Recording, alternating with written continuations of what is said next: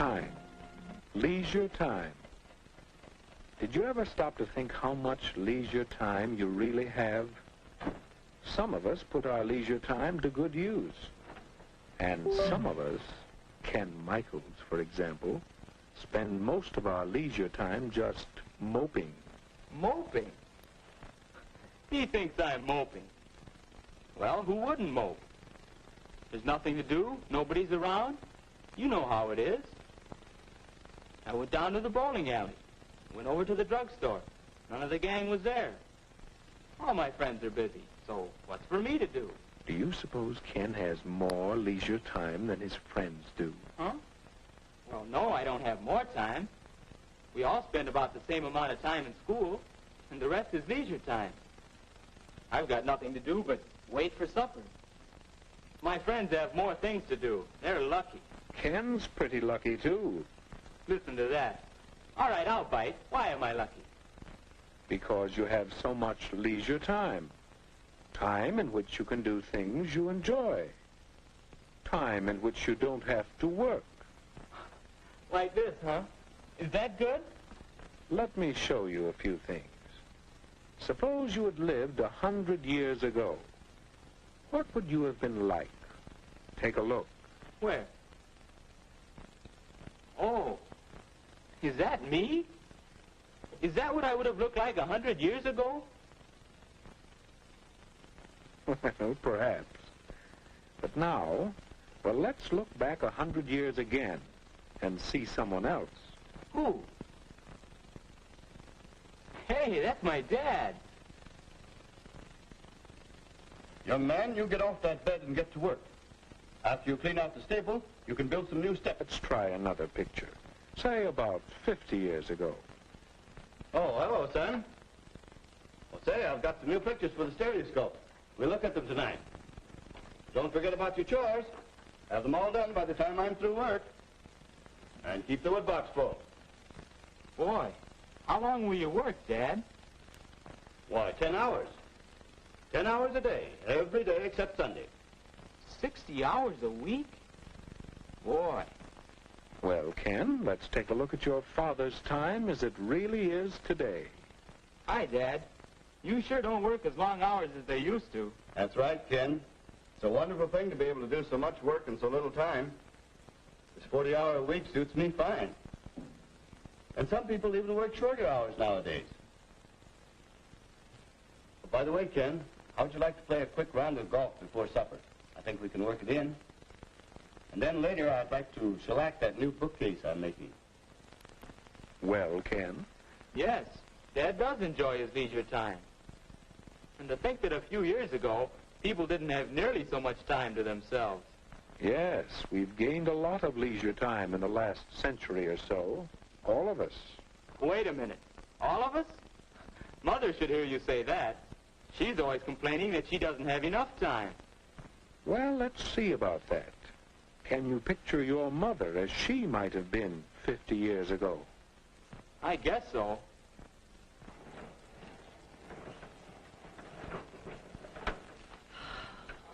My, that's hard work. It takes so much time, too. But that's woman's lot in life. Scrub clothes, carry water, bake bread, feed the chickens, till time to go to bed and then get up again to start all over again. You see, Ken? Now.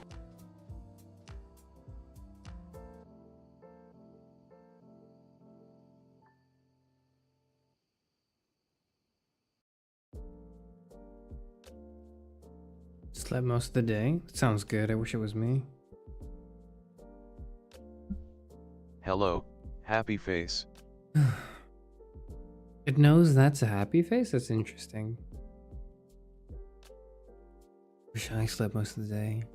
I didn't nap. I wish I had a nap. Hi. I want a nap. I want a nap for like before these streams, because these streams are like so intense. It's like that, like I feel like I need all the energy. I did a nap today. Why didn't I nap? I didn't nap because I had to go out and I needed to be in outdoor clothes until a certain Hi hour everyone. of the day. Smiley face. So I had to stay away because like I can't nap. I could, but I don't want to nap on anything that's not my bed. But if I am napping on my bed, I must be clean. I cannot be in outdoor clothes. I think it's insane. The Hello concept Charis of wearing. Euphranor chat. I'ma be lost cause I haven't watched the VODs but wait F. Well, you won't be too lost, right? You've watched season 1, you'll know roughly what's going on, right? I don't know. You'll get caught up to speed in no time. But yeah, I cannot sleep unless it's on my bed, and I cannot sleep, or I cannot nap unless it's on my bed, and I cannot be on my bed unless I'm clean. And what constitutes clean is like I have to have showered for the day. Cannot relate. I will literally fall asleep for the night in the shirt and underwear I was wearing out that day. Like the filthy creature I am. That is indeed filthy. I can't have that. No, I have to be clean. I must be clean.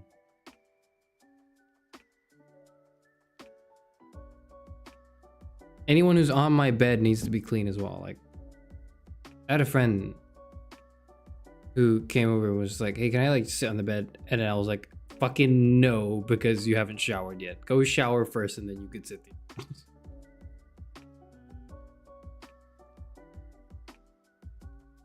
I'm really like, I'm way too rigid about it too. I don't think I make any exceptions.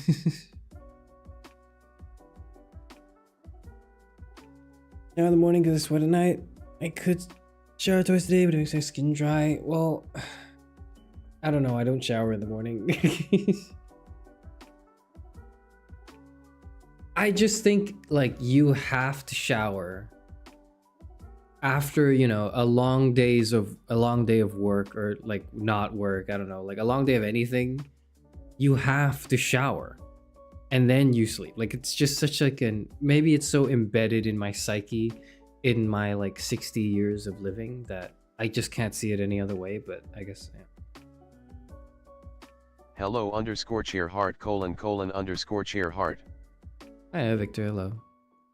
I can sleep anywhere and in anything. I'm always tired. I can too, but the problem is like I get like a really stiff neck or like a stiff back if I sleep like on a chair or something. Like screws with my spine, and like my neck hurts for a little bit. Like I'm at that age, right, where I've gotta take care of my posture, or else like, you know, something's gonna get fucked up. I'm just at that age. I'm just at that age. As soon as I wake up in the morning, always I'm not tired, but I anymore. can't sleep anywhere. I try to sleep, but ADHD meds keep me awake. I can't relate to that. My condolences. I hope you can sleep better thanks to my reading streams or something. I don't know. I don't know what else I could say, but I don't know. I don't really. I've never. I briefly in a part of my life I suffered from insomnia, but I think looking back in hindsight. Hello, right, time for no sleep. just so we were talking that about your this. kitchen chair is not ergonomic. None of my chairs are ergonomic, so yeah, that could be one of them. But I remember when like, what was I gonna say? Oh yeah, there was like a while in my life with that. I think I was an insomniac, but I actually wasn't, because I just had a bad sleep schedule. Like I thought I couldn't sleep, but it was actually just that I couldn't sleep during the night because of how screwed my schedule was, and I wanted to sleep in the day. I would be sleepy and I would sleep in the day instead. So I did sleep, and I realized like in a different time after that I actually don't. I've never suffered from insomnia. What I thought was insomnia was just a screwed up schedule. What I do suffer from may be hypersomnia sometimes. Particularly during really stressful parts of my life, I would sleep a lot. Like I would sleep 12, 14 hours a day every day and still feel really tired. My quality of sleep was really low. Sometimes like there was a day where I actually slept for like 24 hours. There was a point in time like where I like not in a row, but like I went to sleep, slept for 12 hours, woke up, like went to the toilet, and then like I didn't even eat any food. I drank some water, and then I just fell asleep again for another 12 hours. And I woke up like the same like time of day that I slept, and I was like, what the fuck? What's going on?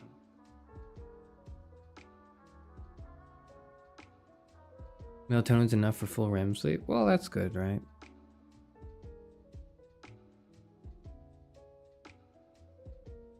It did hit different. 24-hour sleep did hit different.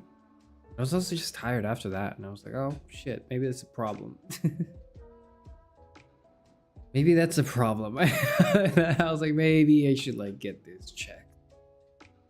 I don't know. But hello everyone.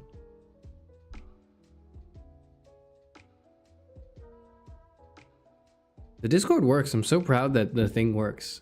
I'm so happy that it makes sense. You know what I mean? Like when you see, like when all your hard work just kind of comes together, it feels good. And by all your hard work, I mean, Hi guys. hello. I mean, like I watched a YouTube video that someone else sent me, so I didn't even look for this YouTube video. Someone on Discord literally pinged me and did the work of looking for the video. I just was doing the fucking instruction following. At your age, you don't get sleep where you pass out? What do you mean? What? Do you not? Yeah, you do. I mean, like, you know, I haven't talked to the other 60-year-olds about this, so I'm not sure. Maybe I have a unique experience, but I don't know. I was seeing everyone play the Daily Wordle there. It's so fun. Oh yeah, that was one of the things I wanted to talk about. Thank you for reminding me. That's fun. I think we gotta move it to a new channel. I think we gotta make a new channel for a daily game. That don't, because it's like right now it's in the media channel, right?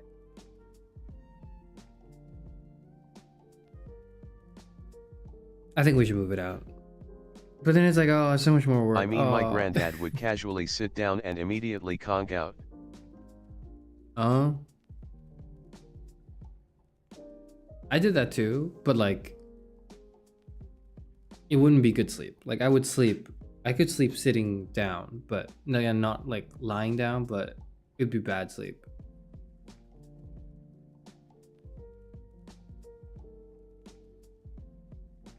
Try joining in on Wordle, but only mods can? What?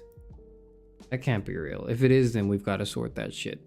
And by we, I mean I have to sort that shit. It was like a royal we. Like, you know what I mean?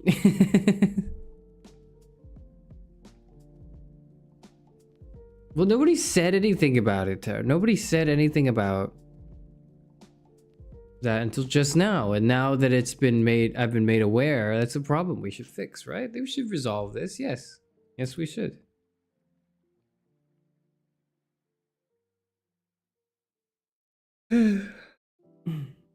Sorry, I'm a bit sleepy today because I didn't have a nap.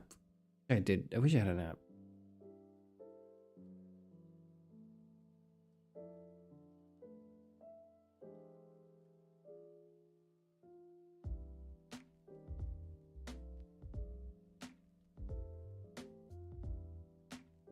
Yeah, it's kind of fucked up that it's mods only and that's elitist. I feel like that goes against a lot of the ideas I have in general, so we gotta fix that ASAP.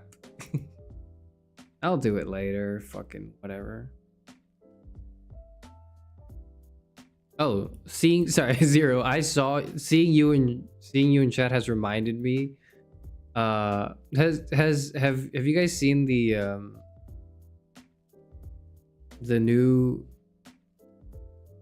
our new ace icon in Hololive English? It's kind of cool.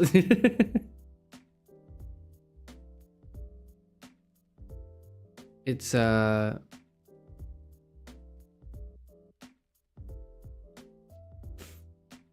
same with joining on apps together in VC. Okay, then we have to change that. I'll change it. I'll figure it out. Yes, Chairman, yes. Reporting in for unethical philosophy mindfuckery class. Sir.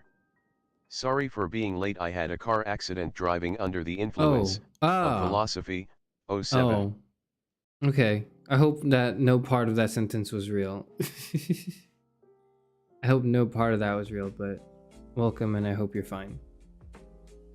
I've been freaking out about it. The thing. We'll fix the Discord thing.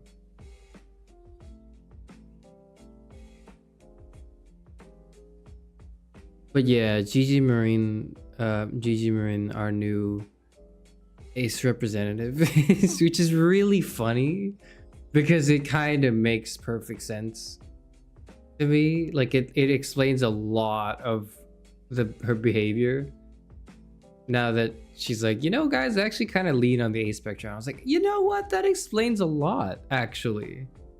Because some people might be thinking, oh, wait, what? That makes no sense. But she's so aggressively, like, flirty with all of, like, the other, like, people in Hololive. The best part about her coming out as ace is that she has the same artist as Ren Penrose. I heard, yeah. So it's like, now you've got multiple ace icons by the same artist. Interesting.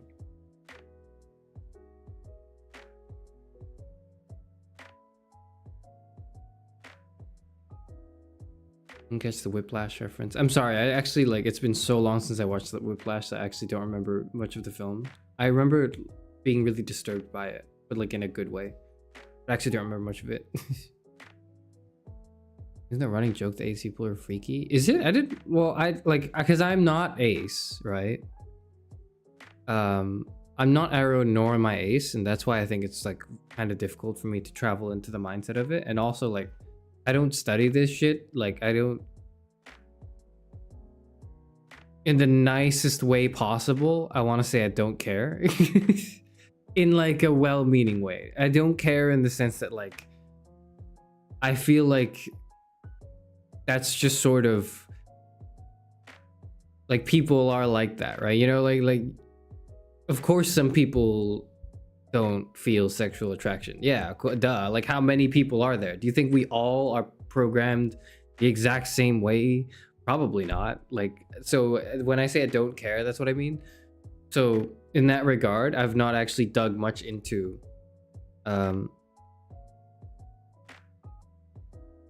asexuality, but I think it's really funny that Gigi is so aggressively flirty with everyone because she's just doing it for the love of the game. Like, that's so good. That's so funny. She's in it for the, she's in it like just for the sport, you know? Her spirit is there. She's fighting. she just wants to do it, you know? There's no motivating factor. She's not doing it for a reason, like most of us, because most of us, we're doing it for a reason and we're bad at it. She's like effortlessly good at it, and she's just doing it for the love of the game.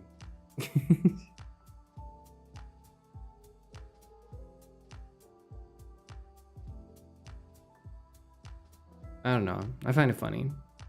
I also find it interesting as well, because like VTubing is inherently kind of like, okay, not inherently, that's, I was about to use misleading words to make my point. VTubing has strong ties / like overlap with queer culture and community, because I think a big part of VTubing is like kind of it's like as the VTuber streamer, right? You are like role playing as an anime character in a way, and I feel like that leap of identity is so queer-ish. Like, it's such a queer thing. It's fucking weird, I guess, is the other way I'd say it. But like I feel like you it's really, I can't imagine being a VTuber and being like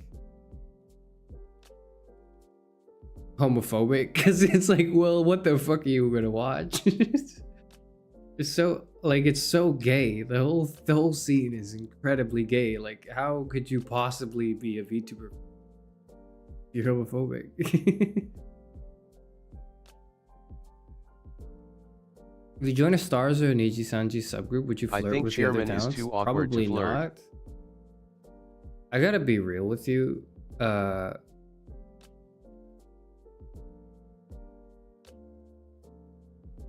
Oh, do I? Hold on. Wait, do I really want to be real with you? Wait, give me a second. Give me a second. Give me a second.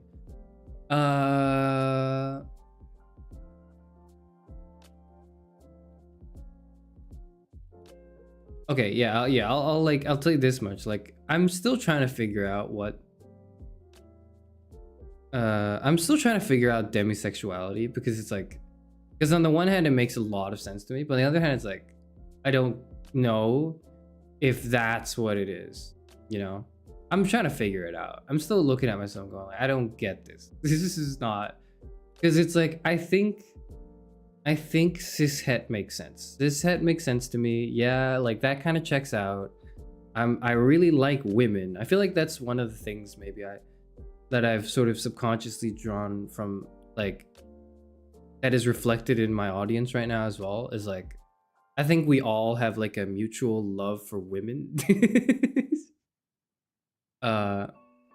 So, which is why there's like a lot of lesbians that exist. There's more than one or two or three or four lesbians in my like viewership at any given point. I know that for sure. We just love women. We're just big fans of women. Yeah, I know, Lackey. I know what you are. You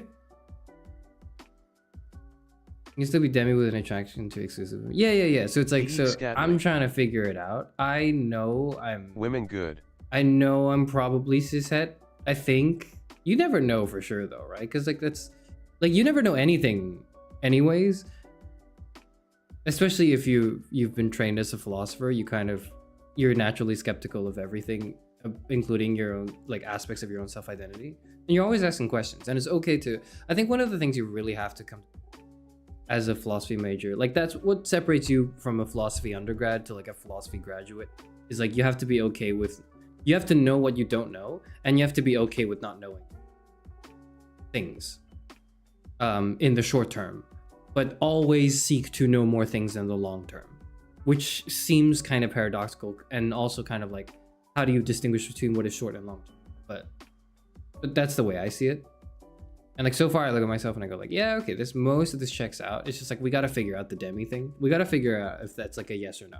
Because if it's a yes, it's like, what does that imply, right? Does that explain my past experiences in a way that is comforting and like that like explains it? And because if it doesn't, then it's like there's some shit in my life that's gonna remain unexplained for a while, including like why I turned down like Miss Country. I've told this story already on stream, but like I honestly still kind of think about it. Like I still think about why I turned down Miss Country. And so far, like none of the explanations make sense to me, but I feel like Demi might be the explanation. But then I'm like looking at it, I'm like, I don't know though. I don't get it.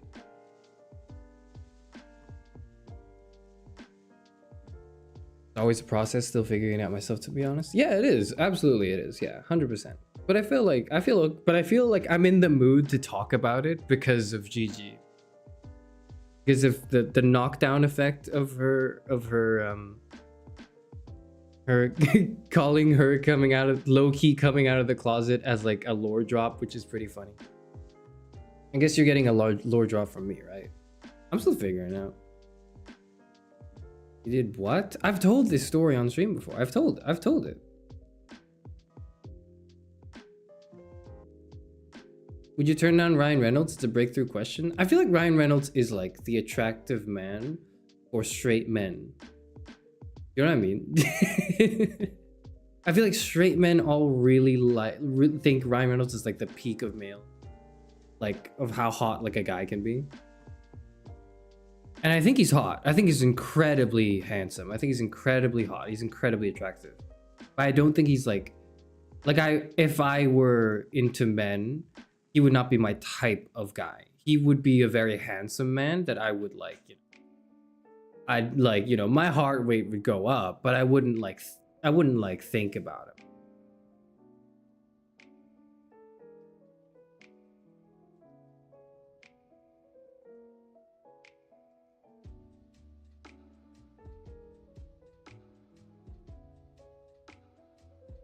I'm gender fluid, but I don't have dysphoria or days where I feel male. It's just the way I feel like a woman depends on the day. Sometimes I'm actually a girl and sometimes I'm a creature. There could be gender fluidity, but it could also be like maybe just not being in touch with your own femininity. Because I felt something similar with myself, where sometimes I would feel like a guy and sometimes I would feel not a man, whatever that would mean. And it took me a little while to realize, oh, that's just like because I'm not fully in touch with my masculinity because of, you know, how, and I'm not going to use the T word, how unsavory it is sometimes. But then I watched JoJo's Bizarre Adventure, and then that cured that, and I felt like a guy. I felt pretty confident. I was like, hell yeah, I love being a man. Anyone can rediscover the Psalms even at 60. Exactly, that's the point. Join us on the ace spectrum? I don't think I'm ace. You turned her down? I thought you didn't realize she was flirting with you until she was gone? No, I think I knew. Is she like... Have I talked about... Because some of you are... Okay, I'll tell the story again. He's no Pedro Pascal. Yeah. I think Pedro's... I would take Pedro over Ryan, in my humble opinion. You wouldn't objectify Robert Pattinson when he was in Tenet. Robert Pattinson is like... He's also not my type, but I feel like he's like not the... I feel like Ryan Reynolds is the normie answer. Robert Pattinson, I forgot his name, is like a good answer. I'd be like, yes, I see the vision. I mean, they're all like, Hollywood men are all attractive, but you know what I mean, right?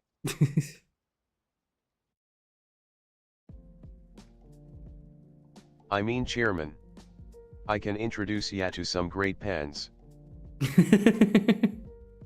I don't think I'm pan either.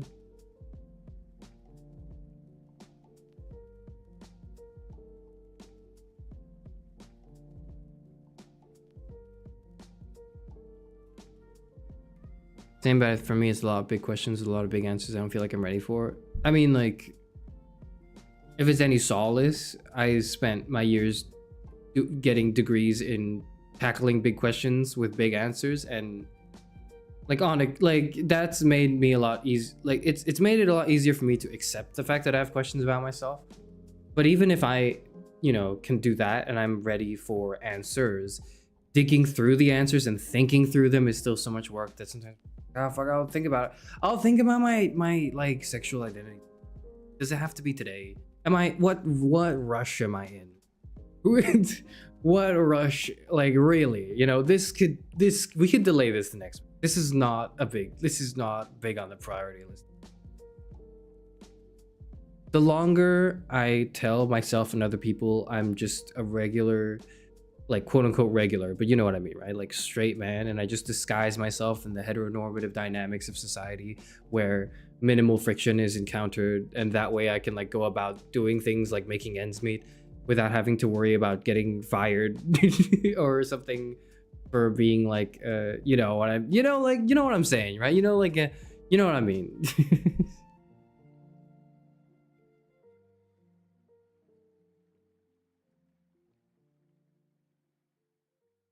Does it really matter what label you put on yourself? I think that some days I'm like, it doesn't really matter what the labels are. And some days I'm like, okay, the labels don't matter, but I still need answers. Male actor crushes or young sailor from The Lighthouse and the Loki actor. Have you seen my Tom Hiddleston stream? If not, it might be a little dated now, but I spent like a whole stream talking about Anna Sawai and Tom Hiddleston.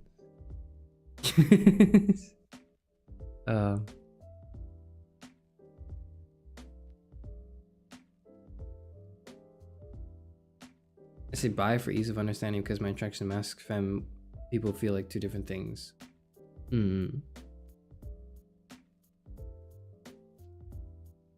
The bi-pan dynamic is also like, I feel like, is it a controversial thing to say it shouldn't matter what the difference between bi and pan is? Like, there is a difference. And from what I understand, the difference between bi and pan is like, if you're bi, you're attracted to men and women predominantly because you're attracted to masc and femme features, whereas when you're pan, you are not attracted to men or women at all. You're just attracted to people, regardless of how they present Mask or Femme, right? Because it's like if I'm thinking of like, yeah, right. Like that's the difference, right, between bi and pan. But I think the more, the more like interesting difference is the more interesting difference is if you want to set up a joke, like a queer joke, it's way better to say pansexual than to say bisexual. And it's way better to say bisexual than to just say homosexual, like gay, if you're setting up a joke. Because part of setting up a joke is like, it's gotta be like, there's gotta be some level of subversion. And the word pansexual is just less commonly used than the other words. So you for the purpose of like comedy, you would want to use it if it functions the same. I like the bi flag colors more. That could be the deciding factor. I don't know. I don't really care.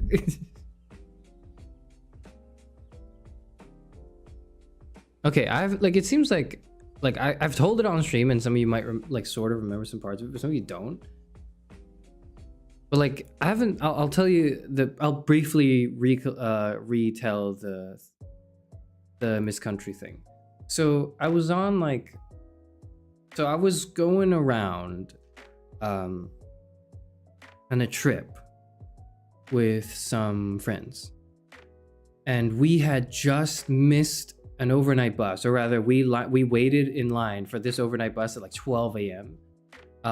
Only to realize when we were about to step on into the bus that we got the wrong tickets. We got the tickets for the bus the day after, not the day we thought it was. And we'd already booked hotel rooms and other things like whatever, hostels, assuming that we would be departing that midnight, but we didn't.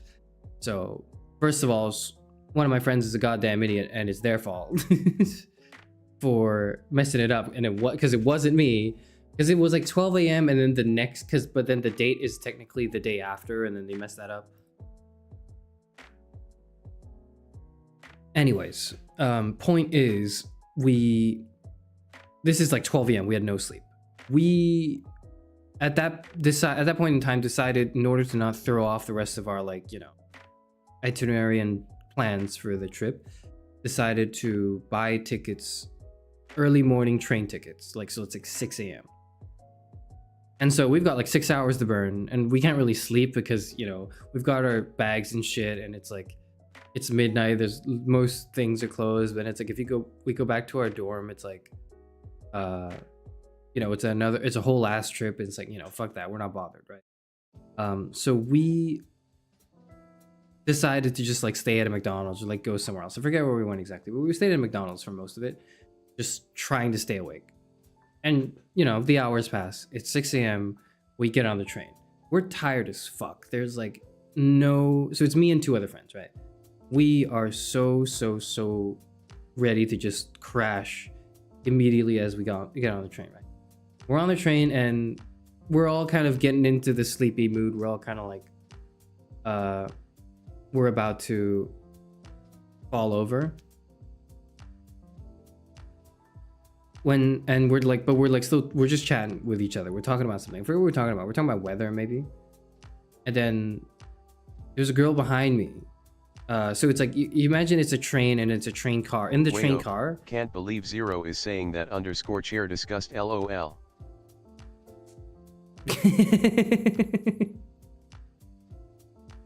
Sorry, that's funny. Anyways, so we were in the train car and we were the only three on the train, in the whole train car, which had 30, 40 seats or something, right?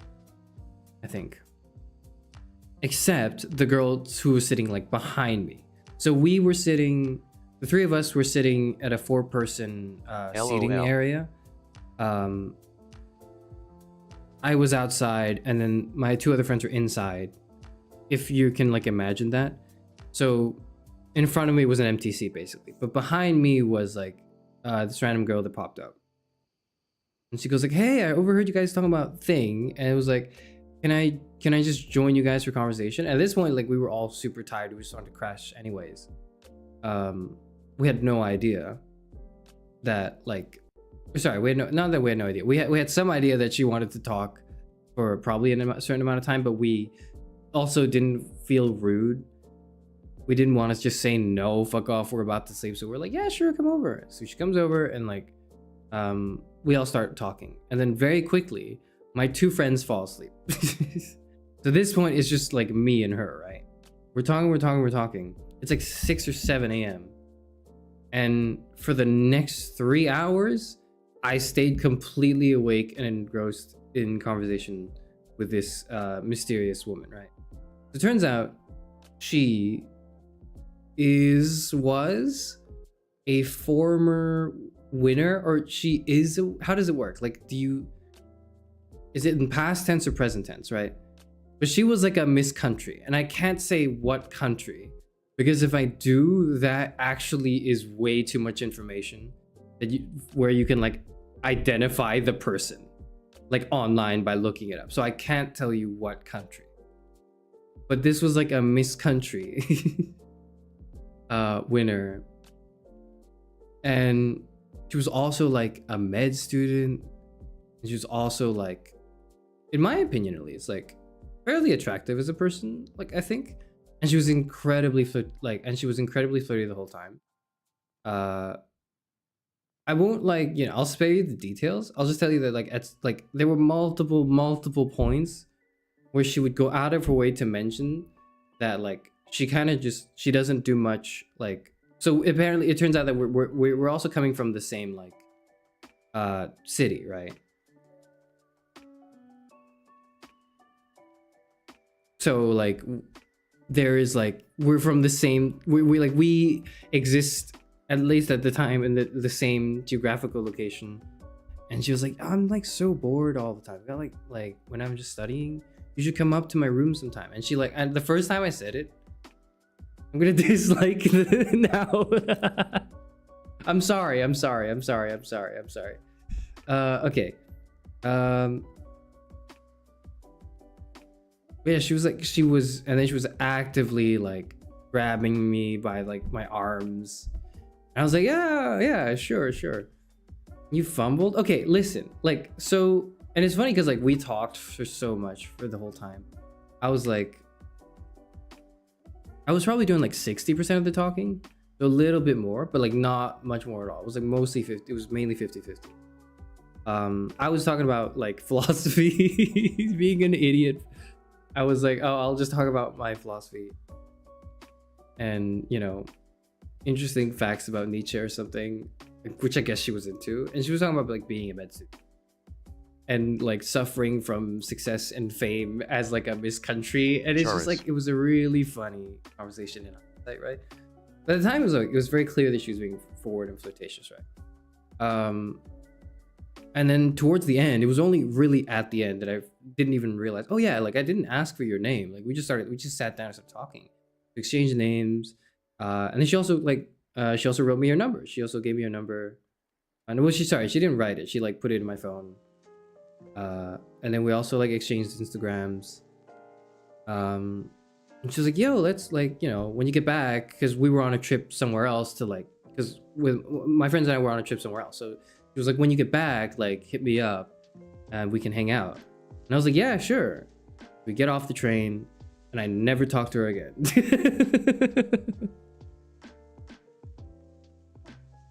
Does the name start with an I? No. Why did you ask though? Her name did not start with an I.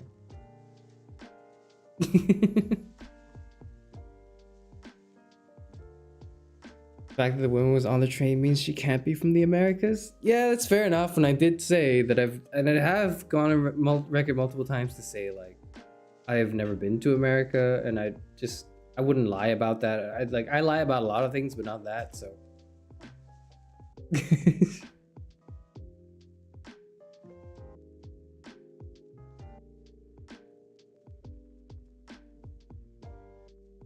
Maybe you are Ace.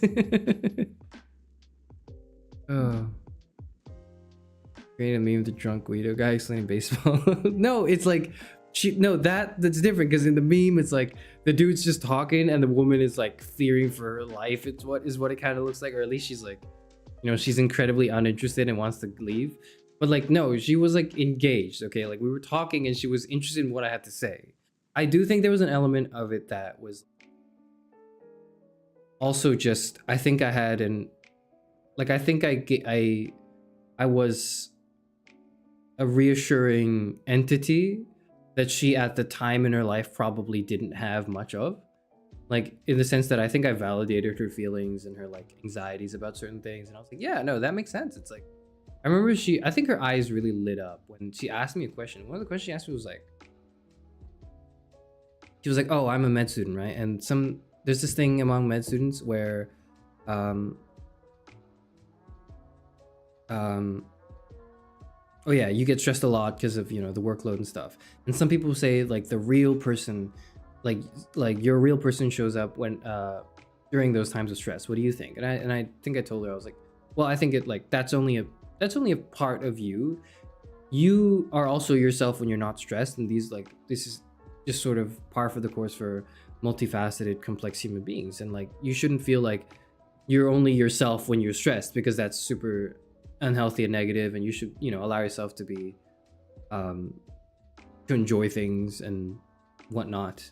I think her eyes really lit up from that for some reason.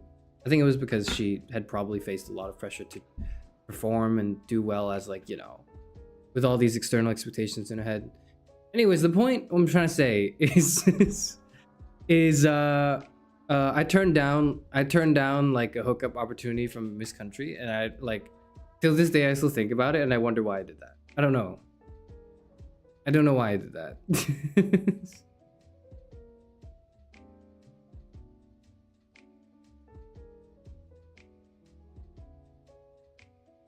I think it's like, you also have to, something you have to understand about me is like, I'm not like a physically attractive person. I'm like a physically meh person. Like, I'm not repulsive, but I'm just kind of like there, right? Like, I'm just a person. So, and she was not flirty immediately. She was not flirty, like probably for the first 20-30 minutes. Because for the first 20-30 minutes, it was also like the conversations was between like all four of us, and we were all kind of like giving different points. And she seemed a lot more interested in the beginning, talking to my two other friends.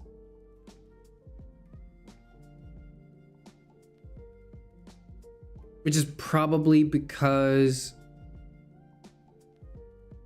I don't know why, but like, yeah, she seemed a lot more interested in the beginning. And then as we started talking, she got a lot more interested in me, I think. So again, I'm just telling you this because I'm trying to sort through, to this day, I still don't know what the fuck happened. I still don't know why. I like, because at the time I was like, yeah, absolutely. And in my head, I was thinking, yeah, I should totally hit her up and talk to her. And then I just didn't. I don't know. It's not like I forgot though. I was like constantly thinking about it too. I was like, do I want to like, you know, send a text? Do I want to call her? Do I want to like, you know, go for it? And then I was like, I don't know. Actually, I don't know if I want to do that. Congrats, attractive women talk to you, lucky bitch. I mean, like, I suppose it was luck, but like, I talk to people all the time. I don't know.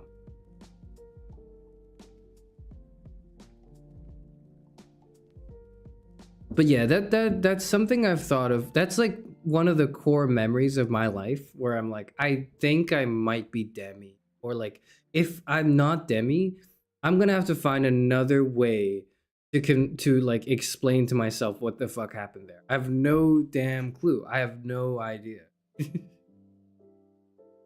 It's the fumble of the century, but like, is it though? Because like, I already won. I won, you know.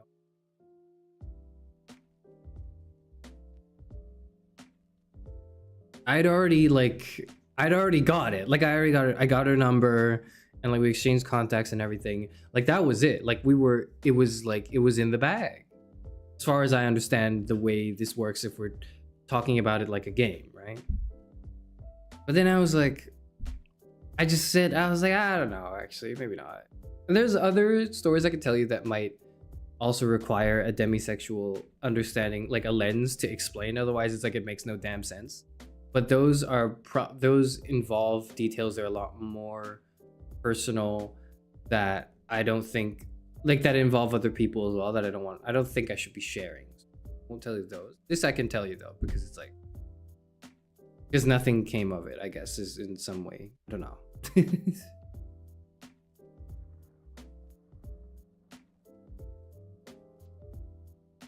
You fell for your overwhelming boyish charm, philosophical whimsy. No, I think what she fell for was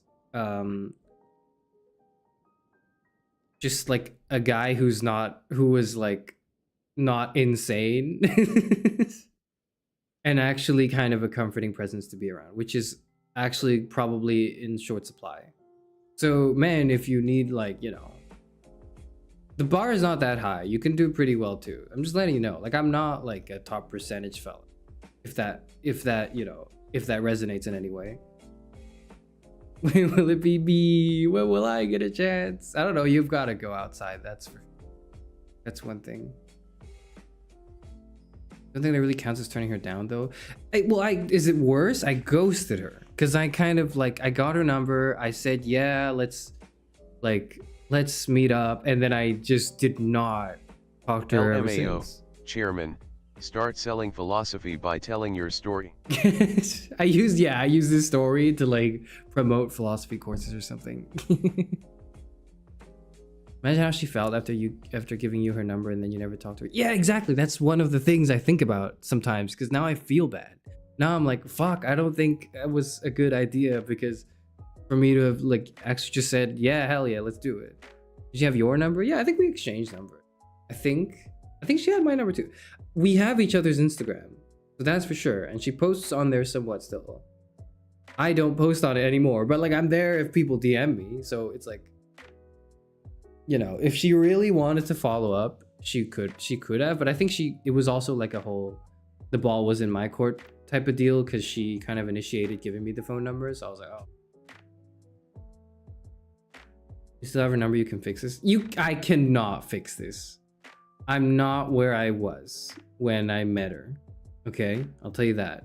Hello boss, I got a date tomorrow and I am fighting the urge to overdress to the moon and back and again and back. Don't overdress to the moon and back and again and back. Don't do that. Instead of overdressing, maybe just spend the time, instead of worrying about your appearance, maybe worry about conversational topics. Or like, you know, just things things about yourself that you can share and talk about, or maybe questions, maybe prepare some questions for your date, both as a sort of screening to see if they're insane or if they're actually like a normal person that you can hang out with and talk to. So I think that'll take your mind off of the urge to overdress. That's my advice, Azure. Good luck, though. Good luck. Good luck, Azure. Can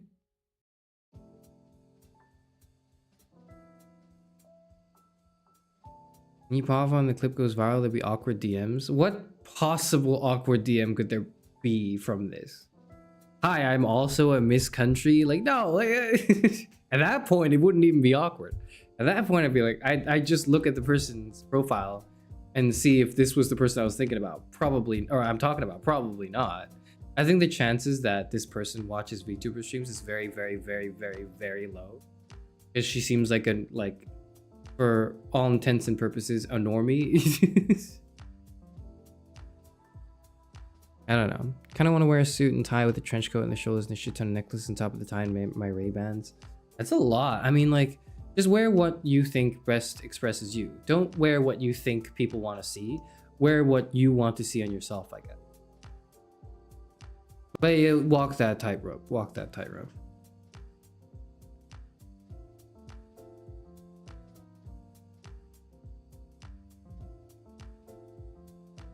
So she could have reached out to you. She could have, but yeah, again, I think it was a ball in my court thing. And I think she didn't want to push too much. Considering we'd only just met and talked for a little bit. I guess. But then that before we've gotten their socials and numbers and never talked to them. It wasn't a conscious decision. I just couldn't be bothered. I continuously made the conscious decision not to talk to her then, and then that just kept delaying to eventually I just her. So I don't know how to feel about that. I don't know why.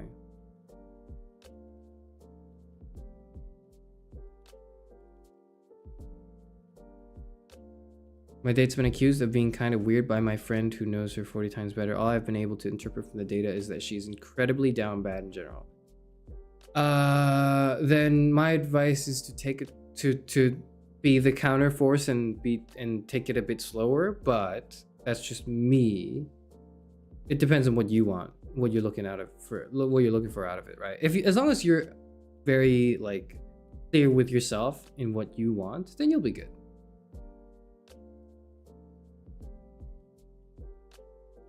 Right? I think.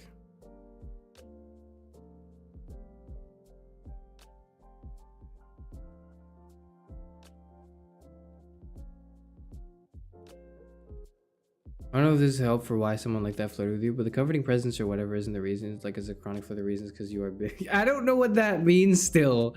And I doubt I was that then, I think. I don't know.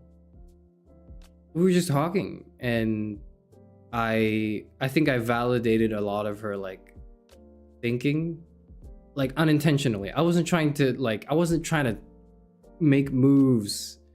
I wasn't trying to like work the magic or whatever. Like I wasn't trying anything. I was just fucking talking like a person, like I would talk to a friend. And then she became more forward like over time, over the conversation, right? I don't know.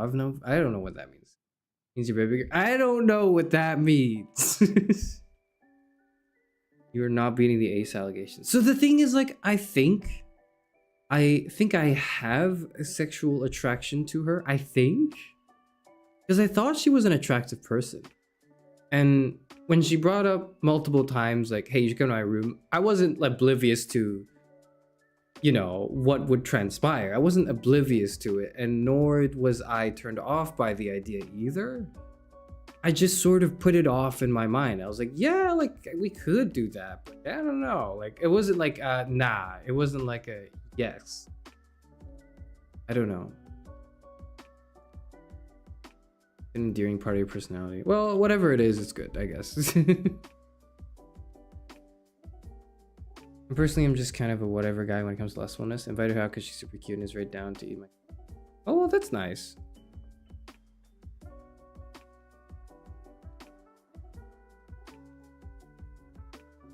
I mean, what I do is like, if I don't know the person, I need to scout for, you know, where the flags are, or at least like scout them to see what, like if we align in very core, or to me core, like, you know, basic beliefs about the world.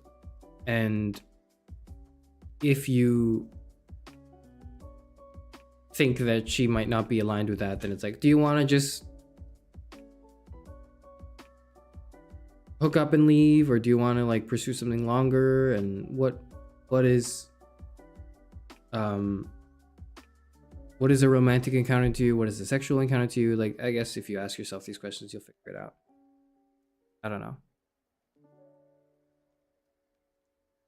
But yeah, if you know the other person's super down bad, then don't worry about having to try too hard. Maybe if that's your goal. If your goal is just to hook up, then I guess you can just not worry about having to try too hard. Then you can worry about the other thing. If that's not your goal, then maybe you should worry about pumping the brakes a bit. Otherwise, you know, not more I could say, I think. You did say you looked like a lesbian, so maybe she likes feminine men. I did not look very feminine at the time. I looked fucking like homeless. No, I looked like, what did I look? I looked super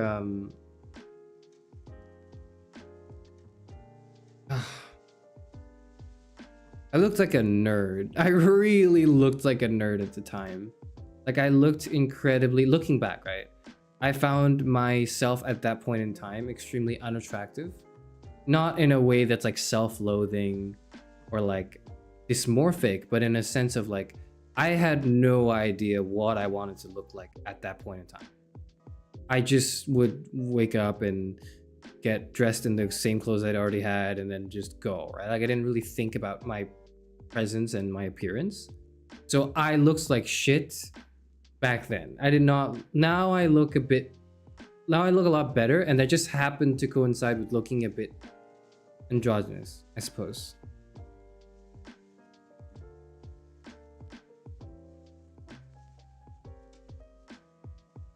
And why did you fumble? Because like now I keep thinking about it and I go like, wait, what if I like like I feel like I fucked up, but did I don't know. That's what I mean. You can find people attractive and be You would ace. go out wearing Maybe. the Zelda Triforce shirt and cargo pants. I was not a Zelda Triforce shirt and cargo pants guy. I was a I was an Attack on Titan shirt, jeans kind of guy. Like blue jeans, Attack on Titan shirt. That's what I was. And like a maybe so real like dad. A coat. Courage. I know I was. I'm not like proud of it in particular. I am proud that since then I've been able to grow into the person I am now, and I think hopefully in 5 years from now I'll look back at right now and go, oh, I'm so glad I grew out of that phase. Now here, right? We're constantly improving, okay? What I'm trying to say is I was not my best. I literally knew like 5 people with the Triforce shirt and cargo shorts combo in high school. Why was that a staple fit?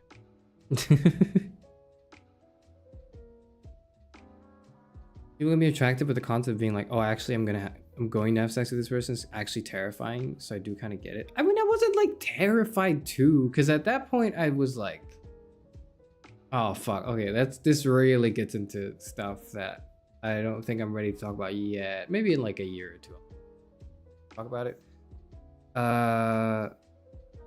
But like, there was the overwhelming sense of like, oh shit, I don't have any experience. Yeah, I guess fuck it. I'll just say it, right? Like, I guess at that point in time, I did kind of think like, oh shit, I don't know if I don't know what I'd be doing. But then it was not a very loud voice in my head. The much louder voice in my head was like, yeah, but like, wouldn't it be cool to just say like your first encounter was with Miss Country? Like, wouldn't that be an absolute banger story for the rest of your life? Anyways, like I still think about that till this day. I go like, fuck, I think I missed out on a fantastic story. I did. And then a part of me goes like, oh, am I just sort of like thinking about it only less because of the person that I was attracted to and more like almost like the glory of getting with someone who is like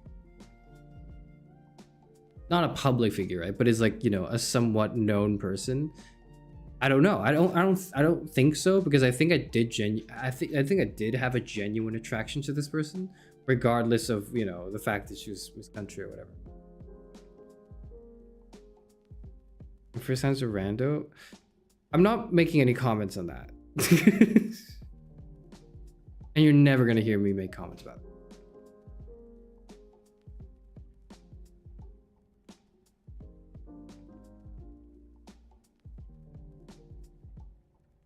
Even I can definitely like a woman, but I really never will actually enjoy her intimate company, so sharing the possibilities there. I don't know. I don't like men as much. In terms of like, sorry, I'm thinking, because I like, as in like, I'm probably not gay, because like I don't like men as much as I do women. Or at least the like most, like, I'm not talking about like Hollywood celebrity men. I'm talking like the average guy that you meet in your life. Proportionate to like the women I've met in my life, I've definitely like looked at the men and went, I don't know. Then I looked at the women and went, that's like the mint clip. I have felt that, so I think I'm probably straight. Unfortunately, or fortunately, I don't know. I think would it be more or less fortunate if I were gay? I feel like, yeah, it would definitely be less fortunate. There's so much, because I feel like the homosexual acceptance is still not as high as it, like, I would feel comfortable with. That, yeah, thank God I'm not into other men.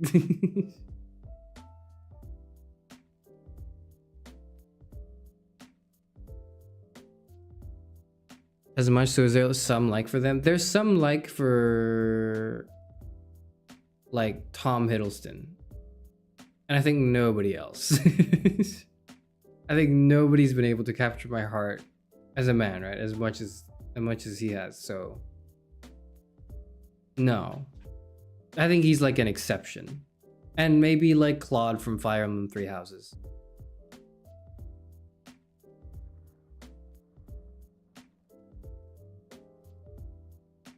And maybe like Aventrine from Honkai Star Rail.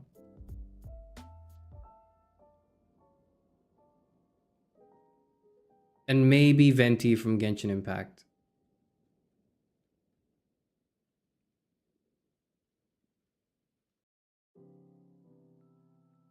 And maybe the Hugo from ZZZ. I don't know. I haven't played much ZZZ though, so I can't. The gayest male celebrity crush? Is it? Like, wouldn't it all technically be just as gay? I don't know.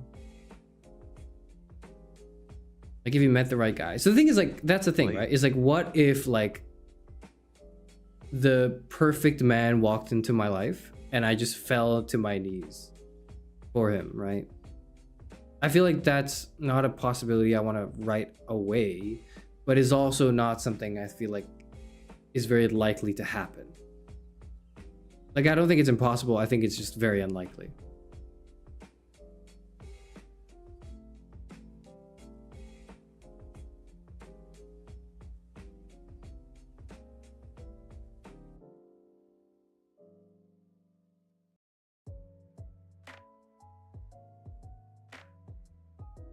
If you'd like them a bit, what would need to be there for a man to be attractive to you? A lot of things, I think. Whereas I think for women have like an easier time being attractive to me than men do. I think men have to, you gotta be like, I think you have to be well-spoken and articulate. I think you need to be graceful. I think you need to be kind, but I think you also need to be somewhat assertive at least, so that you're not, like, I think you also need to be incredibly insightful and charming and witty and introspective and ambitious and romantic. Yeah, and if you're like a woman, I think you kind of just have to be, you have to have a pretty Damn, your standards voice. Are high. And or face, and I would like, that's like that's why I think I'm probably like heterosexual. What about Lee? Ooh, Lee is, no, I don't think I'd want a romantic partner like Lee, but I would certainly want a friend like Lee. I would want a friend like Lee. I'd want a brother like, I'd want like a male figure in my life that's like Lee. I really would, but I don't think I would want him as a romantic partner. That's like a good, that's an interesting thought.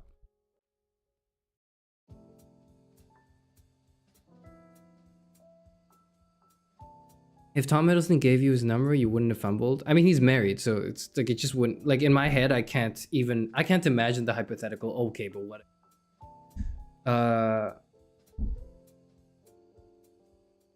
I don't know. Would I, like, if fumbled, it was Tom Hiddleston? No, I don't think I would. Nah, yeah, I don't think I would. I wouldn't.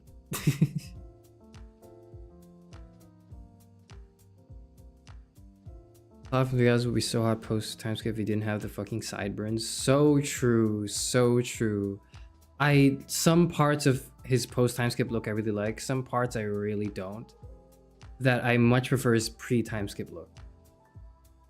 He's also like, how old is he? Like pre-timeskip? That's like when I'm like, oh. I think Three Hopes had has a good like medium design, right? I don't know. I like his pre-timeskip design the most. personally. But I like his attitude a lot more from post. I do think him having matured post time skip was what really dialed it up for me. He is so my type. I mean, I feel it, man. I feel it.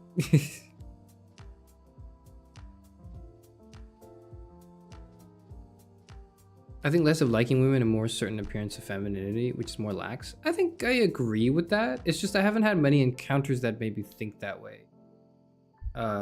With feminine men or feminine NBs.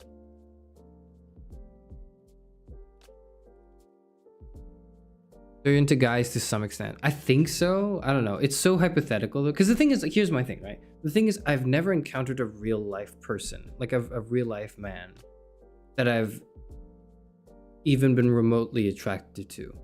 Like that is a person I've encountered in real life.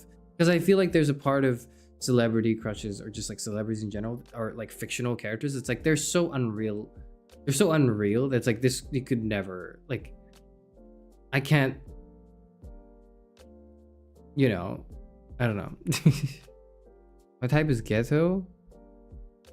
I don't think I have a type for JJK characters, but I think I really resonated with Utah.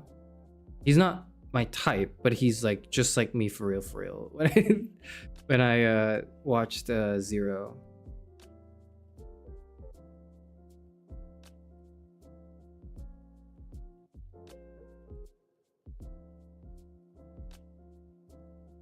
You look and act like Ash from 3 Eyes. Yeah, okay. I'm not reading that. And this is long. Give me an old man with a full bank account. We're good. But that's the thing is, like, you're not attracted to the man. You're attracted to the idea of financial security. You don't need an older man with a full bank account. You need universal basic income and a healthcare plan.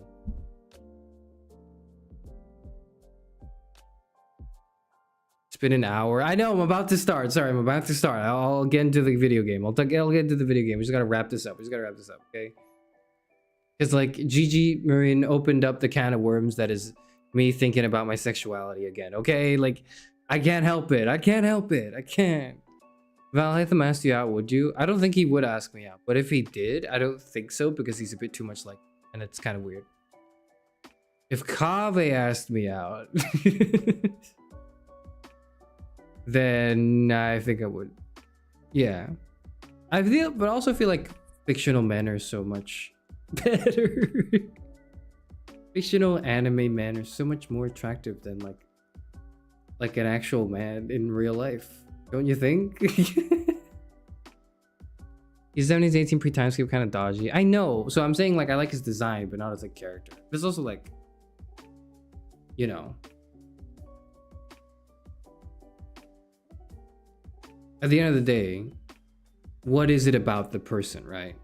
And I think it was like the whole like journey that made me kind of like where we kind of like grew alongside him as a character, that made me really fall in love with him as a character, right? And that could only come because he had grown so much and like become this more refined and rugged person. So it's like I can't think of Claude and just think of like pre-time skip Claude, for example, because that's not Claude. Claude is like his whole character to me, which also to some extent includes the voice acting done by Joe Zija, right? Because I played the English version.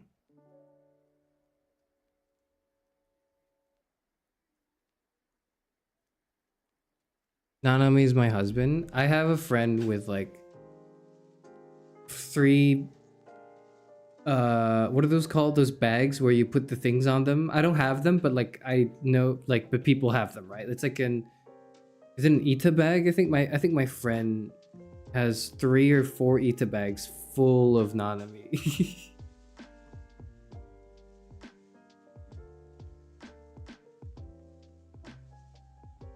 What's a concert? Guitarist followed me back on IG and told me I was cute, so it smashed the barrier between celebrities and normal people. But like no, but I mean like celebrities as in like world-renowned celebrities, right? Not like a micro celebrity or like, God forbid, like a content creator. I don't know. There's like a sort of, there's like a thing.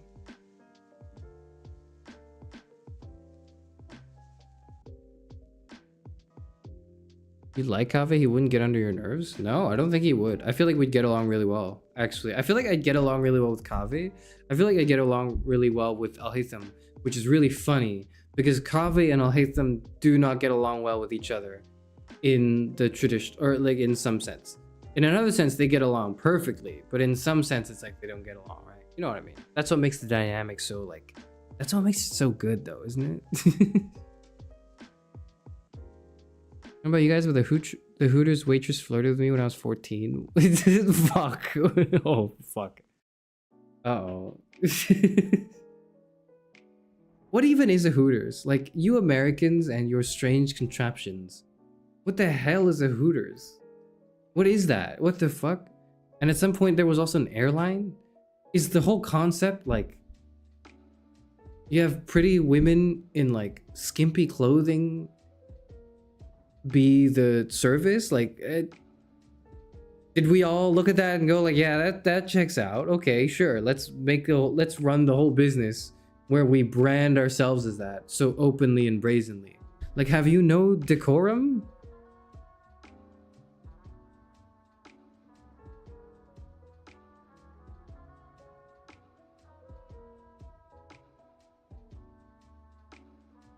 What if Ratio asked you out? I don't think I'd be weirded out because I'd be like, what the hell? What do you mean, like, you, what? Don't you just want, like, huh? What about your husband? What about your boyfriend, Ratio? What are you doing? What? I feel too strongly about him and, like, other pairings. In, like, the other pairing, rather. How'd you feel about Markiplier if you saw him? Okay, Markiplier... Oh, I think Markiplier would be... I think I would definitely be into him if I was into men, but I'm not into men, I think. But I think if I was, he would be on the top 3 lists of like male crushes for me. That's like how I feel about Hassan. I think he's conventionally good looking, but I don't like him not personally. Sorry. I don't like, he's not my like type. Yeah. He's not my type. I think he's conventionally attractive, and I don't think I have anything against him as a person insofar as I have a very limited understanding of Hassan what he does. pisses me off too much. Even if I thought he was hot, I would hate him. Yeah, and then he's also quite divisive, right? But I don't know. Hooters is a restaurant where the waitresses have low customers and flirt with you and it's supposed to be like scandalous. Who's paying money for that? Like, why would you? I do remember an NL bit the other day that I'm gonna recycle here, where the bit is ordering takeout from Hooters. Or ordering delivery from Hooters, yeah. Ordering Uber Eats or something. That'd be really funny. That would be really funny. I'd like to take Confucius out to dinner.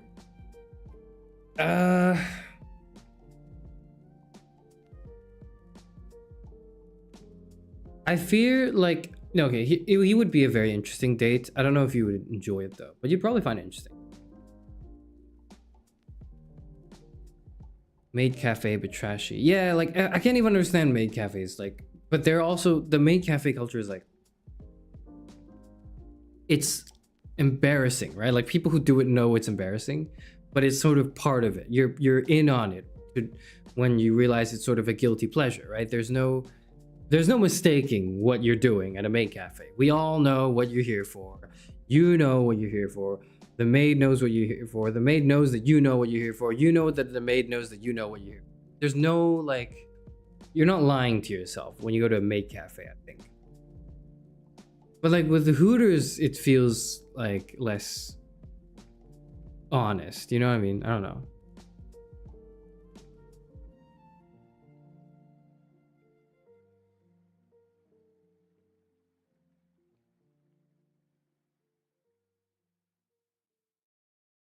Hooters is an establishment where hot ladies in skimpy clothes serve you food and guys like it. The real question is, do women like it?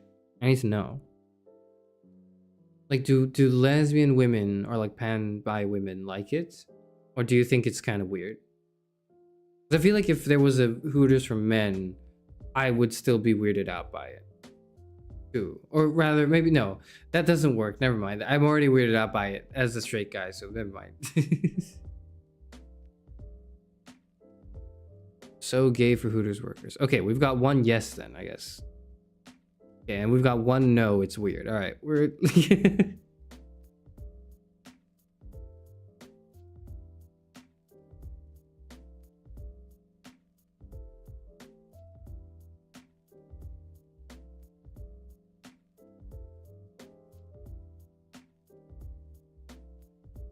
Men are paying money for it because they want semblance of female attention. I don't know, talk to your wife or like your daughter or your sister or your like co-workers or your like fuck, I don't know, the people you meet at your hobbies. Fuck, your mother? Have you given a call to your mom? Have you called your mom? Like, have you visited your grandparents recently? New Markiplier, what about MatPat? MatPat is like too me for me to like him. He's way too me. I relate to him too much for him to be attractive as a person because I just see myself. So much of myself at least.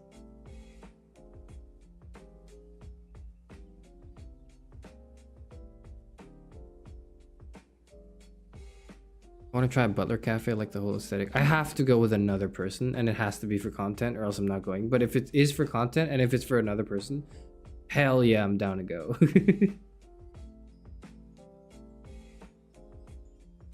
I mean, the waitresses know why you're there, but like some people also like convince themselves that they're there for the food, right? I actually have no idea how Hooters works. And I don't know, at that point, just go to a strip club, right? I don't know. Is this like strange? Male gaze? I don't know, just watch pornography. There's like so much of it. There's so much pornography. Okay, maybe back then it was different, which is why maybe Hooters now. Maybe this is interesting because it's like we can see sort of the evolution of how pervasive certain online media is and like sexual content and consumption and people's like habits and their day-to-days, right? That businesses like Hooters that may have thrived years ago are now kind of like dwindling, because that's what's going on, right? I actually don't know. Hooters offers to pay for the waitress's tuition. Ah, fuck. God damn, what a dystopian nightmare that seems to be, man. Oh. Yeah, goth Hooters, yes. If it was butch Hooters. Okay, so you guys are saying yes conditionally. Okay. If it was femboy Hooters IRL, okay, yep, okay.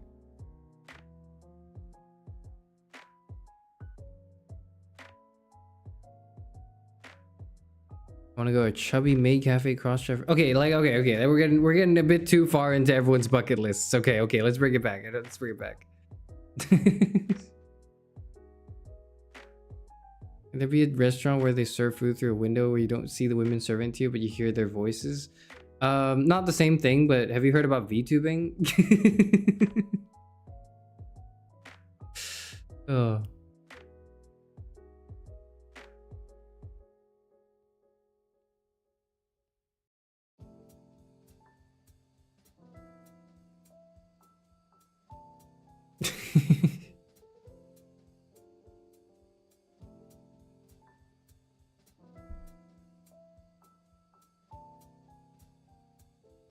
The hub is banned in Florida. Interesting. Interesting that it's banned in the US of all places. That's interesting. Are you saying Hooters is a type of sex work? No, I'm not. But it's like, if what you're telling me is true, because I've never been, and it's not you specifically, but if what I'm being told is true, that people go to Hooters not just primarily and mainly, but pretty much solely for some sense of a sexual gratification, then I just think you should cut the mid. Like you should just cut the middle and go straight to the you know, just get to it. You know, like you know, don't why meet yourself halfway and be dishonest with yourself, right? If that's what you want, is what I'm suggesting. But I don't know. Which way, Western man? Military service or Hooters for tuition? Oh, the U.S. is. You don't get the Gooners.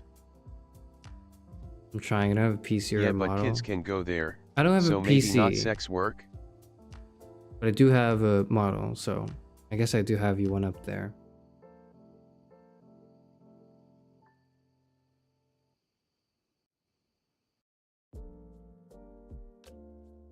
Imagine clicking, expecting Walking Dead and hearing talk about Hooters. I'll get into Walking Dead. Oh shit, it's an hour and 20 minutes.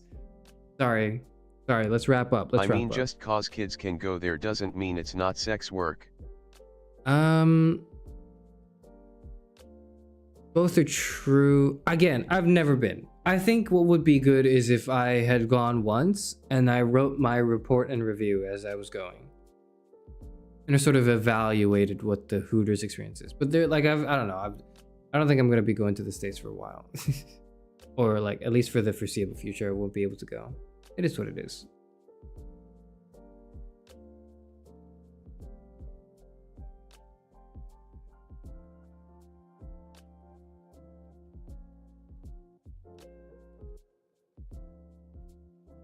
I would not come to the US for Hooters, no. No, I wouldn't.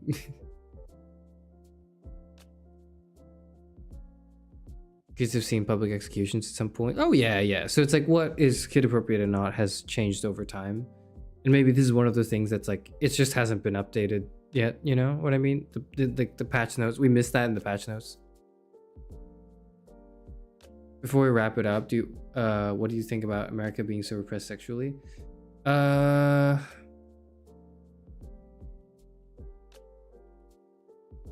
think it's a pendulum swinging. That's what's going on, is like the way I would describe it. If I were to describe it through metaphor or allegory, I think it's when it swings on one side, I think the liberation and freedom of sex, right, has pressured some people into sort of thinking or like over valuing or over representing their identity in relation to their sexual identity, because their sexual identity is a part of your identity, but it is only one part of your identity. And I think on one side of the pendulum swing, a lot of people don't realize that there's more to you than that, or that this is just only one part of you, and like frankly we should shut the fuck up about it. Or we should not shut up about it, but we should like not talk about it all the time. I think right now like in some spaces we're talking about it too much. And then someone will take my opinion out of context and use it immediately to spiral into oppression, into the oppression of people's sexual liberations. And then the pendulum swings way too far in the other direction, where it's like, no, we should all be like really extremely conservative about our ideas of it.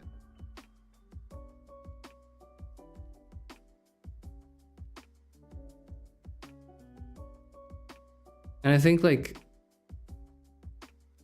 the pendulum just keeps swinging in one direction or another.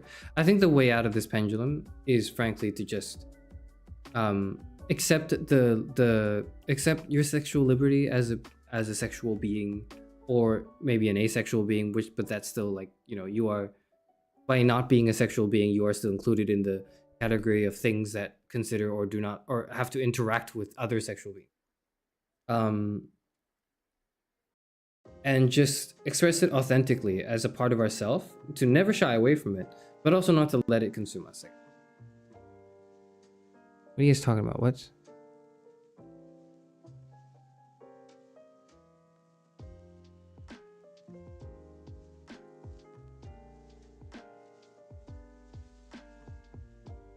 Did you come to the US for us? No. I've seen so much gore as a kid, it's not even funny. There's a lot of fucked up shit you can see as a kid if you like click on the wrong links. Same, I've even come across CP. Oh shit. Oh god, on TikTok. That's what I heard about it initially, and why I was really hesitant to install it. And I still don't have it to this day for other reasons, but when I first heard about TikTok, I heard that there was like CP on it that was being like, or like either, or like, yeah, soft CP that's being disguised as like entertainment, and it's just like, I don't want any of that. I'm alright. You come to Iceland, I'll show you the split in the tectonic plate where you walk between NA and Europe. That's kind of cool, actually. I think I would visit that. I don't think I would visit you, but I think I would visit that.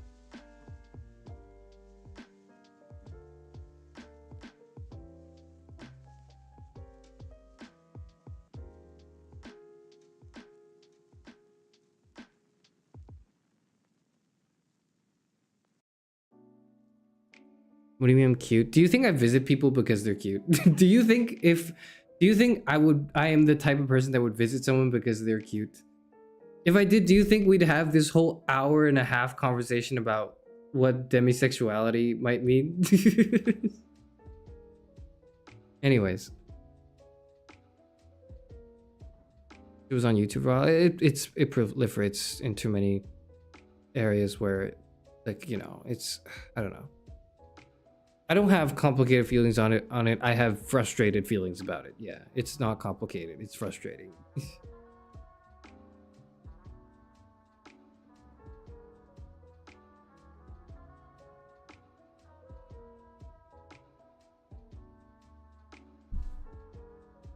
Oh dear.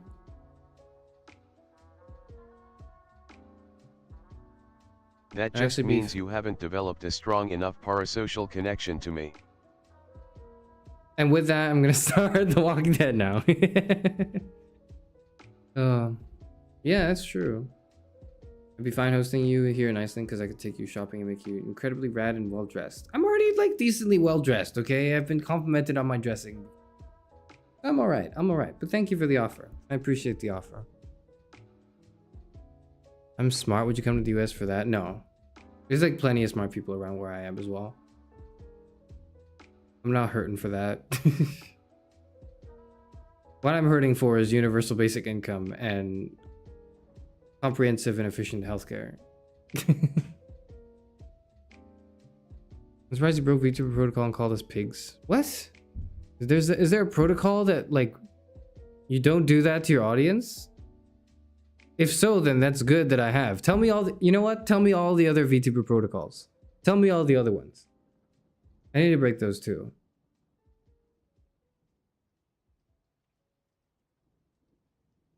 NL quote has been hit. It's true. I've done like 3-4 NL references the past hour. I need to like I've hit the end of it. BFE, GFE. Is the protocol that you should do it or you shouldn't do it? What's the protocol? Because there are some people that do it and some people that don't do it, and both seem to be very like widely accepted. So I don't know if why that would be. Should? Well, I'm breaking that too then. You are all pigs, and also I will not do BFE. Yeah, we've broken both of them. Okay. I'm to Brazil. I'm not even there. It's just a funny place. I just think of the fucking Dark Souls or the Elden Ring image. It's like Brazil, and it's like Caelid, the fucking poison swamp, or the rot swamp. I forget. Yeah, the rot swamp. And it just, instead of Caelid, it said, or whatever, wherever the location is in Elden Ring, it says Brazil. Pigs are cute though. They can be. I've seen cute pigs. You do FE just like friend energy. This is honestly, it's what I'm doing right now, and it's like morally ambiguous. I think in like probably 5 to 10 years, I'll look back on this experience and really reflect on like the ambiguity, the moral ambiguity of like being a streamer and talking to people in a chat and sharing information, but in a way that's like very one-sided, because frankly, you all know a lot more about me than I know about you, even though I do know some things about you. Something to think about.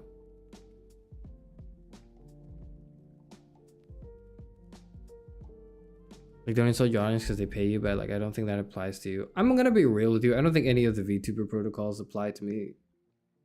I enjoy the idea of being an anti-VTuber. The audio falls away. Oh fuck. Okay, hold on. Let me fix my noise gate then. Give me a second.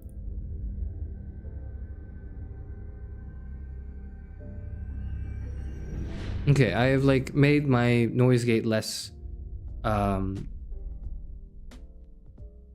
I've narrowed the gate a bit, I think. Or I've broadened the gate a bit. Yeah, okay. I don't know which is which. I've made it harder for my audio to cut off. But if it does again, please tell me. Please tell me. It tends to do that when I like lean back away from the microphone. Yeah. Hannah Z has something to say. Oh. I'm paying you, be nicer to me. Well, I'll be a little nicer. I guess I'll be a little nicer. There's also like a moral discussion to be had about this. But like maybe in like a few years I'll talk about it. Because I don't have enough data right now.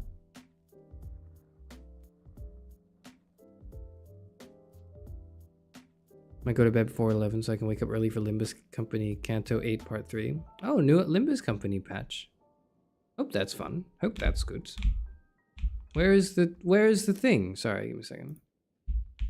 You heard The Walking Dead, right? So why can't I get to it? I got to it. You can be mean to me, IDC. I know.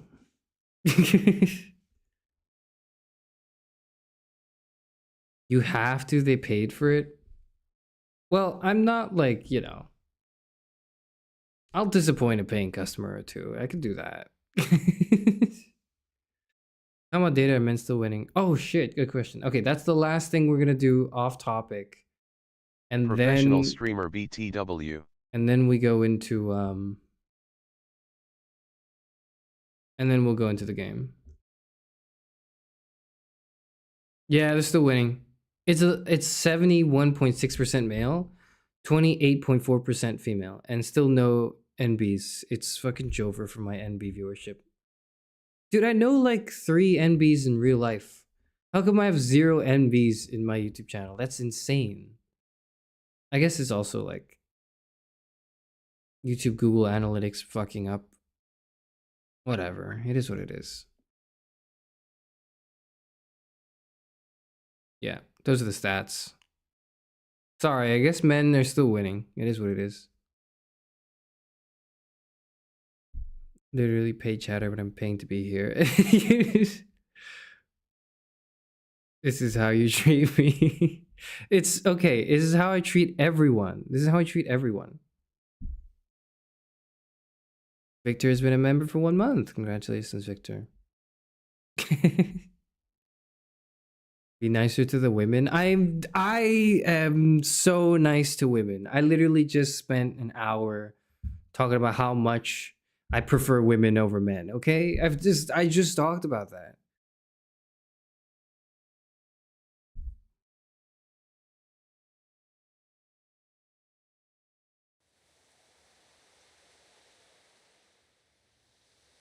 Okay. Wait, shit. Do you see this? You don't see this. Give me a second. Just come here. Please be nice to me.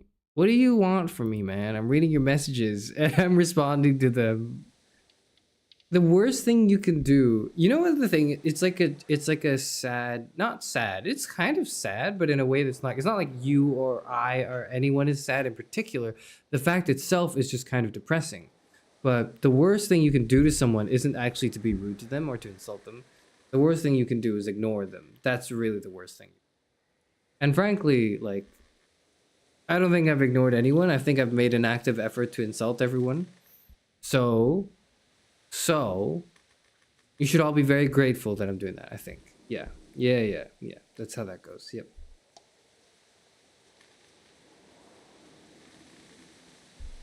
You ignore my funny chats? I promise I'm not ignoring it on purpose. I just can't read very well, very quickly. You ignore me all the time. I don't. Not intentionally. Not intentionally. Okay? Not intentionally. Also, you're a mod now, so like it might be easier for me to see what you say.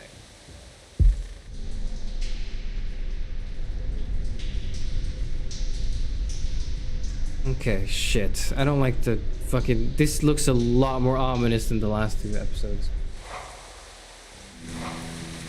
Okay, the first episode looked very ominous.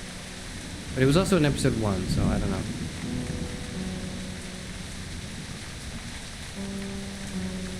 Sometimes I write funny things and you ignore them. My condolences and apologies. Okay, chapter select. Chapter 1 is episode All That Remains. Episode 2, House Divided.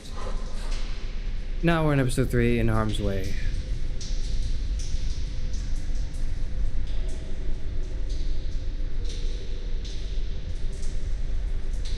Is the audio okay? Tell me if the audio is okay. I'm going to start the episode and tell me maybe a minute or 2 minutes in if the audio is okay. I'll ask again. I'm going to start it and we'll see. You stream FNAF, you're going to have my voice in your head? I am, and that's why I don't look forward to it.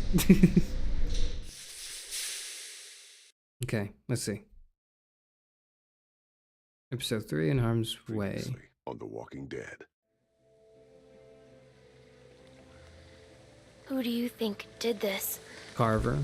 Think about it. You're Carver, what do you do? What's the most important thing in this world? Clem, it's family. People like Matthew aren't coming back.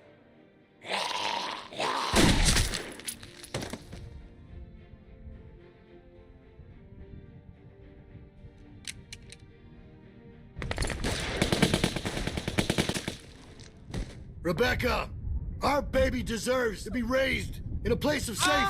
Go to hell. Oh, fuck. Oh, I forgot about that. We're going home. As a family. Oh, dear.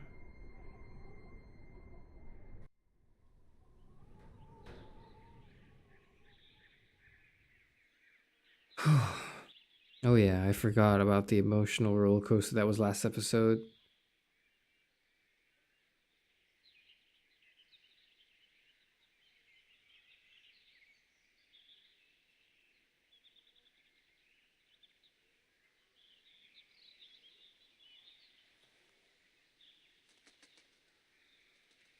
You about done over there?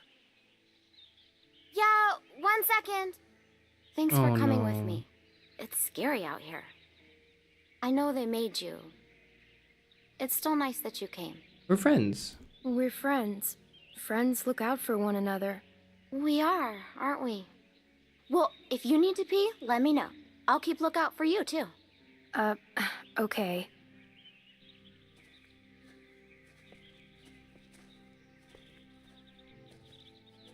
Everything come out all right, girls? Troy, get him tied up. Will do. Well, we're on our way. Probably 30 minutes out. Make sure everyone's prepped. Emotions might be running high. Yeah, gee, I wonder why. If I find out you've been wasting fuel to keep that fucking heater going, I'll make you walk back. Nope, froze my ass off. Just like you told me to. It ain't polite to listen to other folks' conversations. What the hell did you want me to do? Has anyone ever taught you that? Where's your manners? I know. I know. Uh-oh. Fuck you. What did you expect me to do? Like cover my ears with my like fingers and go, oh, I didn't hear anything. What are you on about?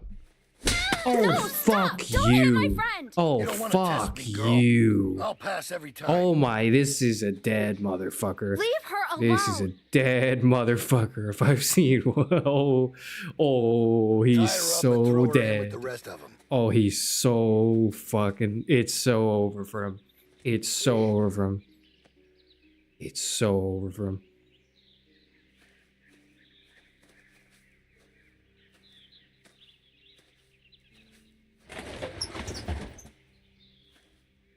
In. Are you guys okay?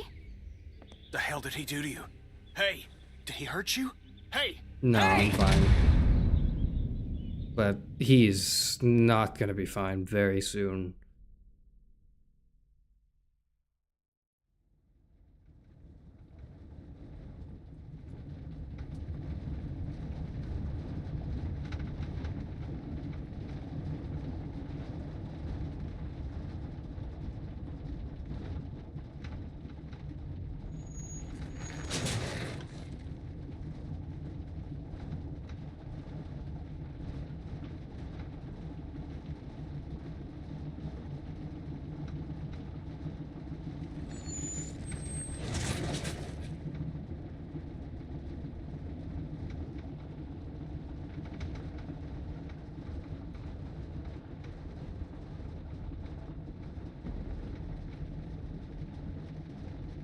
All right, we gotta do something. Come on. Anyone got anything sharp? Anything? No, I don't think so. I think they probably We need to get these bindings off. Hey, Clem, help me find something to get these off. Anything sharp that could cut these. I mean, and then And what? what good is that gonna do? The hell is wrong with you people? We gotta get out of here. There's nothing in The here. truck's empty. First off, we're in it, so it ain't exactly empty. If you don't want to help, then just say so, okay? I'll do it myself. We're in a fucking precarious position here. We gotta do something about that. Settle down, Kenny. They took everything. We have to keep a level head. He's right. You don't know Bill like we do. Bill? This whole time it's Carver, Carver, Carver. Now he's fucking Bill? Oh, I see what it is. Y'all are just getting a ride home, aren't you? That's what's going on here. I do kind of get Say his... that again. I'd stay out of this, boy. Mister, I ain't a boy. No, right. You're a man. You don't understand. He's different. It's worse. The fuck are you talking about? He wants to punish us. You could have warned us. Yeah, you didn't tell us he was a fucking psychopath. You have no idea what you're dealing with. Oh, he gave me Yeah, a we pretty had... good goddamn We have no goddamn idea because you didn't tell us anything. idea back at the lodge. And I don't intend to sit around here and let that happen to the rest of us. I'm trying to help. I'm sure Walter really appreciated your help. That's not fair. You're blaming him for the actions of a madman. I am pointing out that regardless of intent, there are consequences to rash actions. Something that he seems to be misreading as capitulation. I don't know what Fair the enough. fuck you're saying, but I know it's bullshit. We have to do something. Kenny, That's a Kenny line, yeah. Oh shit. Jackpot. Sit down. You're going to get us all killed. Y'all don't know what you're talking about. We get cooped up in some kennel like a bunch of fucking dogs, it's over. You don't know that. Yeah? Well, I've been in this situation before. You ever been a prisoner? Kenny, please, calm down. I think everyone is just tired and cranky. She's Keeney right. is a We should all dumbass. take it down a bit. All right, now we're Oh talking. god, Carver no. will it's be on not- the other side of that door with 10 people. And guns. There, baby. It's okay. Everything's gonna be fine. At this point, maybe Luke is the only hope we have. If he was gonna do something, he'd have done it by now. Where Who knows is he? what he's Yeah, dealing with? I just realized. Anything can happen out there. I'll I just tell you realized what he's still not happened. here. He abandoned us.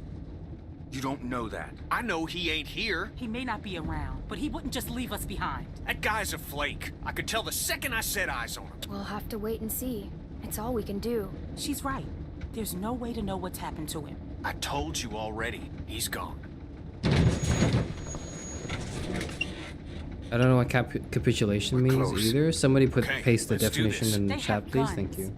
What exactly do you expect to do? I'm gonna punch the first son of a bitch I see. Then I'm gonna take his gun and use it to shoot the next son of a bitch I see. That's also a very Kenny line.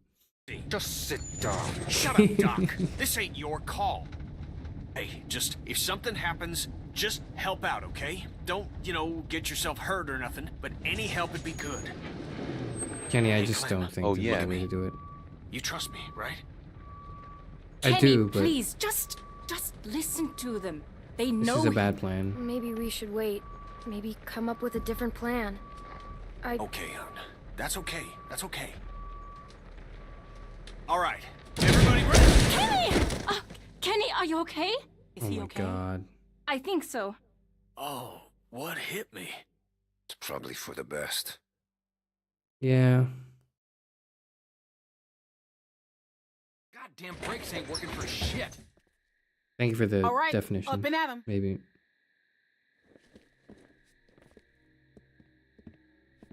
The fuck? How'd you get your restraints off? Come here. We've got some familiar faces back with us tonight. Now, I understand some of you are confused as to why we bring these people back when they left us as they did. I think I've got an idea. Now, it might not come all at once, but time will heal these wounds. So be patient with them until it does. And take solace in knowing that they're here to help us make our home a better place. All these feelings you have of anger, betrayal, hate, they're all valid. No one needs to forget what they did. But we do have to find it in our hearts to forgive them. Look how much food they have. Oh, I hope you ain't saying what I think you're saying. We can kill all of them and then take their food. Lurkers gathers just south of us. Come on, I need you for something. Can it wait until morning? We're all exhausted. But rest Just come the assured that fuck if on. it does turn our way, it's nothing we can't handle. I need him. I need my dad. I can't. He looks after me. They have been taken into consideration. However, this is not up for debate. The expansion project moves forward. No, he'll be He'll back. be back. When? I don't know, but he will come back. Thanks, Clem. And with the added manpower joining us this evening, I have no doubt that we will continue. Make sure to y'all grow stay off the fence. and prosper. Bill can It's see no you for longer messing enough with it. just to survive. It's our obligation to make this community a beacon of hope. Thanks, Bonnie. Beacon of hope, huh? Yeah. Yep. Ray of sunshine. Provide a light, a bright light, bright enough to shine in all this darkness. So that is what we'll do. Y'all best get some rest, because there ain't gonna be much for you tomorrow. You're gonna be working hard. Yeah. That's for you. Yeah, it would be. Fucking Bill. Keeps me out in the cold, but at least I'll be comfortable. Hey, guys. Reggie! Who? I'm so sorry. I'm so sorry. What did they do to you? This could have been worse, trust me. I'm lucky to be alive. It's my fault. No, it's really not. I would tell you if it was. This happened well after you guys left. I guess I should say Reggie it's nice helped to us. see you, but Okay. When we ran away. What happened to his arm? Why didn't he go too? Why didn't he go with you guys when you left? I think maybe he was supposed to, but then he fell, and everybody kept running. I know see. he had both his arms then. Oh. They got me working outside. Lurker just snuck up on me while I was hammering something. Luckily, they took the arm off quick. Saved my life. That's awful. I'm so sorry. Look, it was my choice to help you guys. Alvin, Carver wants you in his office. What? Why? Don't make this difficult. Why? It's He too wants late to for that. emasculate him more? No, please.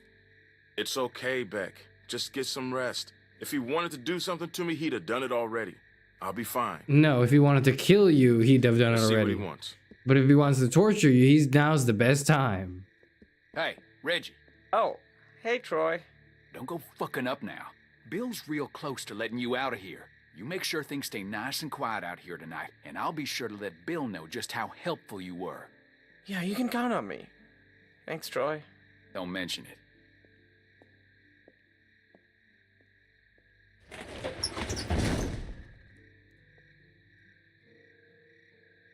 All right, let me introduce you. We were with them when we got caught. Hey, I'm Reggie. That's Sarita. Hello. And that's Kenny. Hey, Hello, who are you?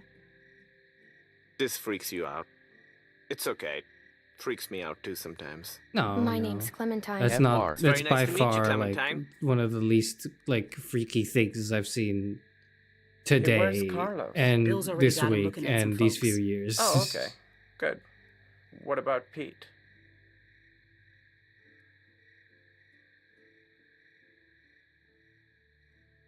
Can you guys save it for the morning? Some of us gotta be up early. Sorry. Sorry about that. No problem. Sorry about that. Okay, that's Mike. He's kind of a dick when he's tired, but like I said, he saved my life, so I put up with that shit. All Bill right, put fair him to enough. work outside the wall with me. I'm so sorry. Stop with all the sorry. It was my choice. Besides, he said once you were all caught, he'd let me rejoin the group, so I'm glad you're here. I'm just joking. Yeah. I know. I mean, he did say that, but I'm not happy about it. Who's she? Who? The girl over there? Oh, yeah, right. Okay, so she's fucking weird. They found her sneaking around outside the camp covered in guts and just like the grossest shit. It's probably best not to I mean, that is like a survival strategy. I know how it must look, but it's really not that bad here. Reggie. No, I'm serious. Where else are you going to find food like we have? We've got the canned stuff, and now with the greenhouses coming along, we've got fresh food. The building's getting more and more secure all the time, mostly through forced labor, but that's only temporary. They've even got the solar panels working. When was the last time you had electricity, huh? About like a night ago or two. We just came from a lodge with a wind turbine. It's not a competition. I'm just saying, it's not as bad as you think. We're building something great here, guys. A real community. Bill is making it happen. You're awfully optimistic Look, about I've it. made mistakes, and he's forgiven me. That doesn't make up for what he's done, Reggie. You killed my friend, slapped me in the face. Like, what the fuck else do you think you could do to an 11-year-old that would piss me off further? It's just that much more important now. Carver killed my friend Walter. Okay, I don't know what happened. But maybe he had didn't. his reasons. He really His didn't. reason is he's a crazy piece of shit. Yeah, that's his Listen, reason. I'm really close to getting let back into the group. Once that happens, I can do a lot more to help you guys be more comfortable. Comfortable? What do you think this is? I just don't want you to mess things up for me. I've worked really hard to get to this point. Will you please just try not to cause any trouble? At least until they release me. Then, once I'm out, I could help you more. Maybe even help get you out. We won't get you in trouble. They're expecting me to keep things in line out here. Well, if Carver's such a great guy, I'm sure you've got nothing to worry about. We can at least talk about it more in the morning. Just have a quiet night and chat again tomorrow. I can't believe what I'm hearing. Look, the fact is, Bill had every reason to kill me when I helped you guys, but he didn't. Obviously, I don't know what happened while you were all gone, but he's given me a second chance, and I know he'd do the same for you. Reggie, I don't want a second chance. I want to leave with my family. That's it. Your family is safer here. I need to sit down. Yeah, come on. Sarah, can you go see if there's something for her to drink? Okay. Yeah, there's water over by the benches. Great. That didn't go as planned. Should have actually made a plan. What is your plan? Man, fuck that guy. I don't think we can trust him. I mean, clearly he's already drank too much of the Kool-Aid. He's just scared. I think he's just scared. Everybody's scared. Ain't an excuse to sound like a nutcase. I don't think he sounds like a nutcase. I think he sounds like a bootlicker, okay? Take a look around. We gotta know if there's anything we can exploit to get out of here. We're in a tight spot. Gonna have to wriggle our way out. Well, what should I be? I approve of looking around for stuff and gathering intel, but I think we should not be taking any action until Reggie, gets out of here, because I think having a man inside is going to be helpful for us. But I do think it's a good idea to look around and scout out for stuff. That's a good idea. Be looking for? Stuff that they don't want us to know about. That Troy asshole's gone for now. This is our chance. Don't worry about Reggie. I'll go help run interference on him. Who's Troy again? Oh, fuck. Walker just snuck up on you, huh? Yep, I was distracted. Just wasn't thinking. There's all kinds of noise, hammering and stuff. I saw its shadow. It moved in front of one of our work lamps down here and knocked it over. Couldn't even see for a second. That's when it got me. Can't believe you survived. Hey. I can't either, honestly. What's up? The walker then took off the arm really quick, like he'd done it before. Nothing much, I guess. Let's look at the fish.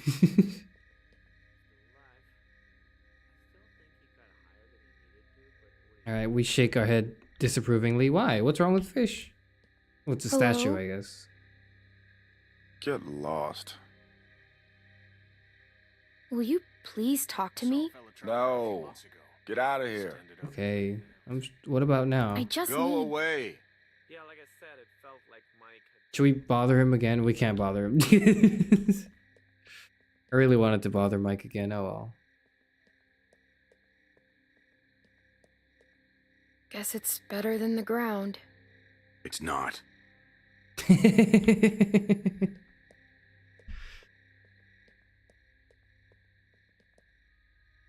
Hey, Clem.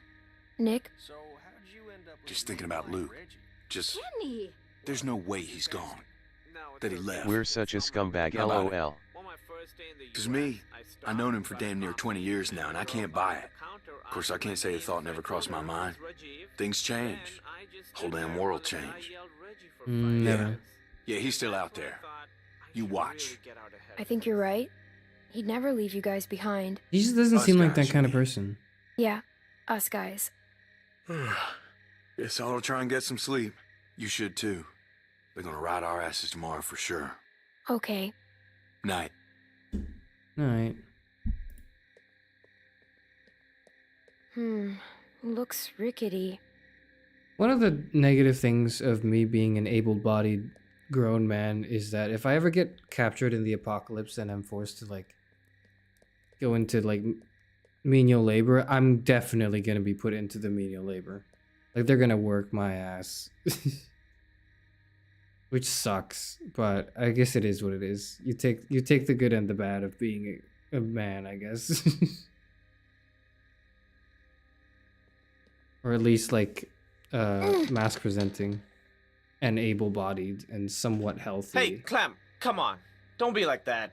She ain't doing nothing wrong, Reggie. Just relax. How can I relax when she's walking around touching everything? That's what kids do. I'm 11, okay? Give me a break. I'm 11. I'm 11. Whatever. Whatever, man. You wouldn't get it. Who's real?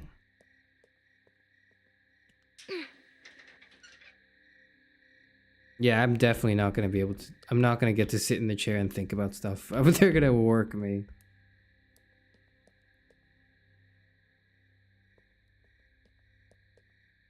Reminds me of the jewelry store. Let's touch it. Okay. Clementine, please. I asked really nicely. I don't want to... What the hell is she doing? Oh, fuck. Uh-oh. Uh-oh. Those are the consequences of my actions. Those are the consequences of my actions. I didn't think there'd be consequences to my actions. No. Oh, nothing. Did you hear any of Kenny and Reggie's kids, conversation? A little they bit. love not listening. You had one job, Reggie.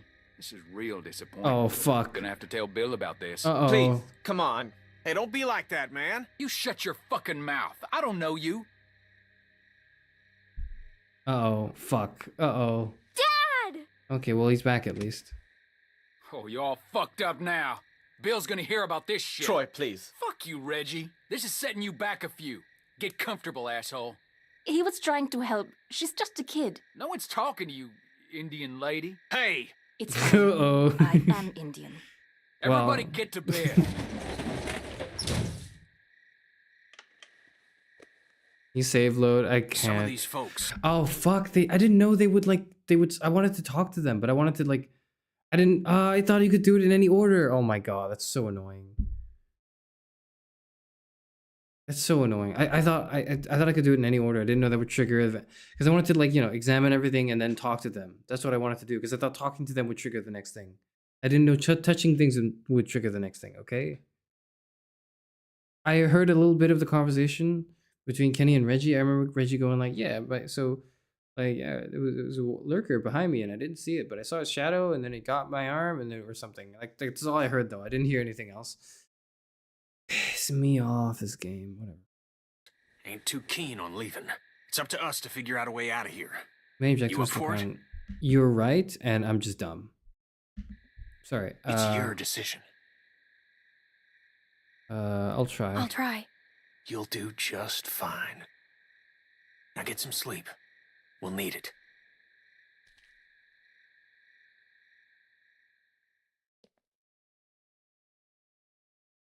Fuck. Sorry.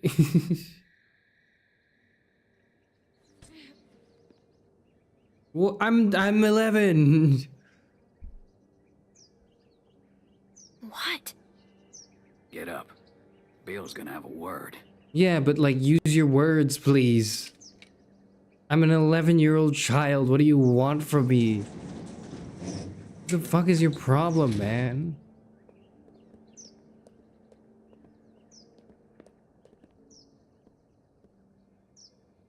There's been increased walker activity along the fence, so be mindful when outside the walls. The herd's moved a little closer as of this morning, but that still doesn't necessarily mean we'll be hit. No, we're monitoring the situation. Now,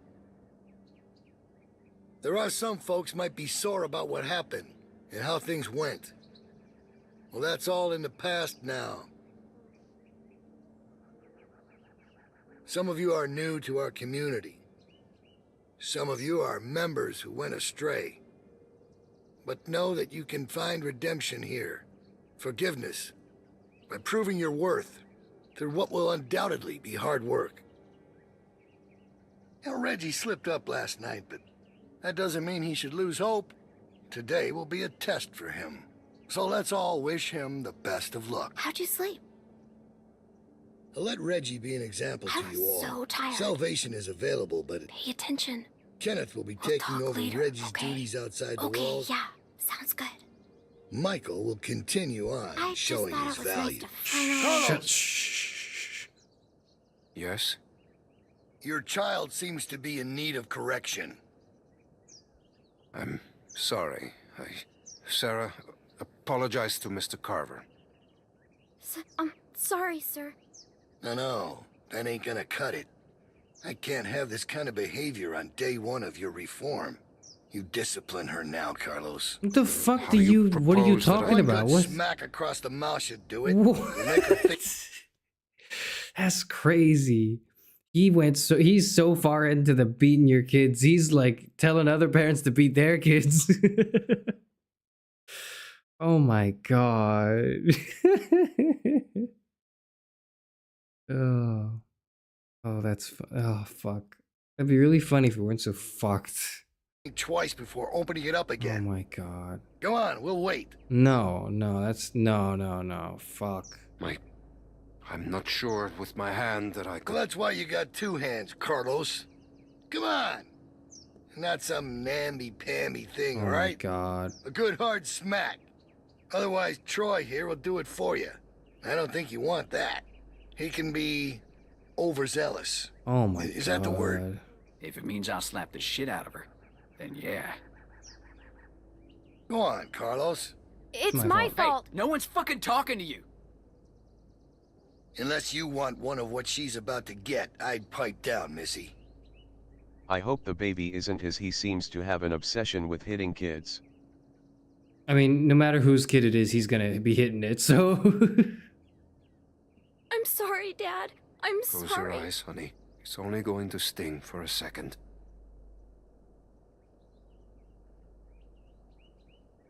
Oh god. Do it. Oh shit.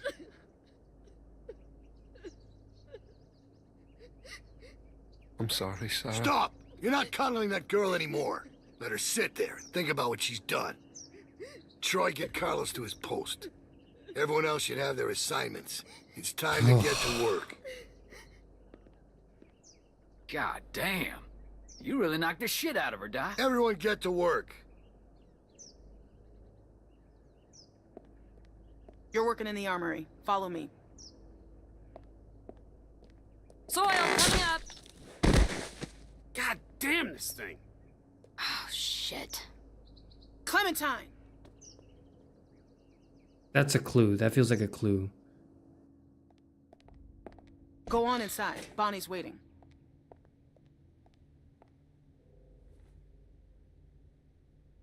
Hi, you scumbag. Hey, I guess you're starting your day with me. Yeah, how you been? We're loading magazines.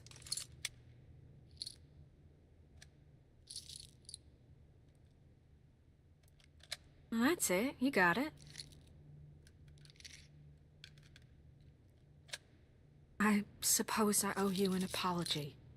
I wasn't truthful when I came across y'all at the lodge, and I was shown a kindness I never would have expected from a group of strangers. Mm-hmm. What'd you do in return? Now folks are dead, and I can't help but feel I'm to blame. You are. But the plan was for no one to get hurt. I truly believe that was the intent. A lot of people are to At blame. least it was mine going into it. It was just a bad situation. That got worse.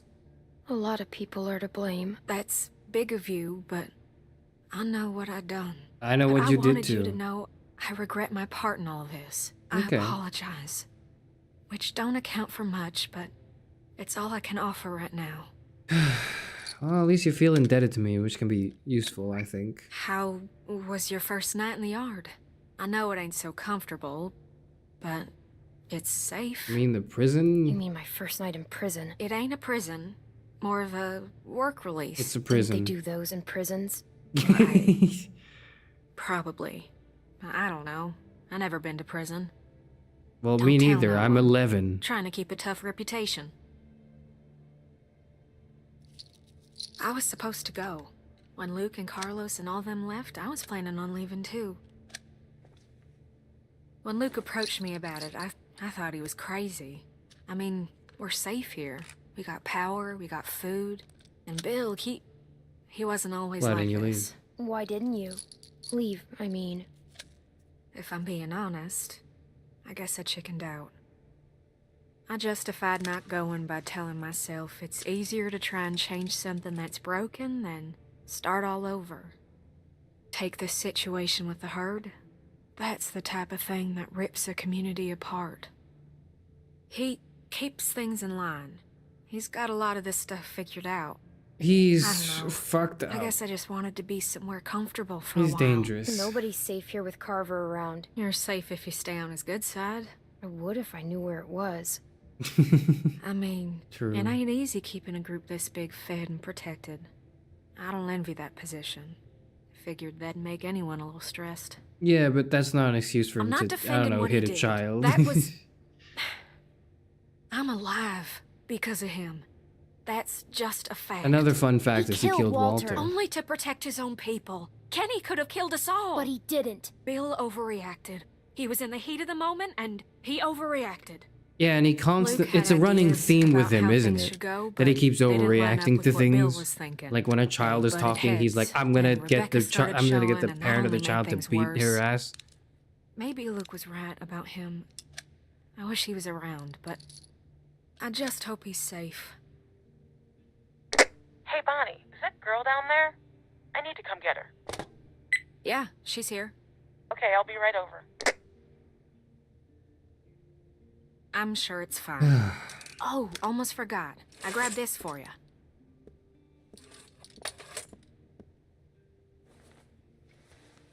What is it? Huh? What do you think? Oh, it's a I found it at jacket. the lodge y'all were at. Think it might be for skiing. Had to wait for no one to be around to get it to you. It's cool. I like it. Well, I'm glad. I thought it was cute, but I didn't know what you'd think. You better watch yourself. I think some folks might be jealous of that cool jacket of yours. Oh, there you are. What's with the ugly jacket? Tavia. What? Never mind. I'll see you later, Clementine. Come on. Follow me. Come on. Or I might steal bullets in my cheeks, chipmunk style. I'd do that, but not on day one. You know what I mean? Like, you gotta, like, plan ahead. This game has its moments. Stay in here for a minute. I'm gonna radio down and find out what you're doing. Don't touch anything. Alright. Here's someone crying. Hey, what's up? Oh, it's Sarah. Oh, fuck. Oh, fuck. Hey, You want a hug? you want a hug? You could poison the food. Okay, well, I owe you one for later then.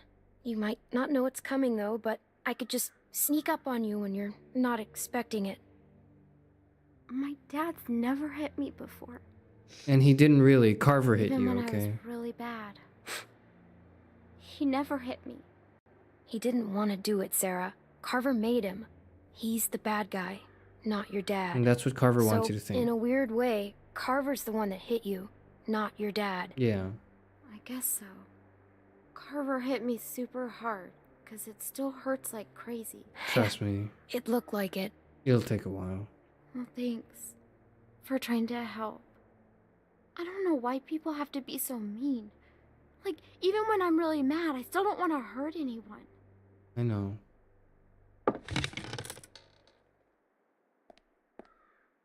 Don't mess this up. Yeah, I get it. Reggie's in charge here, okay? Listen to him carefully. Yep, no problem, Tavia. Okay, we gotta do a good job, guys. The camp is counting on us. Okay. Come on, I'll show you what to do. It's super easy. Oh, and just so you know, Bill yelled at me this morning for what you were doing last night. I'm not mad, but please, please just listen to me today. I'm on, like, the thinnest ice with that guy. Okay, my bad. That's my bad. Pick up I a pair didn't of want those to do shears. that. I didn't want to do that. Okay, I'm sorry. That is kind of my fault. Okay, so in a we're way. picking these berries, right? Just pick them, put them in the basket. Simple. While you're at it, if you see any dead branches, take those shears and cut them off and stack them neatly for composting. Got it? Okay.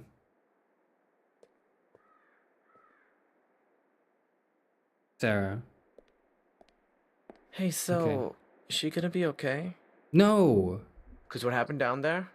That was straight fucked up. I don't want her freaking out and getting me in trouble.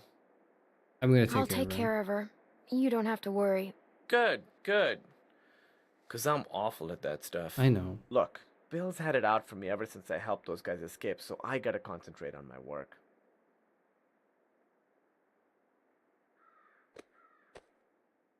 Don't do that. That was awkward. I won't do that again. I'm gonna go work now.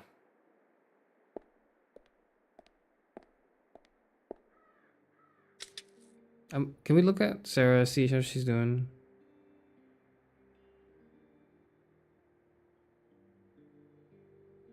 Can we go comfort her a bit? Yeah. Hey. Here, watch me.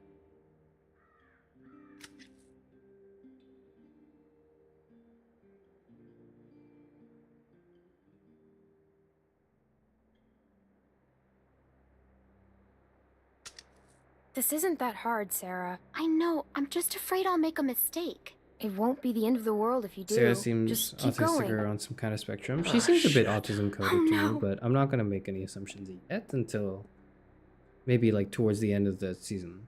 You didn't do any of your work, Clem. Well, I was helping her Just do her checking work. in. See how the new girls are working out.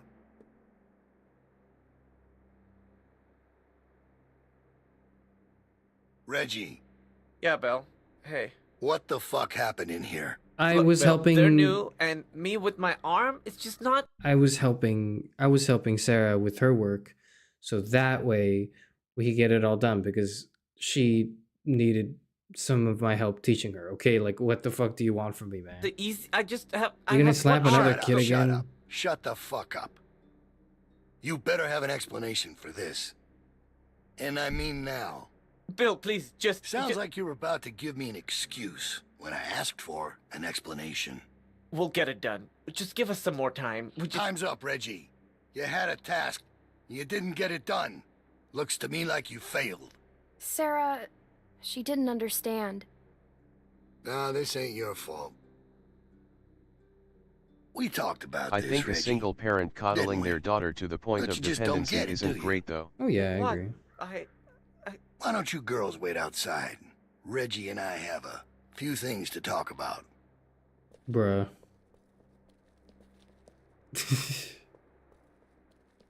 Thanks for the help, girls. Well, that's where you're wrong. I shouldn't have to hit you. But I do know plenty of people who need to be hit. You saw that. Would you throw her under the bus? I didn't wrong, throw her Sarah? under the bus. I just said she had it like.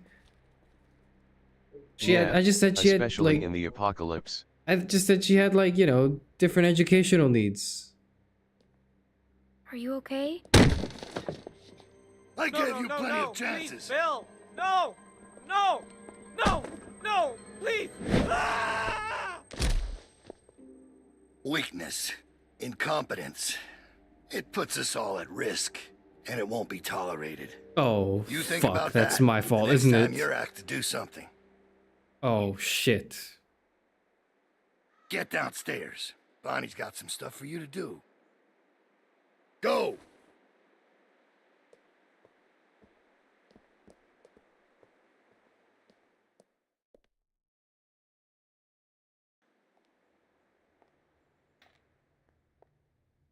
I can't believe you killed Oh, Reggie. hey. Who pushed So, him off they the want you to roof run just some now? supplies out to the guys working at the expansion. Real simple. Just take this over to them. Oh, fuck. That is kind of That my fault, jacket looks though. real A little nice. bit. I don't know what Tavia's talking about. Shit, I did fuck up twice. What's wrong? Clem? You alright? You look like you've seen a ghost. Yeah, Reggie. I did. Reggie's dead. What? What are you talking about? Carver killed him. He pushed him off the roof. Maybe it was just It's an not. accident. I saw what I saw. He got real pissed off. Listen to me. Take this stuff out to those guys and come straight back. Just be safe, okay? Now ain't the time to be calling attention to yourself. I need to go find out what I don't happened. understand how they're okay with Carver's actions to continue to defend him. Interesting question. It's not that they're okay with it. I think there's it's partly fear. It's partly like the safety of their like current predicament, but it's also just this like inner sort of what's the word? Dissonance they have in their head that allows them to constantly justify his actions because they believe Carver is essential to their safety. And no matter how, and because of that, because that's the most important thing is, you know, your safety and your livelihood, and to you, or to, you know, the people here, right? Carver represents that. And it solely is like on him to maintain that. At least that's what they believe. They will find whatever way they can, ways to justify and defend his actions, no matter how obviously fucked up they are. It sounds like a weird concept, but this is very prevalent in real life politics. See, you know, certain people in certain sides of the political aisle defending the actions of people who are, you know, very clearly scumbags with well-documented evidence. And you watch in real time how the cognitive dissonance works. What I'm trying to say is it seems kind of absurd if, like, you're not... It might seem kind of absurd to some people, right? Like, well, how they can justify Carver's actions. But to me, I think the writing's is extremely realistic. Like, this is how people are. This really is. Hey, Troy? Clem's just gonna take them boys some nails. All right. Go on.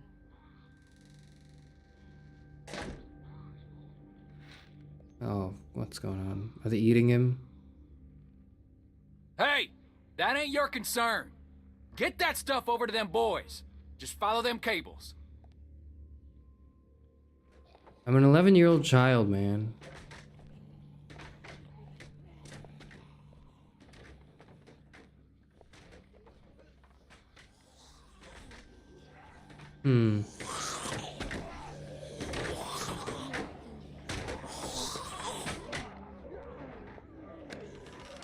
I ain't nobody's laborer. Fuck that. Let them do this shit themselves if it's so goddamn important. Okay, calm down, Kay. Calm down. Get your fucking hands off me, You ain't man. gonna force me to do this bullshit. I said get your hands off me. Or what? You gonna go tell on me? I'm trying to help you, asshole. Yeah, this is a real help. Why don't you just worry about yourself? Reggie's dead. Carver killed him. What? You sure? Or did you... Shit! Fucking grab something! Oh, shit. More zombie action. We had a break from that a little bit, so...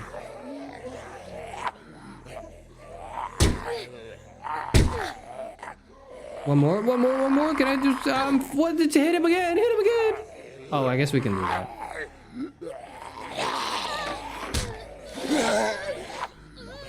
Hold A. I'm holding A. Fuck.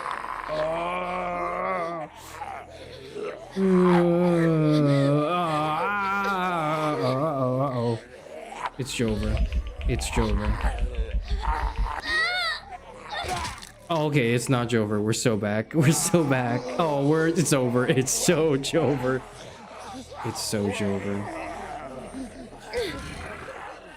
Oh, that's heavy. Okay, that works. Oh, fuck. The cable. Oh, shit. Oh, that's not a good idea, maybe. Maybe we should have gotten the cable. Yeah, it's on my ass.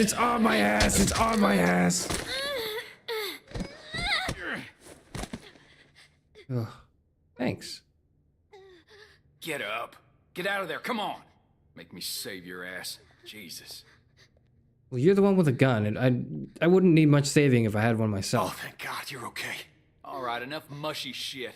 You get back inside right fucking now. I'm sure they got shit for you to do in there. I'm 11. Now. Think I'm fucking around? Now I gotta sit down here and babysit you assholes. Can't do a simple fucking patch job without me here cracking the whip?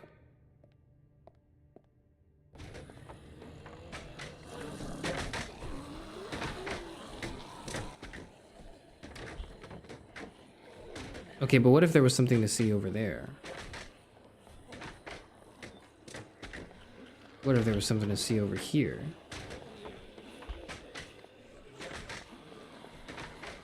There's nothing to see over there. I'm just the girl card? No, I'm just 11. And they need to think that until I can find my opportunity. Oh, it's Luke! It's Luke! It's me! Luke! Yes! Man, bit the hell out of me. Think you drew blood. Come all this Holy way. shit. This is the welcome. Hit him or hug him. What are you doing here? Alright, listen, we ain't got much time. Okay, I followed y'all here best I could. Haven't had a night's rest since y'all got nabbed. You do Well, look this is the like first you chance I haven't got had to a talk to somebody. night's rest. They're everywhere. Okay, they got guards watching everything. Shh.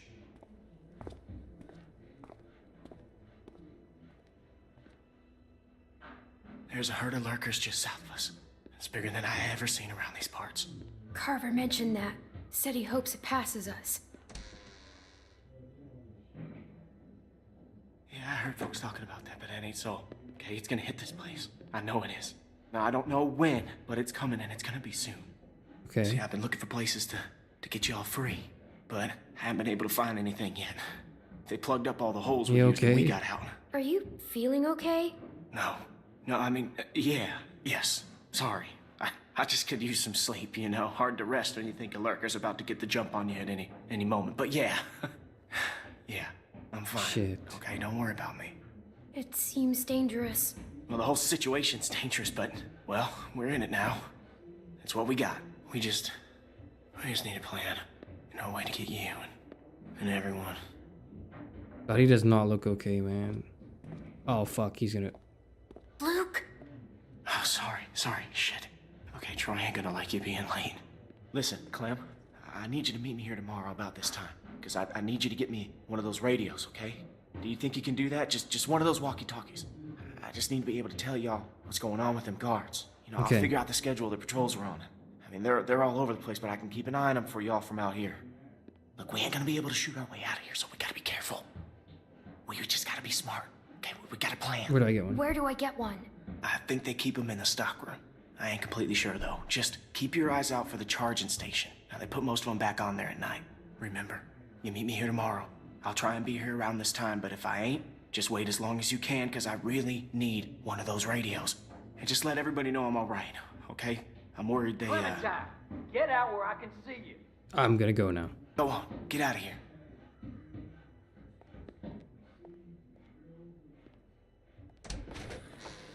The hell were you doing? Sorry, it was... Huh? was hiding from the Answer me. walkers. I was scared. I I'm was 11 years hiding old. from I'm just walkers. 11 years Don't old. go in there, you hear me? That is off fucking limits to you.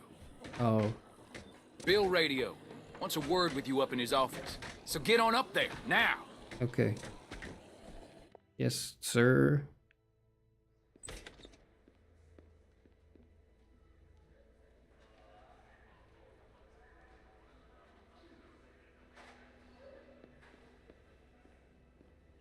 Dude, you better go up and see Bill. Dude, we know him. We know Doesn't like him. to wait. We know him. We know him. We know the guy. So you should probably go.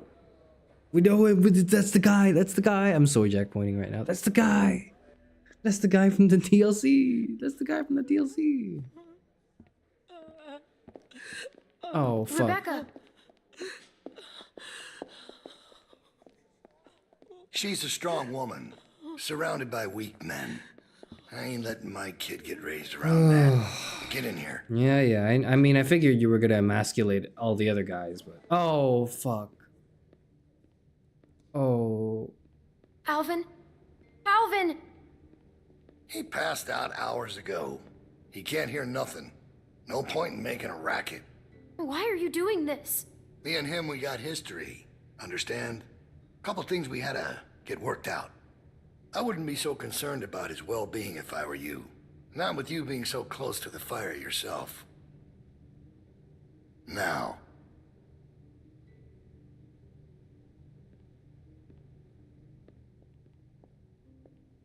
You make sure you tell me the truth when you're sitting where you are, and you won't end up over in that chair. What, you're gonna Now, torture you an might not believe 11-year-old? this Okay. after what happened earlier, but I liked Reggie. Yeah, I don't. He was a funny guy. He kept things light.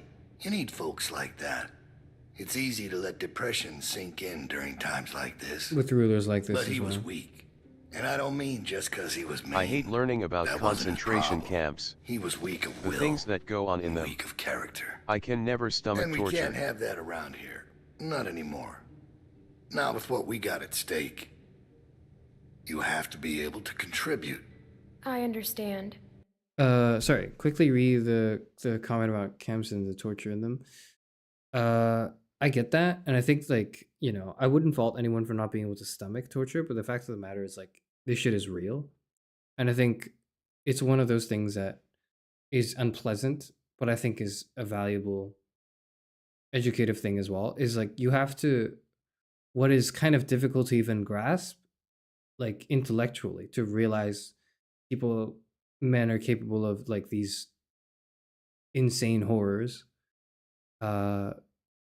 It's not just it's not fiction. Like, the history is history. This shit has happened, and it's real, and it's people, and that has led to the here and now that we live in, and it's very important to acknowledge it with all the man-made horrors and all. So I understand the sentiment that it's like, this is really difficult to swallow, but also there's a part of me that goes like, you kind of have to swallow it though, because, like, otherwise you're just, otherwise you're not facing the cruelty and the harshness of reality, I suppose, which is very important to comprehend in order to move forward from it. I knew you were a smart girl. You see, Reggie put us at risk with his incompetence. He's had a string of screw-ups lately. Killing one in order to save many is part of survival.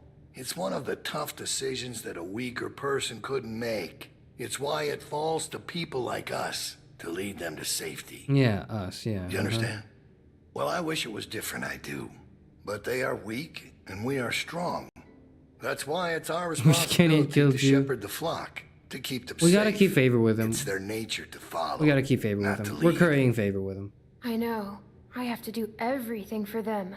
It's exhausting. The moment we get to kill him is gonna be the most satisfying moment in this game, man. Of course it is. But that's the role you're meant to play. And we're more alike than you think. There's no way you could have lasted this long otherwise. I realized it back in that cabin. You were scared. But you looked me straight in the eye. Kept your nerve. Yeah, and then you slap the shit out of me. If we're gonna get through this, the next generation has to be strong. The world's best boss mug on his desk is so funny. World's best boss. Than the last to lead us out of this. Kids like you, raised the right way. The way my child will be raised. It ain't this herd that keeps me up at night. We can handle that. It's not knowing if I got anyone to hand all this off to. What if it's not yours? But I ain't worried about that anymore. What if it's not yours? Well, even if that was true, it's mine now. Figures. All right, now. Bill, you there? Yeah, I'm here. The loading bay door is jacked. Troy really knocked the shit out of it. How bad is it? Rails are tweaked so it won't shut all the way. I don't think it's an emergency or anything, but it's something Stan should take a look at when he can. I'll get him on it. Out. That fucking idiot. Herd on its way, and he puts a goddamn ding in my door. Go on back out to the yard. It's almost supper time.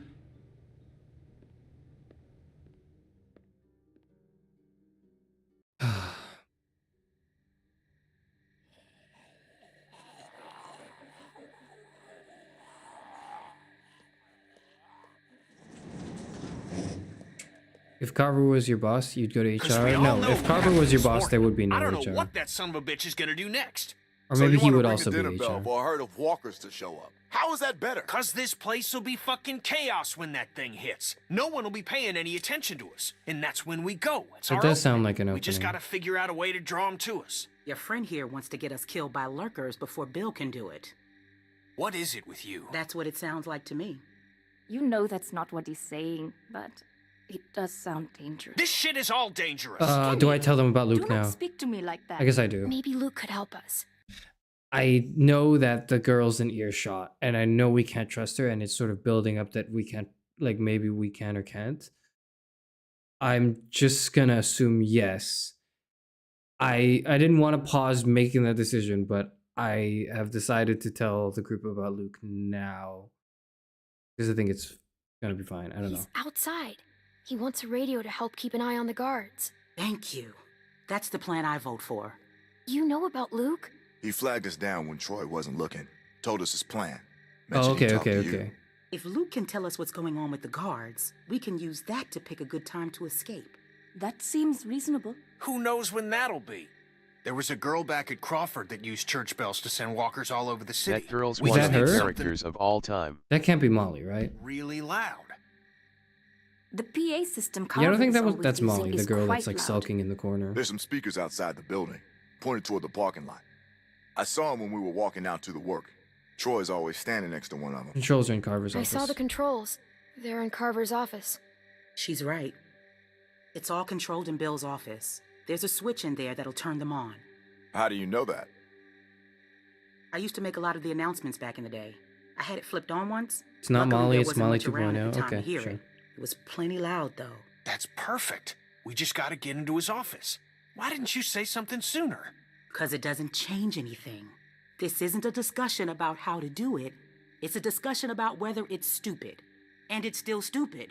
The sensible thing is to get Luke the radio and wait for an opening. I like the Luke. You're real open- difficult to deal with sometimes. Kenny. No, that's all right. We can do You both, ain't though. exactly a peach either.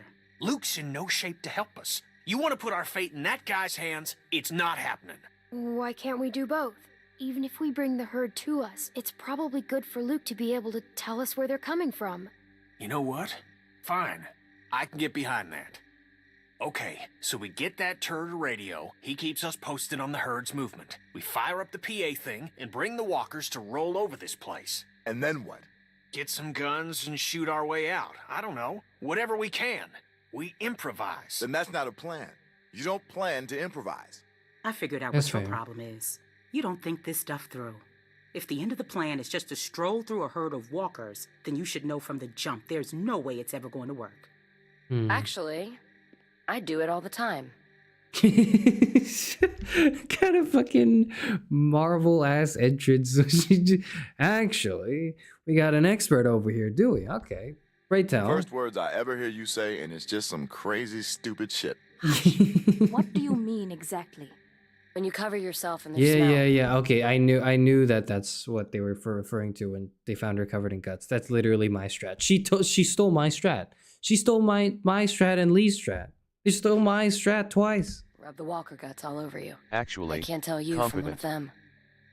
Now I don't know who's crazier. No, it works. I can confirm. Trust me, I've walked through herds before.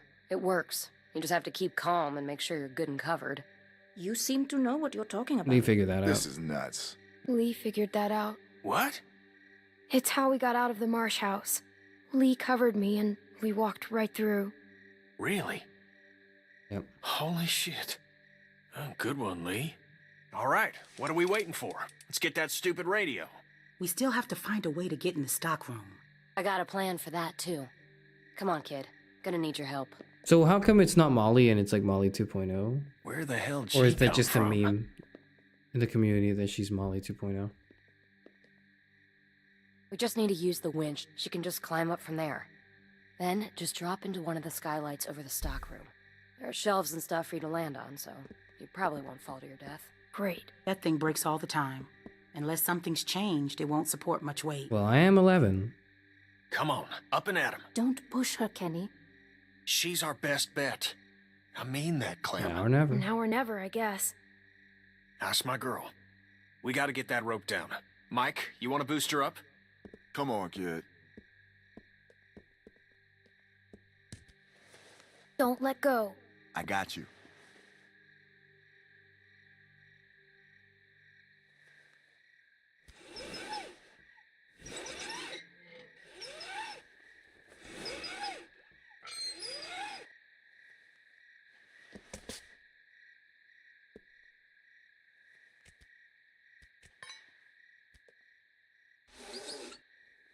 Okay. Okay. Try to hurry, all right?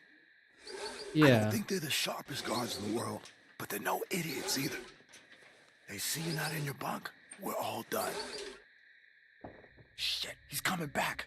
I gotta let you go. I can't stand here. Grab something. Fuck.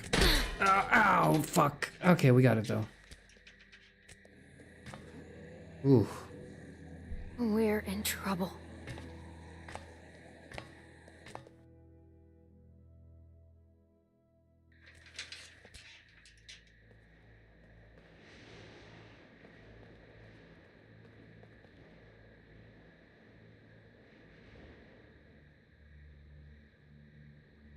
Hmm. Man, you're not gonna believe what I'm looking at. There's gotta be 2,000 or 3,000 of them out there. In the parking lot? No, I don't not think in the it's parking any lot. use to go into the Can't see 'em greenhouse all, but door, is it? I see the dust they're kicking up. So you're not sure? What, about how many there are? Yeah. How can I be? I hope they pass by us. What do I see? Are those the radios? We can enter the skylight now, or we can go into the, Of course he does, but he thought the same thing last time. We learned a lot since last time. Is it enough, though? We'll find out if they turn this way. Do I get found out if I go here? Yeah. The exit door? Maybe. Let me look through this skylight.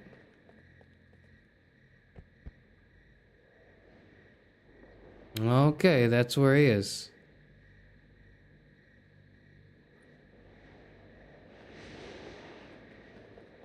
Choop, choop, choop, choop, choop. Don't look this way, don't look this way, don't look this way. Don't look this way. Oh, fuck. Never mind. It's kind of funny sneaking around like this. Choop, choop, choop, choop, choop, choop, choop, choop. You don't see me. You. I'm surprised you can't see me either, but I guess it's just required for the plot progression.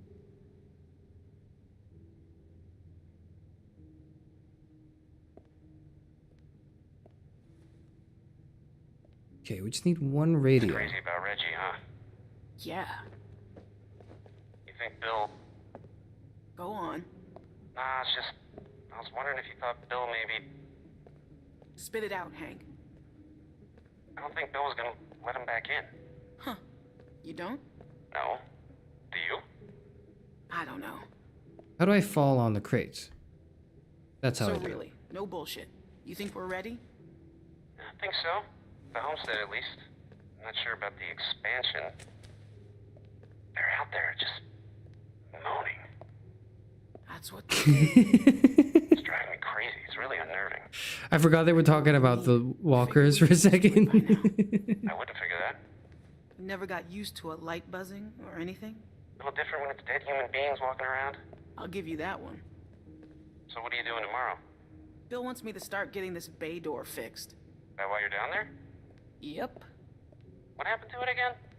Troy backed into it when we brought the That was a prisoners, good time. the new people in. See, it's hard not Yeah, to the call prisoners. Anyway, I'm looking at it now. I don't think we have what we need. Jesus, really? We repurposed a lot of shit to get this place built. I can't say for sure if we even had the materials before we started expanding. How did we get back all the way up there? That doesn't seem easy. It's over for You us. can't be smoking back here. Vince, come on. Don't give me that.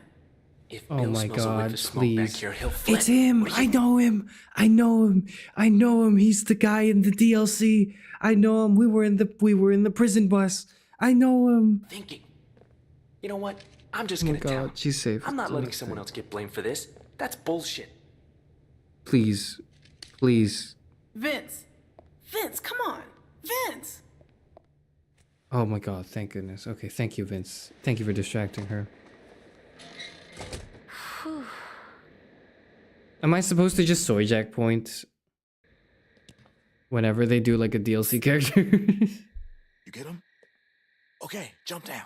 I got you.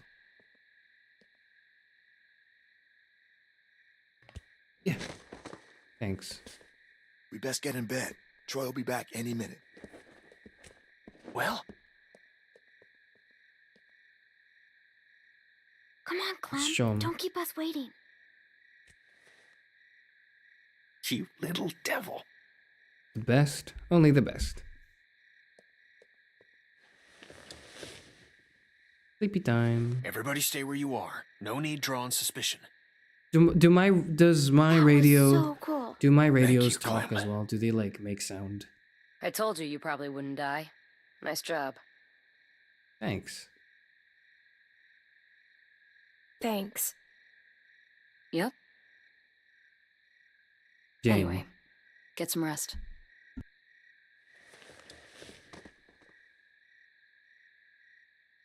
I thought about Duck today. About his dumb little face. First things that come to mind are always the dumb things he was doing. Fuck. Kid man. was always running in circles. Every damn place he went, he'd just run. You couldn't stop him. Makes it harder to remember he was a good boy. Fuck. Well, F. long day I don't tomorrow. know about her. One long day.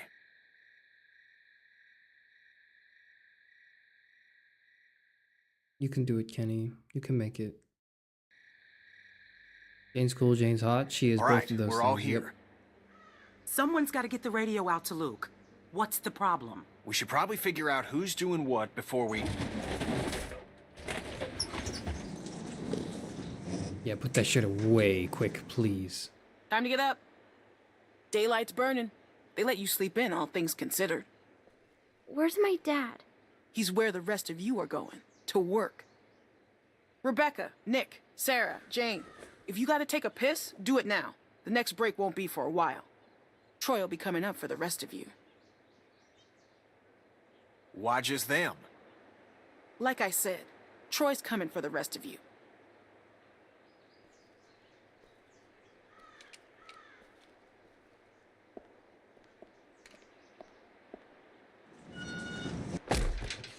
All right, look. If we're gonna do something, we have to do it now. And if Luke's all we got, and we pair up with him. I can do it. Where's the meeting? Mike, Yeah? Clementine should do it. Are you fucking kidding? Yeah, I think I should do it. No offense, but come on, that's crazy. She's a kid. Why would... There's Yeah, a and I million got reasons. She knows Luke. She can hide. She got the damn radio for us in the first place. Yeah, I like that. Okay, idea. and I'm sorry, Mike, but I don't know you from fucking Adam, all right? If I'm trusting someone to do something this important, I'm trusting her. Kenny's right. I should do it. Don't do something stupid just to get some respect. She doesn't need your respect. Give me the radio. All right, little chickens. Let's get to pecking. All right. And don't think today's gonna be like yesterday. No way. No shenanigans. This rooster's gonna be surveilling your ass every second of the day, you hear? Got that? I'm afraid I need an answer, girl. Yes, sir. Yes, sir. Come on. Oh, you have your pockets all out. Gonna get your tags all snagged on something.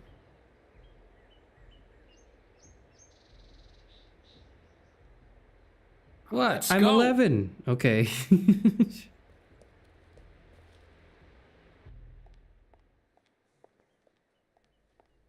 Hey, she's with me? Oh shit, I almost forgot. Yeah. Well, take her then. I don't care. Wait, what's going on? Never mind. Just chores of a different sort. Come on, City Mouse. Can't you cut her a break? She'd really rather keep with us, people she knows. It's nothing that'll hurt her. Won't they need my help? Well, today I need it more. Come on. Can I tell her through my eyes that no, I think they really need my help? Bonnie, please, Bonnie. I just wanted to make sure you were all right. I know you had good intentions, but now's not the time. I didn't believe you when you told me about Reggie.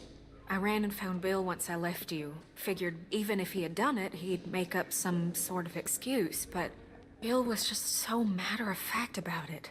Like he'd pulled up a weed or something, like it had to be done, and that was just one of those moments when your blood runs cold. Goose pimples up and down your arm. That was what got As it you, turns out, really? the person you thought you knew was never there. It took you this long? You were on all the raids. You were on the raid to our lodge. What do you mean now? You're like, maybe he is a bad guy. What? You look anxious, Clementine. Something the matter?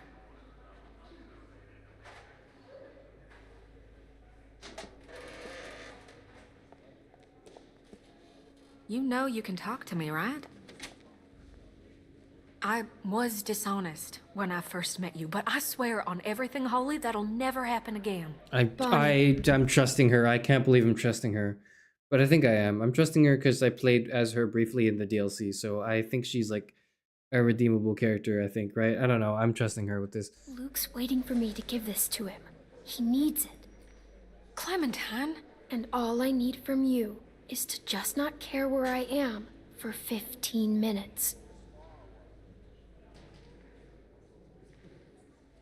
If you get caught and you mention my name, Carver will be the least of your troubles. Okay? I know. Well, what are you waiting for? You're gonna die. I might.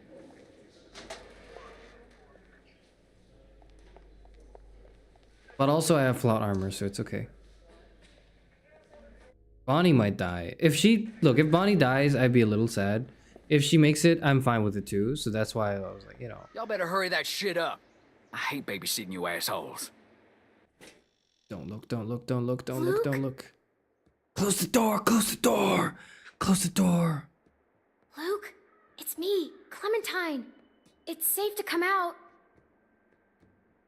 Fuck. Close the door! Why are we not closing the door? Why are we not closing the door? Close the door. No, not exit. Close the door. Close the door. Close. Luke, where is he? Close the damn door. Fuck. Luke, if you're hiding, come out. Fucking goddamn it. He's probably like dead asleep. Luke.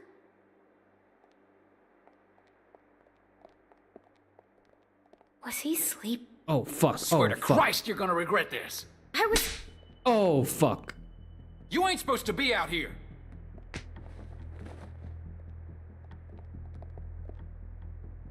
You people been here one fucking day and already you're fucking up. Well, you wait and see what happens. Move! Hey!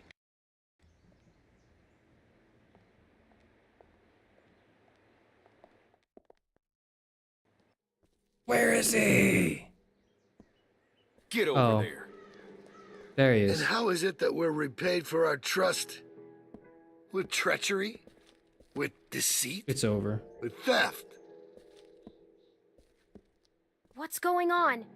I don't know, Clem. Whatever you were planning is over. It's done. You can't just run from your problems. You can't just up and leave when it gets tough. Because there's nowhere else you can go where it ain't. Tough is all we got now. Get that through your fucking skulls. Luke here, he can't help you now. You gotta help yourselves. You gotta help me find the strength to forgive you. Now you can start by telling me where the other one is. I'm gonna count to 3. If that radio ain't in my hand by then, we'll have to make things... Oh, fuck. Okay, I hate to pause now because, like, I'm sort of cheating because I know there's a timed moment. But it's not to make a decision. It's just to talk about how, like, fucking stressed out I am right now. Okay, I've got to go make the choice. More difficult. Shit. 1. Fuck. 2. Fuck. I found it. I found it. It's right here. I got it. Oh, shit. Oh. All right. Oh. Sorry about that. Not sure what I was thinking. 3.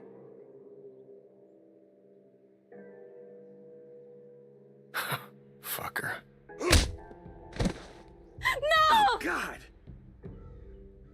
Jesus Christ! Stop! Stop him! Somebody stop him! Troy, do Let something! Me go. Stop! Clementine, help You me! You have to do this, Bill! No! Stop it! Kenny! Kenny! I'm 11! I'm 11! I'm 11! Bill! That's enough, Bill! Please! Bill, there's a breach! Fuck. All right, everyone come with me. Bonnie, you stick around. Make sure these folks don't get into any more trouble. Yeah, okay. No supper for y'all tonight. Maybe an empty stomach will give you some perspective. Oh, We'll fuck. try this again tomorrow. Oh. Do your best with him, Carlos. You need to get him able to move, because we're leaving tonight. We are. We're leaving tonight. Yes, we are. Oh, it hurts. Ow. Dang it. You really have to teach an 11-year-old a lesson, huh?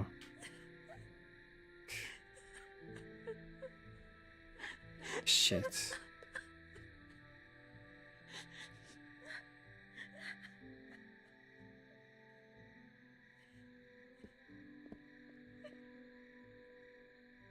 What'd she say? She said she can get us out of the pen if we can get the PA system going. Second she hears it, she'll run over and spring us. That's great. It's not great. What are you talking about? Look, I know part of this is my fault. I know. I was hungry. Why isn't it I great? got reckless trying to steal some food, and I got caught.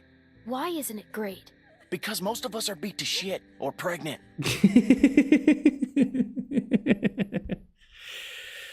Oh.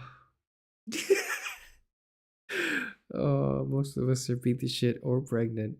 And then she gives such an offended look. It's so funny. And besides that, it's risky as hell. Most. It is pretty damn risky, guys. Risky? I know Did you I'm see not what that son pregnant. of a bitch just did? I'm the other thing. The plan works. Nothing needs to change. It's all set up. The hard part is done. This guy's fucking crazy. Who knows what he'll do next? Yeah, but now we're dealing with a guy beat to shit, Sarita in no shape to do anything, and I'm a goddamn mess. Look, we should rest up, okay? We should bide our time, and we should wait for an opening. Bonnie's agreeing to help us tonight. And that doesn't mean she can't do it some other night. I don't know, guys. Luke's making sense. Maybe we should wait. We're not waiting. Ain't nothing out there, guys. Trust me, I looked. There's no food. There's no supplies. They picked everything clean. I'm just saying we gotta be sensible about this. Where's Kenny? Where's Kenny? Doc's over there working on him. It don't look good.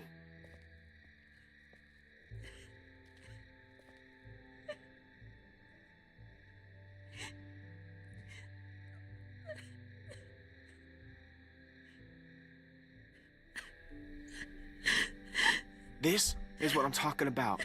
We're in no shape to go now. I see him. Can I see him? I don't think that's a good idea.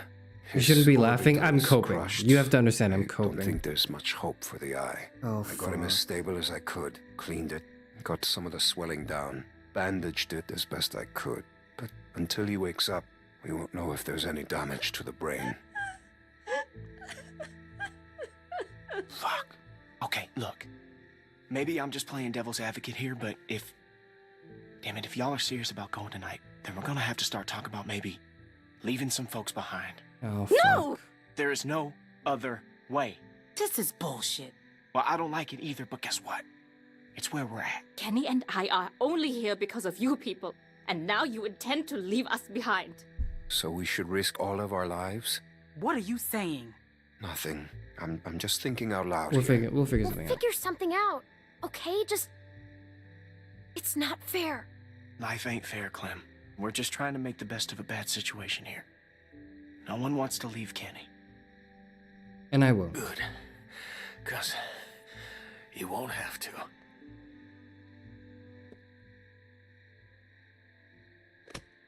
I'm all right, hon.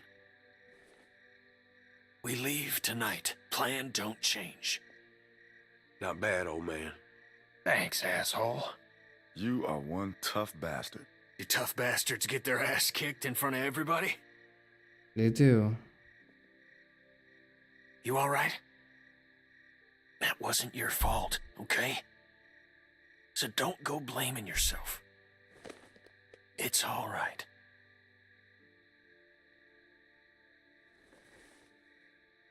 All right. Well, then what now? We get the hell out of here. Like now. Yes. Where are we going? In case things get squirrely and we gotta make a break for it, we need a place to meet up. We could meet out at Parker's Run. The hell is that? It's a Civil War site a few miles north. Tourist trap. Got signs all over. Just follow the road. Okay. We stopped there after we escaped the first time. Luke and Carlos know where it is. Okay. It's not that far. Okay. Well, at least if a few folks know where it's at, it'll be easier to find if we're split up. All right, that works. He sounds so Then we just need injured, someone to go man. set off that PA, Holy right? shit. I mean, you never bothered to explain who's supposed to do that. Am I gonna do it again? I am the main character. Standing around like a bunch of assholes. Wait, hold on. She's the plan? Let's go. Let's go. Be sure to remember to flip the switch for the outdoor speakers. I gotta the do indoor everything, speakers man. might Like, what not are they drop doing? heard. It's right on the microphone box. Right. By default, it's set to play music, so you should just have to turn it on, right? Then climb back up and drop into the stock room. We'll meet you there. Let's repeat it Down again. into the office. Outdoor speaker switch. Turn on PA. Up to the roof. Down into the stock room to meet you guys. That right? Perfect. Good to go. Be careful. Okay. What was I supposed to do again? Clem, Go to the PA. make sure you bring Alvin. Come back up to the roof. And then meet them at the storeroom.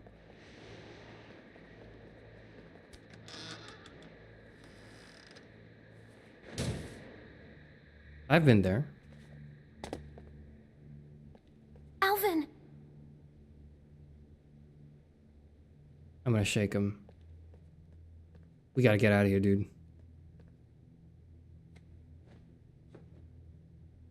Oh, fuck. Alvin? Are you okay? He's knocked the fuck out. Do we have any water? Shit. There's some water there. Hold on, let's back out. Let's back out. Can we get him some water? Can we get him some water? Can we get him awake?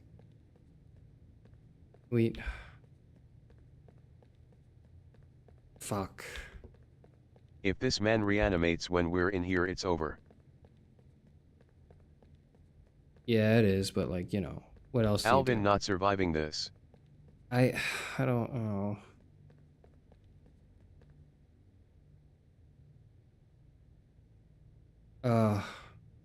There's no water. There's no water. There's no water. Like, I'm trying to get him. I'm trying to shake him up, but I can't.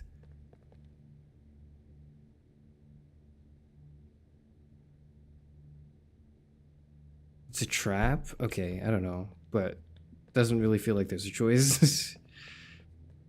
He would have turned if he was dead? True. True.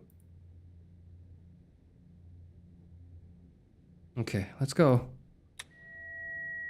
Okay, now the mic.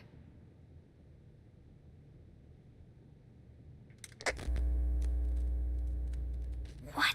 What's wrong?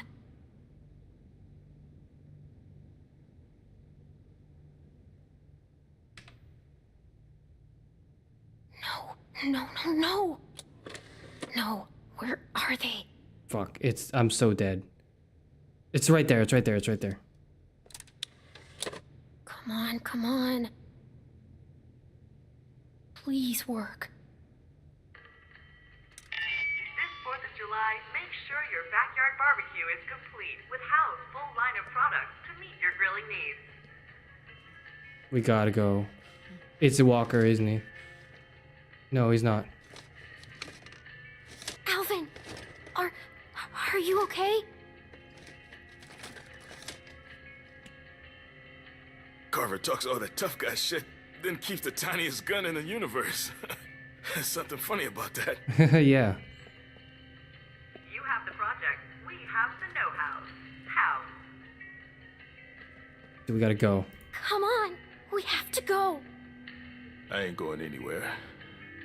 But you are. Fuck. Go on. I mean to get some payback. No. Oh.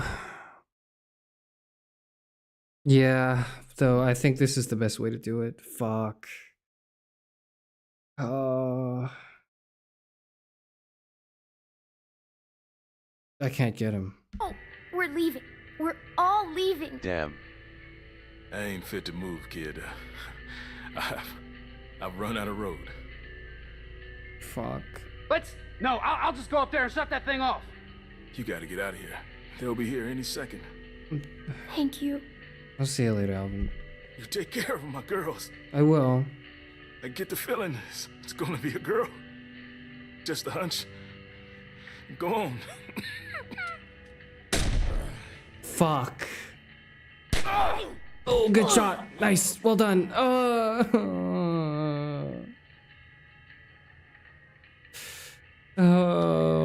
From charcoal briquettes to propane tanks, House has all you need to make your day special. Hi, I'm Kenny. Hi, Kenny. I remember you.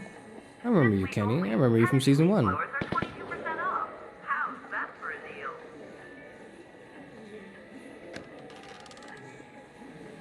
And now we meet them in the storeroom.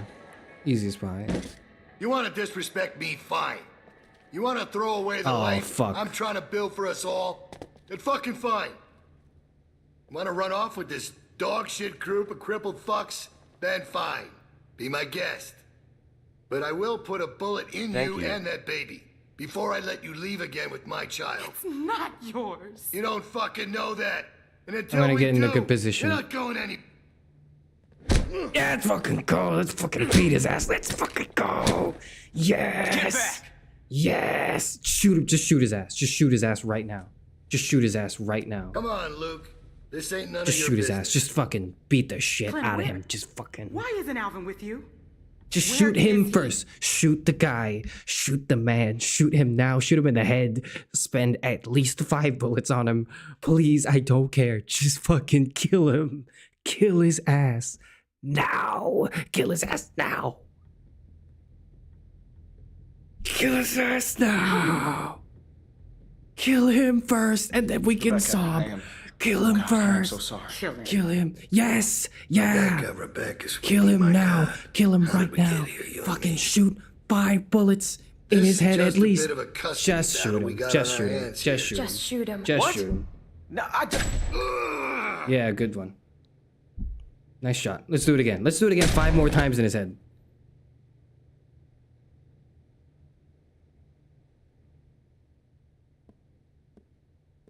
We gotta kill his ass. We gotta kill his ass. Oh, yeah, you know what? That's a good idea. But maybe you shouldn't do it because I feel like you're gonna be consumed by revenge a little bit. You know, I feel like you're gonna be a bit consumed by revenge. I think we should end him. I think we should end him cleanly and efficiently and just go. I don't think we should waste any time on revenge. I think I'm the pragmatic one here. We just dump 2 more bullets in his head and we run. Okay, that's my plan. That's what I think.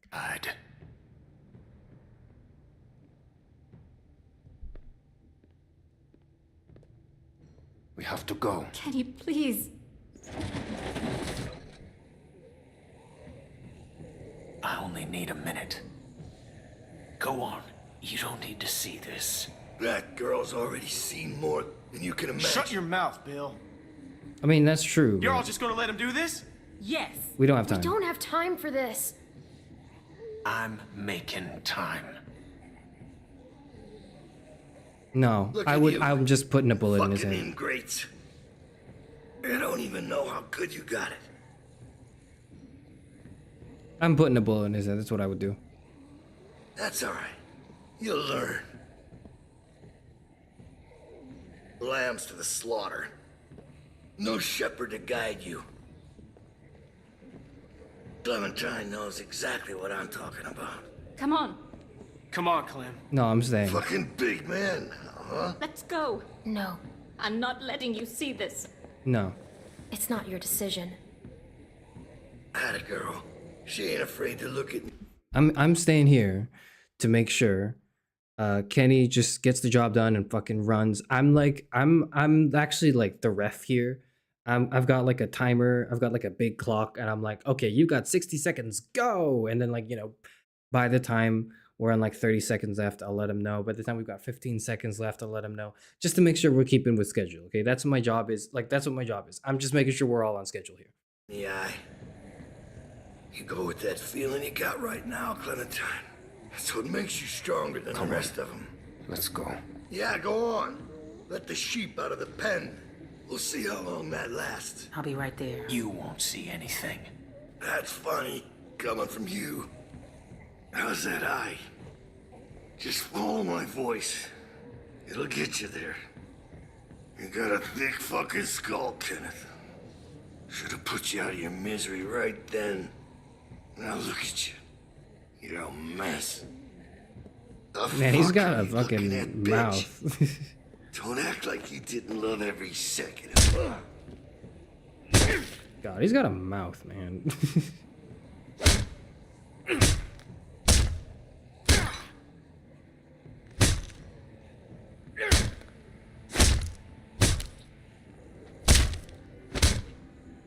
All right, that's enough, Ken. Let's go. That's enough. That's enough. That's enough. We're going. Kenny, we're going. Kenny, we're going now.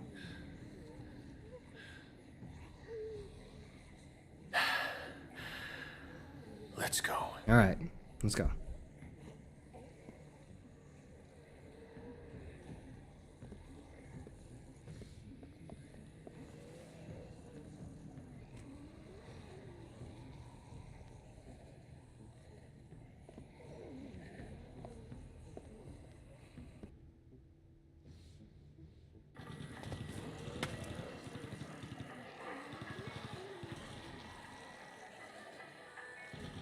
Honestly, do we have to leave though? I think we do, right? I think the plot is kind of like we have to leave. I'm all right. But honestly, like, cause we killed him. Like, couldn't we just reinforce the structure and then make use of what we got here? Do we have to leave this place? I guess for the sake of like the plot moving forward and it being dramatic, like the herd kind of has to run through the barricades. But you know, we could like stay, right? I don't know. Come on. We got enough to worry about. Man, we're never gonna make it through this. You kidding me? If Clem can handle it, you can. Shit. I thought they were coming from the south. They did. They are. Looks like we're in the eye of it now. Fuck. This is fucked. Here, you're gonna need something. Can I get a gun? Thanks. I wish I had a gun.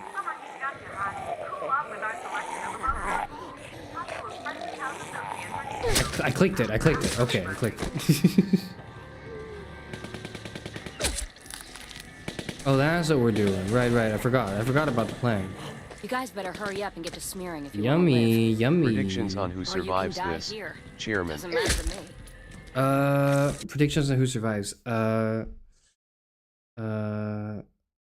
Rebecca survives.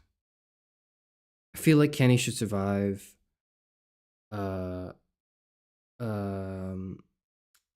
Luke probably. Nick survives. Who else? All of them if they don't fuck up.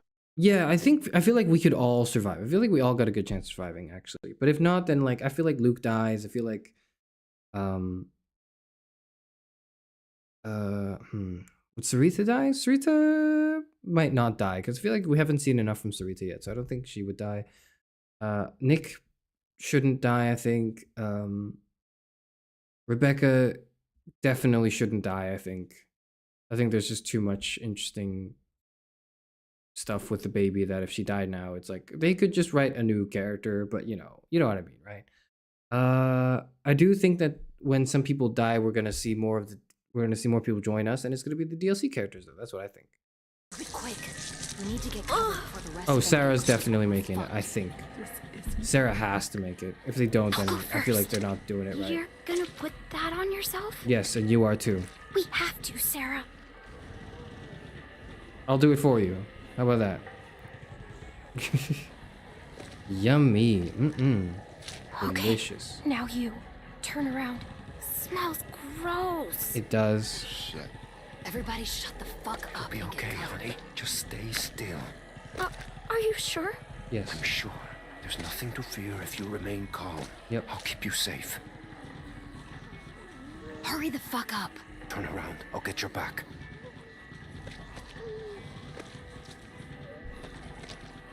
We ain't got all day here. Everybody ready?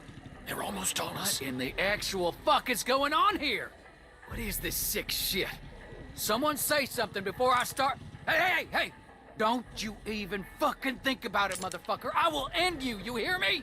Dude, your boss is dead. We gotta go. Troy, we talked about this. What? The fuck you talking about? I told you I wanted to get out. You said you'd help, then I'd help. I thought you meant get out of the pen, not whatever the fuck this shit is. I did. But now we can leave. Troy, you can come with us. What? Well, where would we go? Away from here. Together. Man, you smell really bad. You gotta get a bath before we...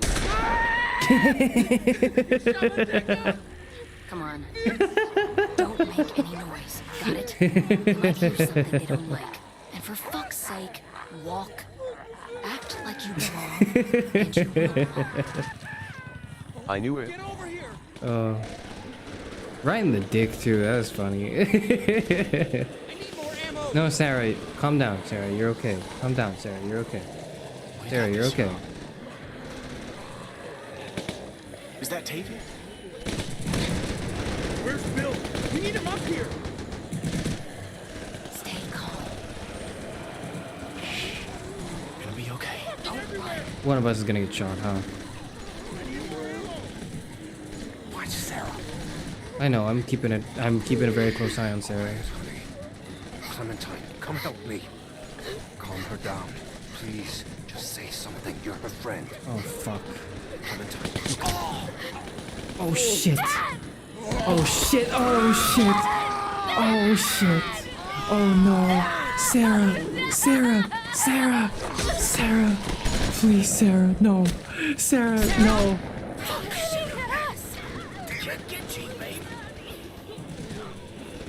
Fuck, I didn't say anything. Oh, shit, I didn't say anything. Oh, my God. Oh, no, I didn't say... Oh, fuck. Oh, no, I didn't say anything. Oh, no. Oh no. Sarah, did you? Sarah, no. Sarah, please. Sarah, please. Sarah, please. Oh fuck. Oh my god. Oh my god. Sarah. I'm sorry. I'm sorry. I'm playing the game bad. I'm sorry. I'm sorry. I didn't mean to. I'm sorry. I'm so stressed. No. No. Oh fuck. Oh fuck. No.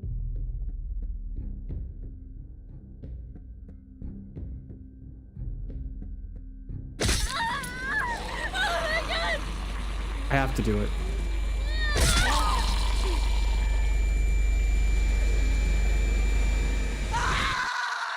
Oh fuck. Oh shit. Oh shit. Oh.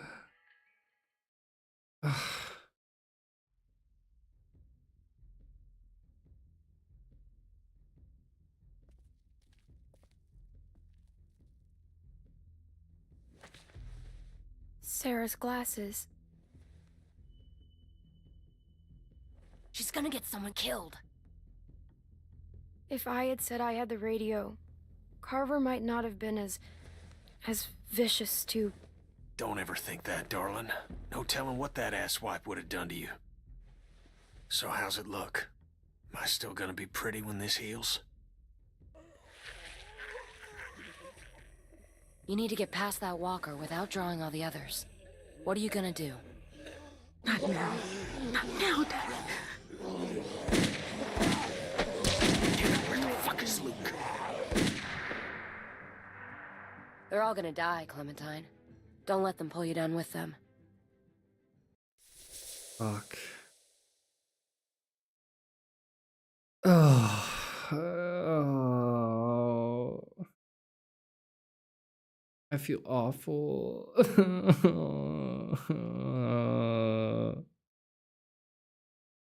Ah.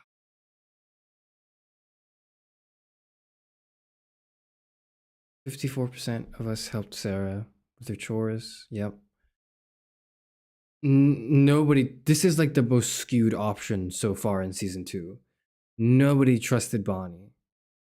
I trusted Bonnie. I trusted Bonnie. And then 66% of us who tried to hide it.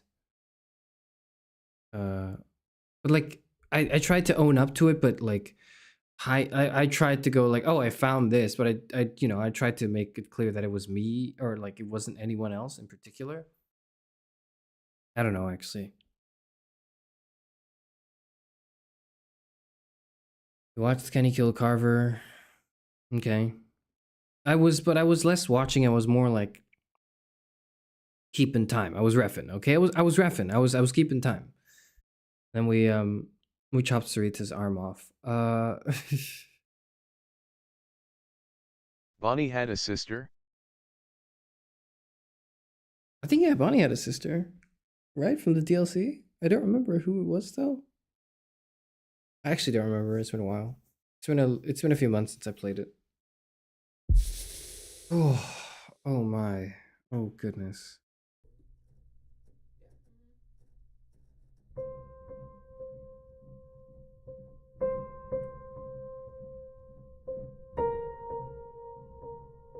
Is this also going to get me copyrighted?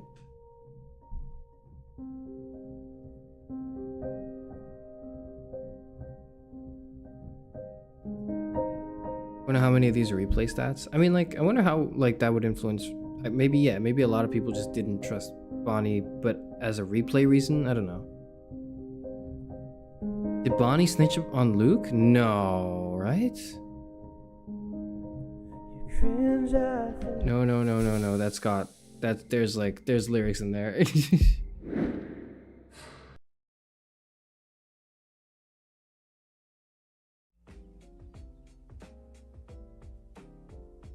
Oh my god. Oh. Sarah. Oh.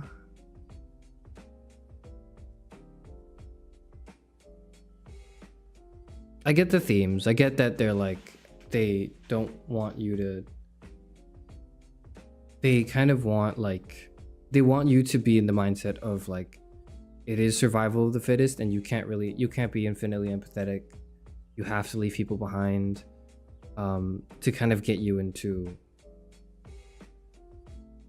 Carver's like mindset a bit, and then just kind of let the evil consume you a bit, right? Like, see where it's coming from. I get what they're doing. I get what they're doing with the themes, and I think they're kind of doing it somewhat well, because on the other hand, they also can't like they can't make it unfun for the player. They can't make it just unfun, because this is torturous, this is painful, my heart hurts, and I'm fucking in anguish, but like in a way that is cathartic and somewhat enjoyable in the series, right?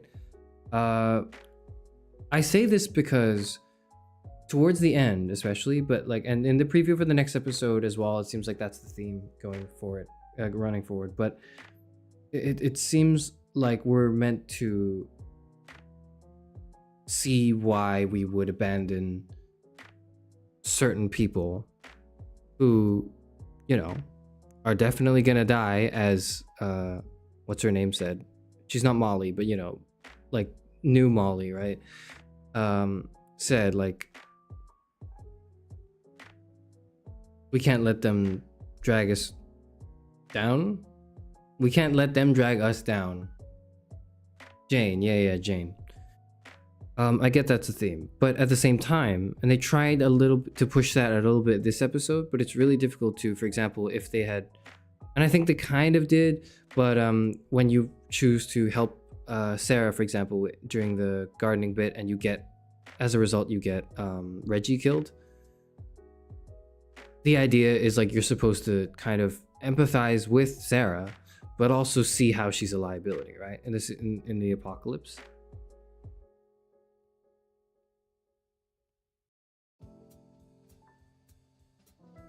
But they can't make it too punishing, or else it just feels very unfun to play, because they know people will, want to help, or are going to be empathetic. I think, or at least a good portion of the player bases.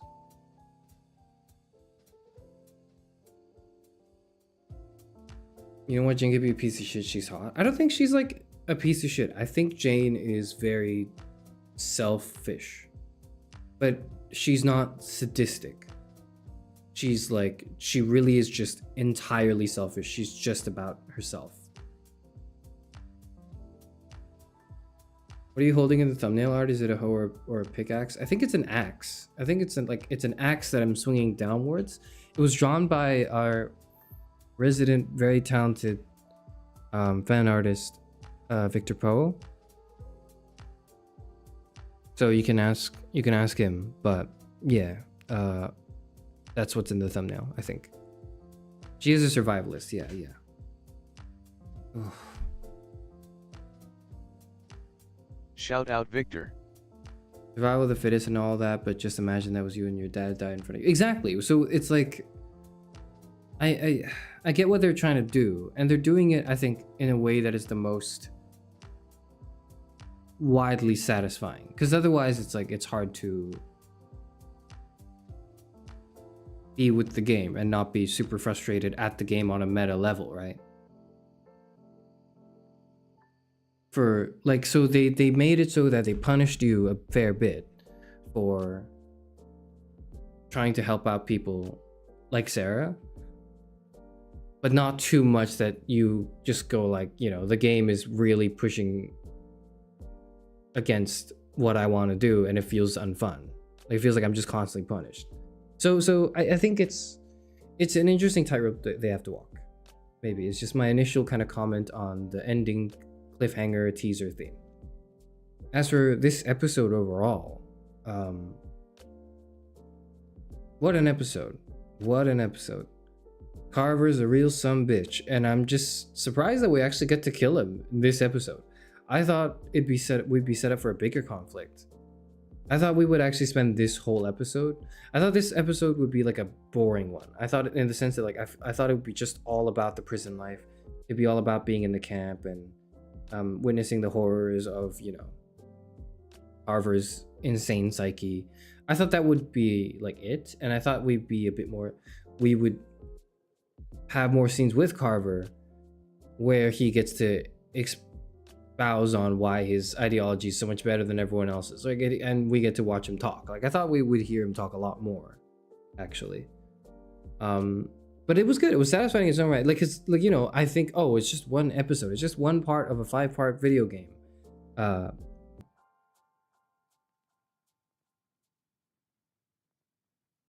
Hello. I disconnected for a second. It's also like 2 whole hours, right? That's like a film. That's like a whole film. 2 hours is a long time. Sorry, yeah, I like that for a bit. Sorry, I'm back. I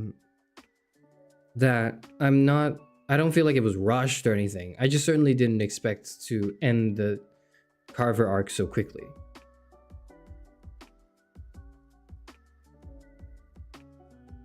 It's funny because as a kid, I hated her and thought she was annoying. As an adult, I have so much empathy for her as a scared, sheltered girl during the apocalypse. Neurodivergent girl during the apocalypse. Yeah, like I think it's... definitely when you're older, you feel for the dad, Carlos, right? A lot more. Sarah. As an adult, you kind of see like the perspectives of the other adults. That reminds me of Negan from the Walking Dead series. Yeah, Let Me Die said the same thing. I think it's like probably just their version of this character. It makes sense like a character like this would exist, right? For a zombie apocalypse situation.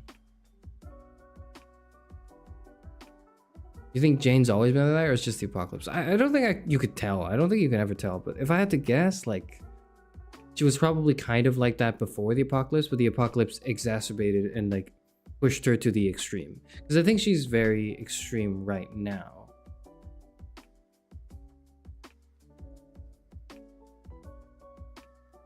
I think it's very extreme now.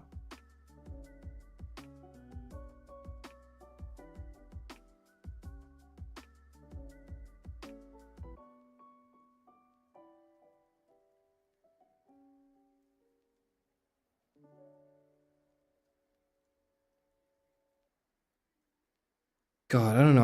I'm still riling from the emotions of the episode. I don't know if I'm ready to talk about it yet. Let me just run a play-by-play. Hold on, let me think.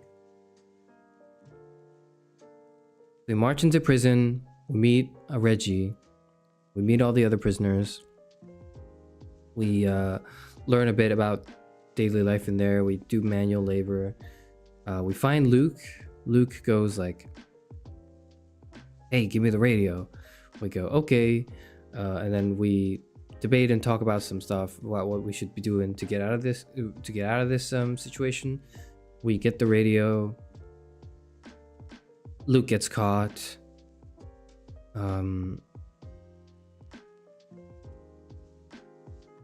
Kenny gets the shit kicked out of him. We hatch a plan to escape that night. I sneak into the radio, or to activate the radio, find that Alvin has been tortured beyond repair and is basically dead, so we let him go out in style. We let him go out by taking someone out too, just to stall for us. So, you know. Hey, at least he went out cool, you know? After that, we escape by covering ourselves in guts.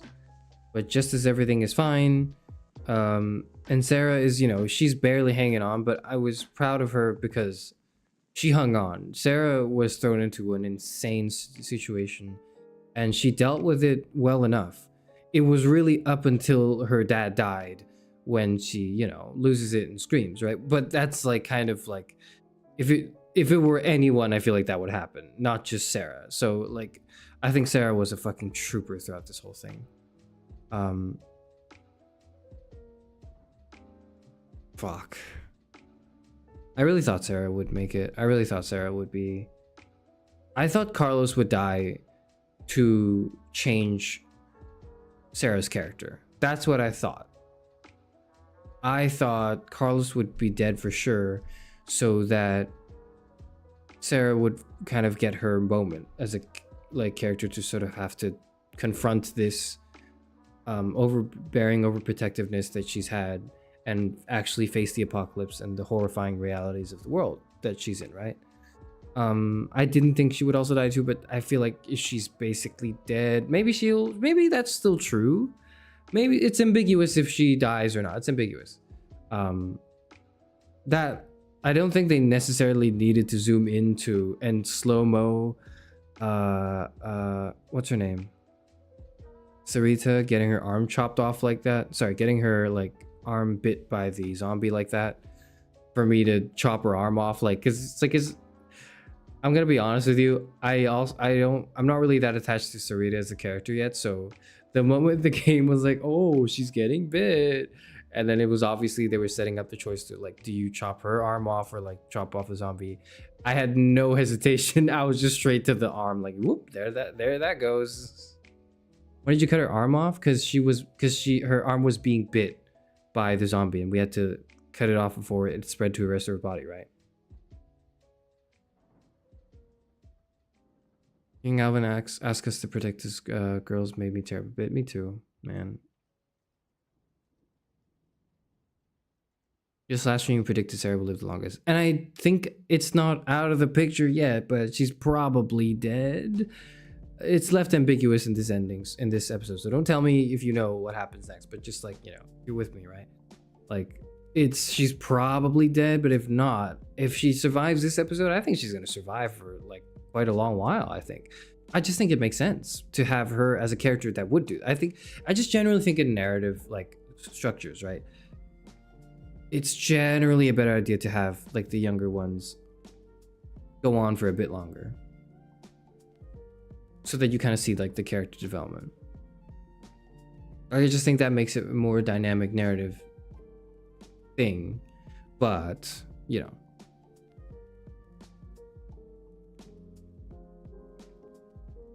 No, it was a dirty hatchet and she's probably gonna bleed out now. It wasn't a smart decision.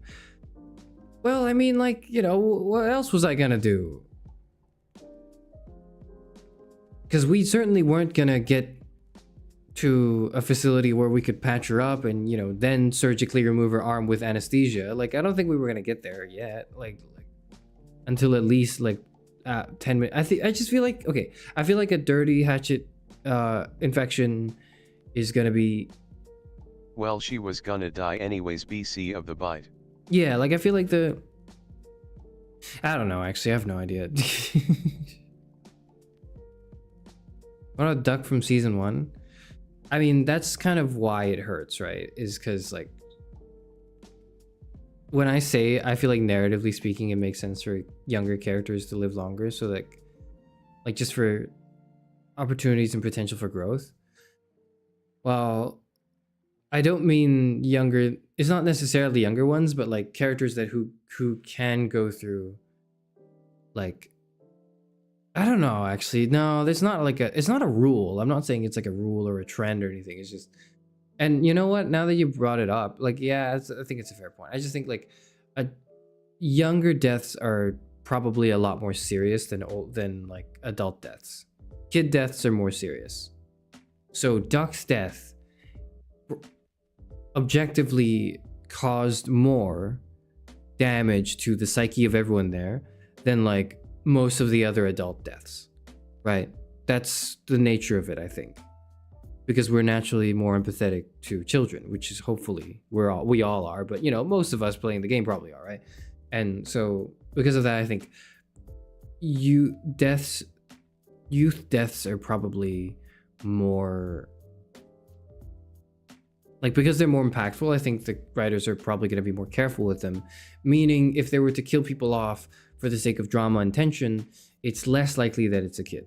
But when it is a kid, it's going to hit really hard. And I think the idea of, you know, Duck and Katja dying was that it was supposed to be a huge fucking enormous blow to Kenny, and we're supposed to kind of, you know, see Kenny suffer through that, I guess, right?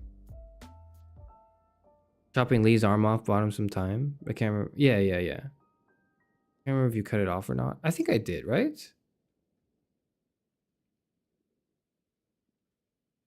Did I not? No, I didn't actually. I didn't.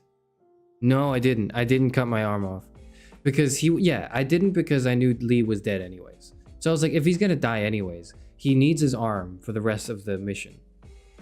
Yeah. So we didn't actually cut Lee's arm off. But if there was Lee in that situation just now, when they cut Lee's arm, they had a tourniquet so he wouldn't bleed out. Sarita does not. Okay, like I didn't think about it. Now that you're mentioning it, maybe it wasn't the best idea to just cut Sarita's arm off. But you know, I saw zombie bite. I saw two choices: cut the zombie head or cut the arm. I was like, well, off the arm goes.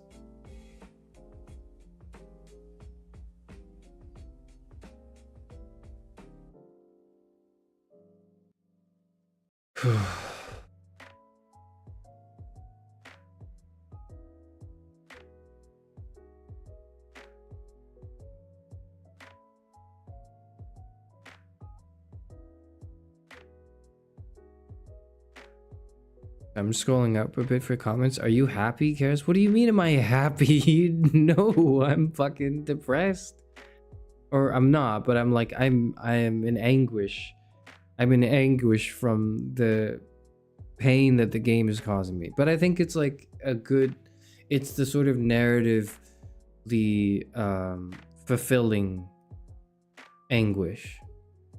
Like, it's not like Class of 09 flip side, which it's just kind of lives rent-free in my head, right? But it's not like flip side anguish where I'm like, this is fucking dog shit horrible and my time is actively being wasted and I'm being tortured. It's more like the characters I love are being tortured to tell me a story that's that cuts deep and is emotionally cathartic in some sense, you know? Tourniquet. Okay, thank you. Tourniquet. Sorry. Tourniquet. Tourniquet. Tourniquet. Tourniquet. Tourniquet. Tourniquet. Okay.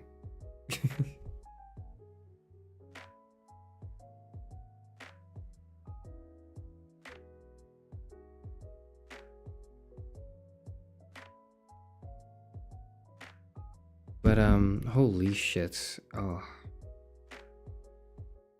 I get the I talked about it in the episode, but you know, it does make sense, I think, why a lot of people would defend Carver's actions. I actually think it's a little I actually don't like Bonnie's turn to help us. I think it felt a bit too rushed. Because you're telling me she was working with him all this time and was like, no, he's fine. And then like the straw that broke the camel's back for her was Reggie. Like Reggie was just another one person that he executed brazenly, right? Like he does that he just does that, right? Like I'm just surprised that, like, you know, the switch up was crazy. It's just, yeah, like that's the one thing probably, honestly, up until now in the 3 episodes we played in season 2 that I kind of have a problem with, in narratively speaking. I think her switch up was too quick. I think that it didn't feel as rewarding as it should have felt. Like obviously we kind of know Bonnie from the DLC, so we have a sort of like empathy with her. But she really went from Carver can do nothing wrong, he's the greatest, to boom, actually, wow, I can't believe Carver's a piece of shit. I'm gonna betray him and help you guys now. Like, you know, like I wish there was more. And I get it, you know, they did kind of like, she wasn't always Team Carver forever. It was just she was in denial, right? Like obviously she did think about, she was part of the gang that was supposed to leave in the first place, you know, back then. She's mentioned her history with that. So it's not like I don't believe that she could switch. It's just I feel like the switch was a little too quick. It was a little too rushed. Just a little bit. It really is probably the first like complaint, if you can call it that. It's just like a minor. I don't think it's that big of a deal because I think it's totally within reason and it's totally believable that she would switch. I just wish there was a little bit more padding for that. That's all. That's just a little bit more padding. But other than that, yeah. As usual, like a fantastic episode, in my opinion. So now that we're like 3 episodes in, right? I can maybe start drawing some comparisons with how season 1 went. Personally, I'm still a bit more attached to season 1. Probably because like I just miss Lee. I miss Lee and Clem. Lee and Clementine was such a, like, it was so strong for me that I just, like, I don't know, it was just like, that's just the gold. It was just the gold. Like, there's nothing bad about this season. And I don't want to say, oh, it didn't live up to the last one yet. But it's like, you know what I mean, right? Like, I didn't feel as strongly about it, but that doesn't mean it's bad. I think it's frankly going to be, it was very difficult to live up to season 1. And you know what? So far, season 2 is really good. Season 2 is incredible as well. So I don't want to take anything away from season 2 by making, you know, shallow comparisons like one is better than the other. But it is worth noting, at this point, it's 3 episodes in, that maybe in my head I'm already subconsciously playing favorites. Who knows? You know? I forgot about the kindness with a huge box of food. I guess, yeah, so that was a catalyst. That was one of the catalysts for change. I think there could have been a few more. Just like 1 or 2 more moments like that. You're right though. Like, I don't think they didn't do anything. I don't think it was like super rushed. I thought it was just a little faster than it could have been. I think it could have been a bit slower, a bit more gradual, her change. Or maybe if we could see into her perspective a little bit more, because we don't play her perspective, right? But maybe there would be a way for us to see just a little bit more inside her. But yeah, like, it's not a big deal. It's not a big thing, but it is probably the only thing in this whole season so far that I think is maybe a decision I would slightly object to / want to amend. A writing decision, right? I would want to amend that I think objectively improves the quality of the storytelling. But it's a bold statement from me because I'm just some fucking guy with a lot of hindsight and opinions. And I didn't write this shit at all to begin with, so, you know, fuck do I know. Right? But I do feel that way. Yeah. Wish Lee lived longer. Yeah, but also I liked the way Lee went. I think it was the perfect send-off. I think season 1 really was perfect from beginning to end. Like, and it couldn't have gone any other way. Lee had to die in that moment. Clem had to kill her. Like, that had to happen. Fuck, I'm thinking about it now. I'm getting a little teary-eyed. I'm thinking about season 1 again. Like, I'm shocked and I'm sad with a lot of the deaths in season 2 so far and a lot of the shit that's going on. But I think I'm less emotionally like I'm less crying and more like just maybe appalled at the cruelty that the characters are displaying. But I understand that I don't think it's torture porn though. Like, I don't think it's I don't think it's excessive cruelty or violence that the writers are dealing with. I think it's fair. I think it's called for the story they're trying to tell. I think it's called for. But to me, because some of it also has ramped up and we've spent less time with the characters here than in season 1, for example, I do feel a little less sad when a character dies because I go, oh fuck, they died. You know, I'm a little I'm a little torn up, just a little bit, right? But like it didn't have the impact that the season 1 deaths had on me.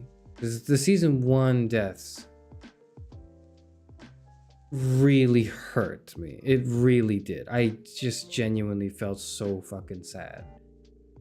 I still feel sad here, but not as much. Yeah, I don't know. I'm sorry that I'm making comparisons now. I understand that some people might find it annoying, but the reason I make comparisons is not, and it's not with other games, it's just with its own game, is because I need to find where my expectations should be for this game's quality and measure how I feel about it and whether or not I think this season has lived up to that bar, right? Which is a very high bar. It's a fucking incredibly high bar. So, yeah. It's too soon to compare the two. Yeah, I'm just making like premature comparisons right now, just to sort of, you know, prep the fact that I'm going to do it more later. Bonnie said she didn't leave because she was safer inside, but now she knows she could die any minute. Like Reggie, she no longer feels safe.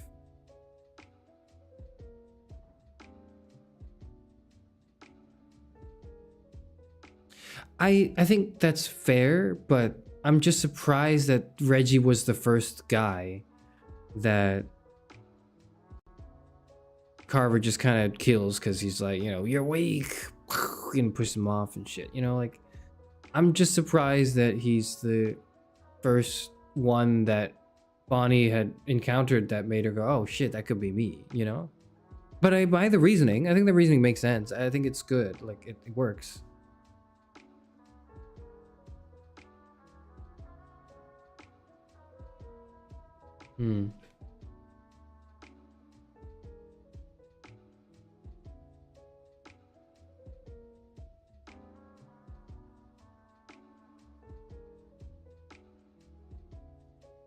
So far, I'm not nearly as attached to any of the characters, though, than I was in season 1. Maybe that's something else I can compare. I hope I'm going to stop the season 1 comparisons shortly, okay? But, like, I'm so far not that... I think Sarah probably was the one character that I not necessarily connected with, like, in a character sense, but more like I feel the most... Maybe because I kind of also feel protective of her, but I feel the most like attachment, or the most like, I'd be the most upset if she died. It's sort of ambiguous. She's probably dead. We don't know. We'll see next episode. They're leaving it ambiguous intentionally, but like,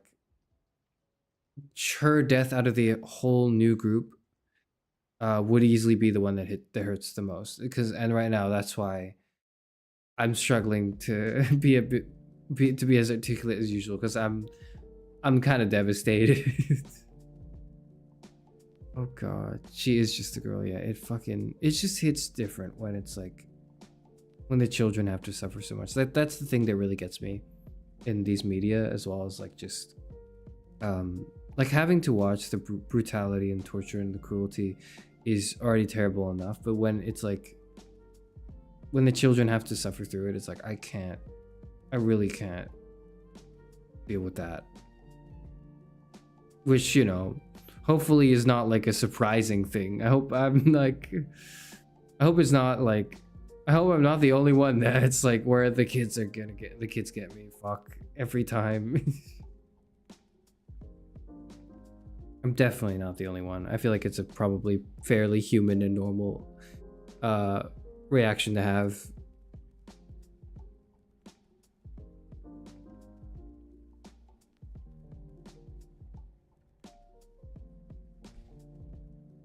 It's funny because Ellie in Last of Us feels so mature. I feel like in Last of Us 1, it mirrors kind of like Clementine's growth, right? A little bit.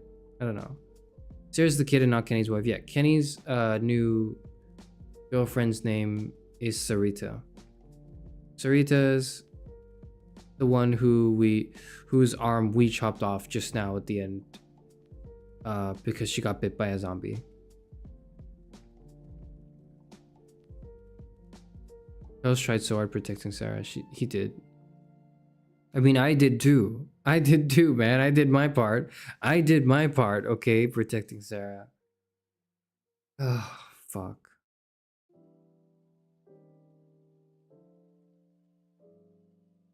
I'm so... Oh.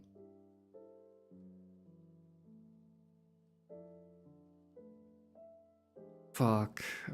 Maybe they just killed her, but they couldn't do it on screen.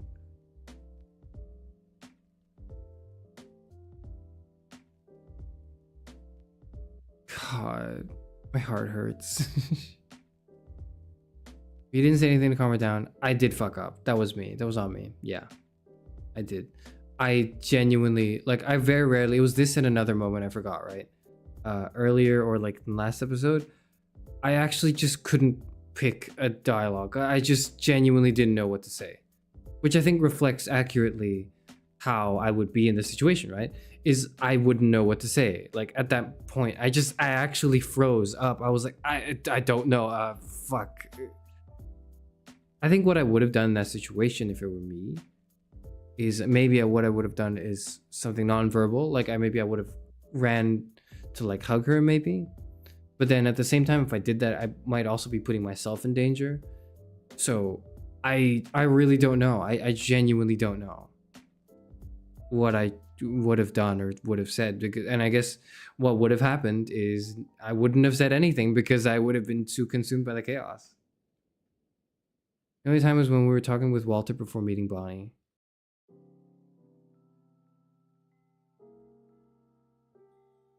Oh yeah, that is the other time. Why didn't I not think of anything then? Oh, cause Walter was like, cause the options were like, we're going, we're staying, and then like some other extreme, and I was like, I'm not ready to make that decision yet. Was what I thought. That's why I kept quiet. That one was like, I felt like there was no. I think for that one, I felt like none of the dialogue options made any sense to me. To say, like, I was like, I wouldn't say any of these things, but I would say something else. I would just say, no, I feel like we should work this out. That's what I would have said if I were the character.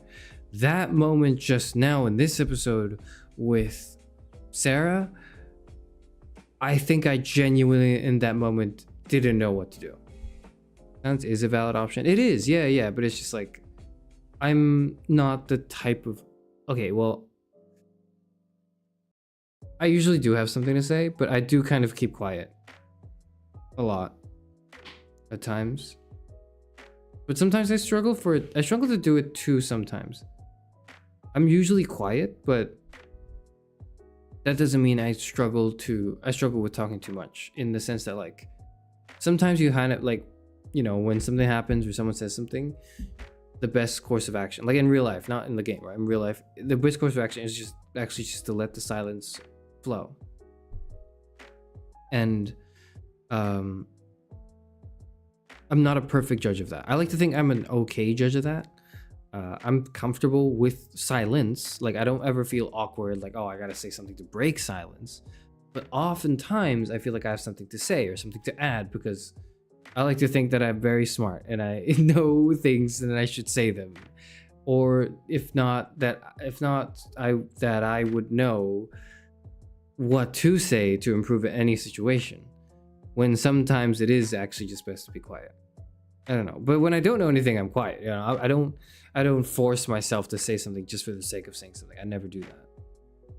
But yeah, when I do have something to say, I will say it. I wouldn't silence myself. Yeah, maybe that's the word.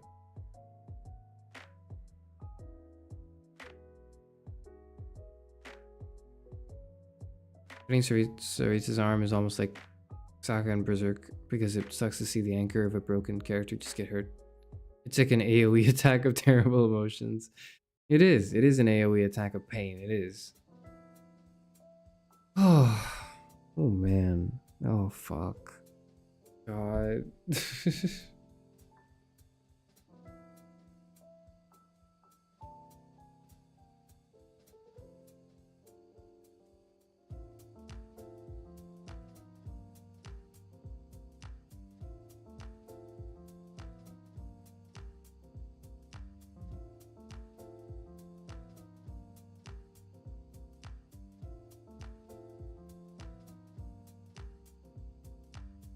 I'm scrolling up in the comments to see what I missed. I got to the point where Jane shot the dude in the nuts.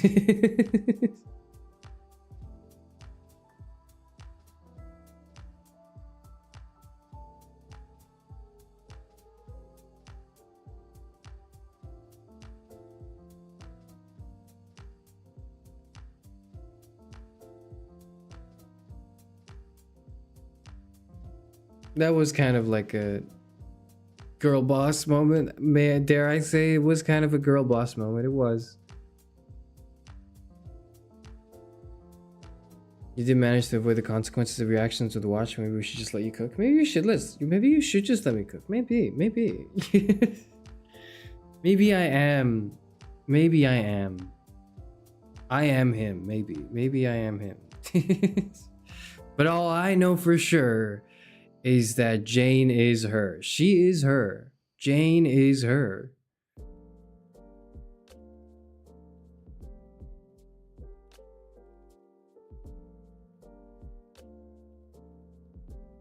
Was it Troy? Very cathartic. Very, very cathartic.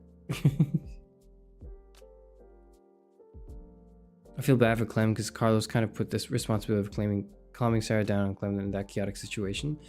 Yes, and not just Carlos, a lot of the adults have pretty much just put all the responsibility of doing everything, the most important things, right, to Clementine. And Clementine steps up to do it, but it's one of the longer, pervasive, heartbreaking things about the series for me. And I think is going to be going forward, because I doubt they're going to, like, for example, kill Clementine this season. I just don't see that. I sort of know that Clementine's involved in most of the, if not all the future seasons as well. But, you know, Clementine to me just strikes as the type of character that, like, is the centerpiece of it all, right? The centerpiece of the storytelling has to revolve around her. So, like, you can't kill her off. It just doesn't make sense. But I think part of the bigger, more pervasive tragedies is precisely that she has to be the one to do all the work, right? Like, she has to be the anchor for everyone. She is the most competent, she's the most capable, she's the most, like, battle hardened, she's the most resourceful, she's like, she is her. she is like, Clementine is the you know, the girl boss, right? But like, the tragedy is in the fact that she's fucking 11. Like, that's the tragedy. The tragedy is that the most competent character throughout the series is also the one who shouldn't have to be, because she's fucking 11 years old. Like, that, like that is, well, like 14, but yeah, she's like 14. Yeah. I don't know. Like, yeah, I don't know how old she is.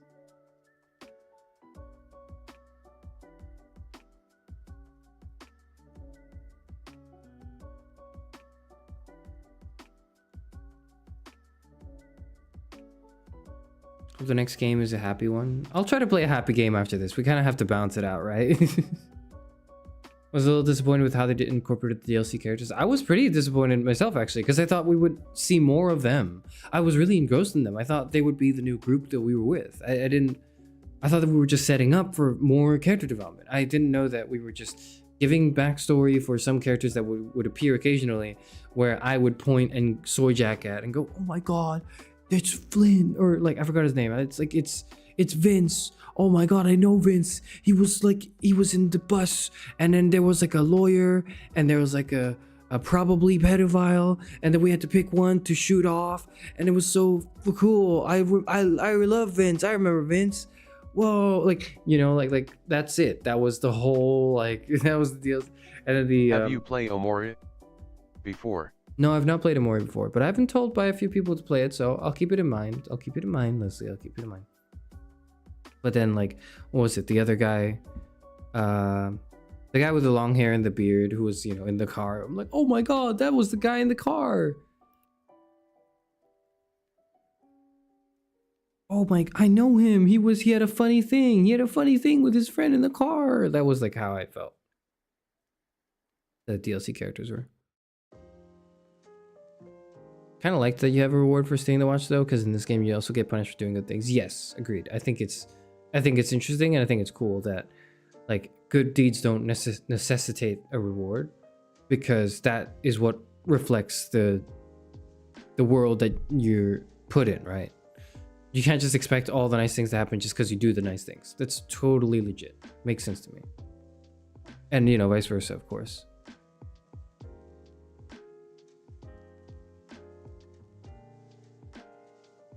You should have been there back in the day seeing the clan reveal in the season 3 teaser. We can watch that, like, I realized I didn't watch that going into season 2, but like maybe going into season 3, or like at the end of season 2 when I'm done with all of that. Or maybe as a prelude to season 3, when we eventually do that, we can watch the trailers and teasers and stuff. We can do that. The past part out, it's a chill game.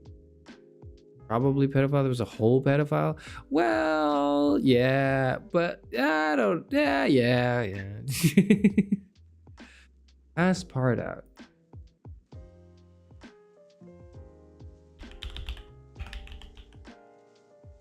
Starving artist. Is that a joke about me? Even you can become a great artist. Wrestle subjectivity as you attempt to sell your art to rude customers in order to progress in this confusing art scene.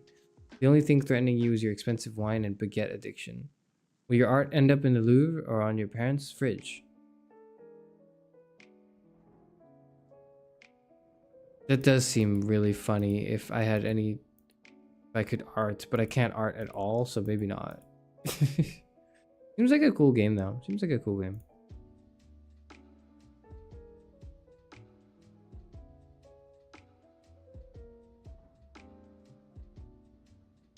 Like how despite the game being a decade old, it doesn't feel dated at all. Yeah, partially because it's not set in contemporary time. It was set in like an older time anyways, right? So it was also like the same sort of looking back. What would have happened if there was a zombie apocalypse in this part of history, right? I guess. Who's the PDF file? It's one of the guys that Vince escapes with from the bus, from the prison bus.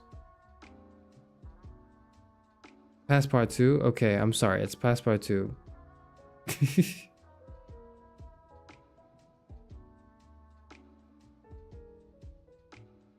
Trolley Problems is chill. No, I feel like, okay, Trolley Problems itself might be chill, but I'm not going to be chill about it because I'm going to be like, this is fucking wrong, and here's why. This does not capture the spirit of the original thought experiment. No, that's what I'm going to do, right? And I know I'm going to do that, so I don't think I can do that as a chill stream. Excuse to see you draw? You don't want to see me draw. It's like, it's not interesting. Like, I'm not even, oh, so bad it's funny.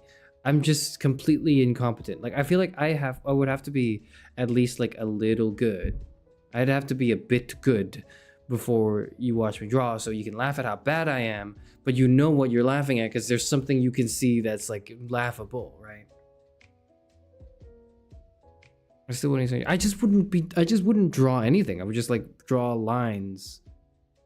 Like a graph or something. I would probably draw a graph is what I would do. I don't know. I do. Please just one bad MS Paint drawing, it'll be great. No, it wouldn't. I don't think it would. Digging is fun as well.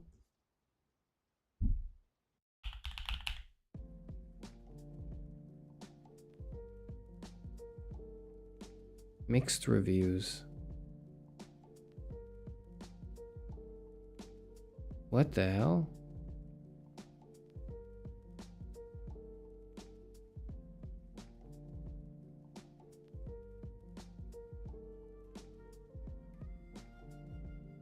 Is that the hole in the ground or is that a different game? That's a different game. This came out on 7th of May. You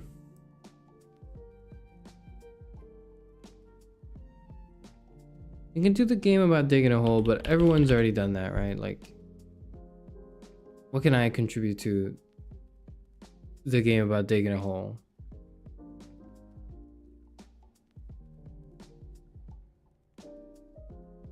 Maybe.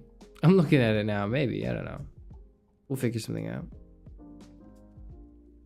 It's a digging game with the philosophy crap. I don't know what that is. How about you make it a competition? You challenge an artist from the Discord. The reward being you make them a mod.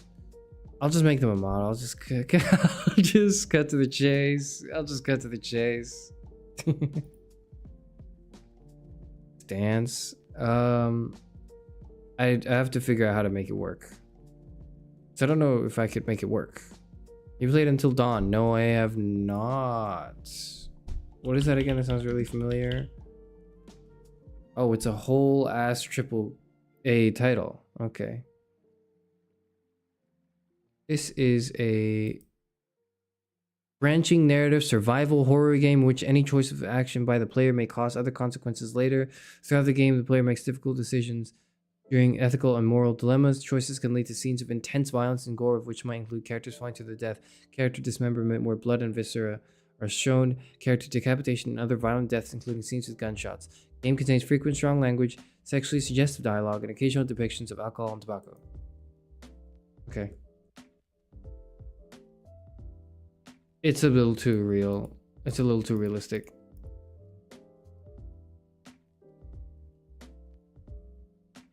It's a little too realistic for me. Okay, it's a bit too much horror. It's a bit too much horror. Yeah, it's a bit too much horror. I couldn't do it. It's a bit too much horror. I will shit my pants. I'm alright.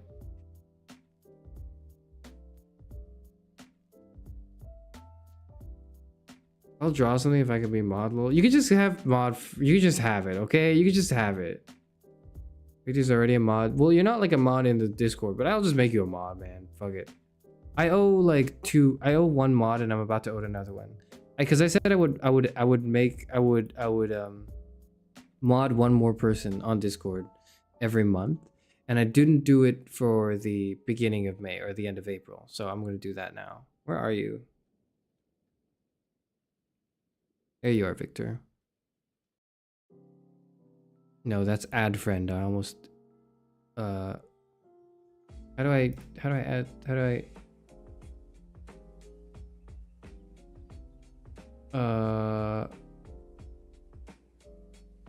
roles, aristocrats, edit members, manage members, add members. Oh, there's a few people here that I don't recognize. Cool. Congratulations, you're a mod now.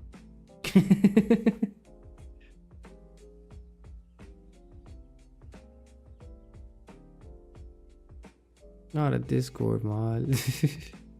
You're already a mod here. Well, what do you want? What do you want? I mean, yeah, for a week, but still. Rami Malek was in it? That's cool, but I can't play it because I'll shit my pants. Got a bad, very bad film adaptation. Maybe that's how I heard of it. Play the Quarry. It's a lot more campy and from the same people as Until Dawn. I don't think I want to play something from the same people as Until Dawn. Not because I hate the game, but because I'm scared. Yeah, that's way too realistic.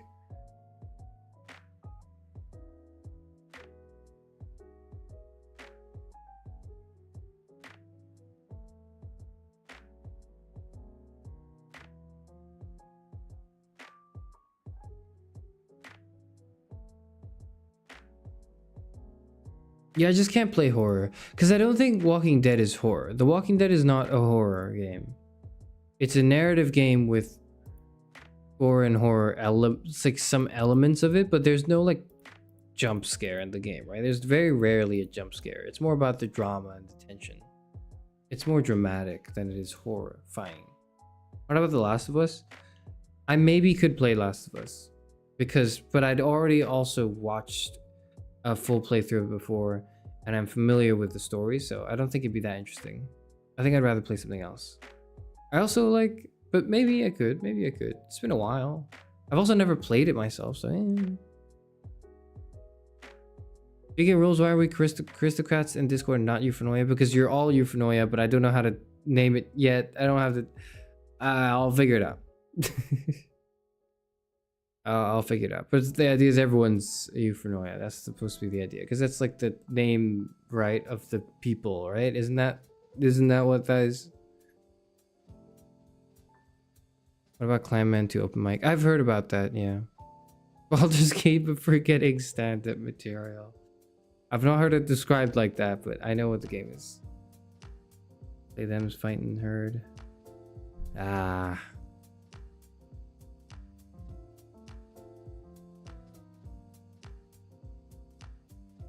You'll be fine, it's not that scary. No, it's like, it's... How are you with horror movies? I've only watched one, it was It, and I really didn't like it, and I covered my ears for most of the movie because it was just too loud. I just didn't like it. It was just too loud. Like, my senses are not... Like, I don't need you to yell at me, okay? Like, I don't need the... I hate when it's loud. I just hate shit when it's loud. I don't like it. When it's loud and sudden, like a flashbang, I really don't like that. So, you know, I don't like jump scares, which is a big part of horror, right? Especially contemporary horror games and the horror genre. You're scared of campy horror movies too? Probably not, but like, I don't enjoy them either to enough to like, you know, sample the cooking, right? Like, I don't enjoy it enough to just, to know what I like and don't like, and what I'm okay, what I can deal with and what I can't deal with, because I just don't really like horror. I just don't care for it.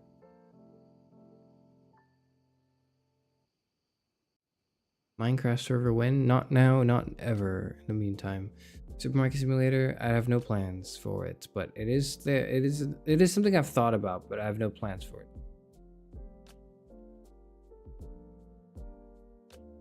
Can we force German into a Discord call where we watch Hereditary? No. Have you seen Final Destination? No.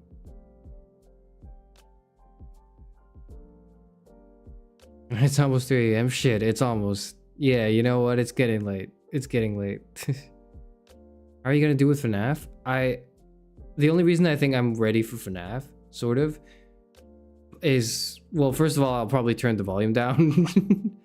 But the reason I think I would be kind of ready for FNAF is I have seen every part of the game for like 11 years, and I think over 11 years I've been able to get comfortable with it. I know everything, not everything, but I've seen pretty much every part of the game. I don't know if I remember every part of the game, but I've seen all of it. Due to playthroughs initially, and then game theories, and then memes. Like I've been so overexposed to Five Nights at Freddy's that I think I'll be okay. Hopefully. And if not, I will like turn the game off and do something else.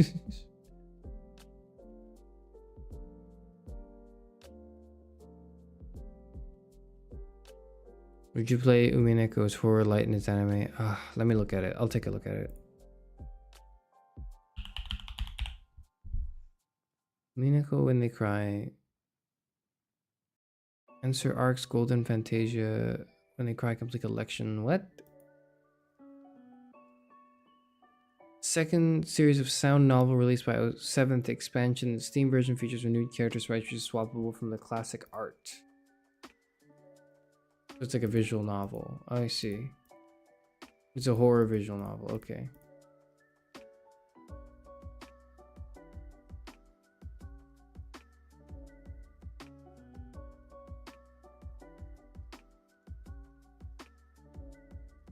Yeah, I don't know. I'll think about it. I'm not like... I won't make promises. I don't know. Horror mockumentary called like Mumbo. Zero jump scares, very tame but creepy. I don't want to be creeped out, man. I don't find any... I know I get the... I understand intellectually the appeal of horror is like the catharsis it brings when like you get scared and you go, oh shit, oh, and then the settling and realization that, oh, okay, actually I'm safe because I'm consuming horror content. This isn't real life, and that kind of brings a catharsis and like helps people deal with, you know, their own stress and anxiety. I personally don't deal with my anxiety this way. I don't find catharsis in more anxiety in a game, or maybe I do, but not through horror, through other things like I don't know, like through other things, I guess. Red Dead Redemption, Detroit Become Human, both are games I plan to play. Detroit I've watched gameplay of before, but I just love the game so much that I love the game so much, and I think I have so much to say about it that I want to stream it sometime in the future when I eventually fix my PC. Red Dead I have not played before, but I've heard people say it's really good. I don't know if a stream would be interesting because it just seems kind of like the type of game that's like, oh, it's just really good, but I just play it. But it's not really the type of thing people would watch a stream for. I don't know. Earned about my puppy playing time? Absolutely not. I've seen that shit, and it maybe in like 10, 15 years, if Poppy Playtime ever gets memed as hard as then like maybe then I'd be able to stomach it, but I don't think I could.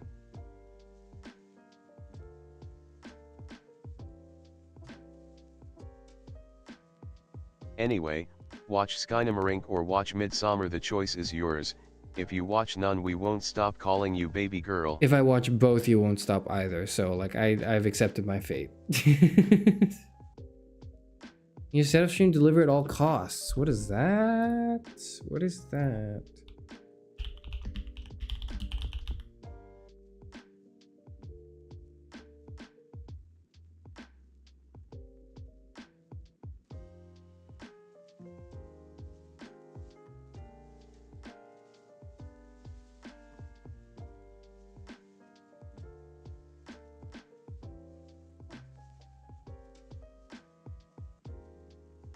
Maybe.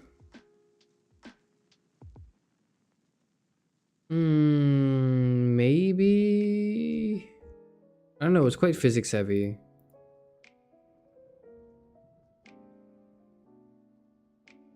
Actually, now that I'm looking at the game again, I don't know. No, I don't think I could. No, I don't think I could. Again, once I'll get my PC fixed in like a month or two, and then when that happens, I'll let you know, okay? But like before that, no. Love Connor from Detroit Become Human. I learned how to do coin tricks because of him. I would actually stop calling you that if you watched both. It would hurt, but I'd do it. Nah. That's a shame.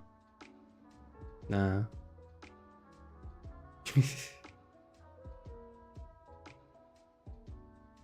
Over Danganronpa? Maybe Danganronpa, maybe. It's one of those like after I played 09, I got a bunch of requests for different games. Danganronpa was one of them.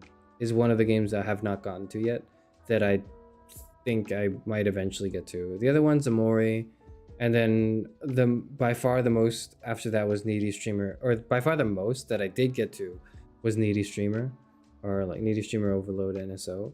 That I'd already played and I hated in a good way, I think.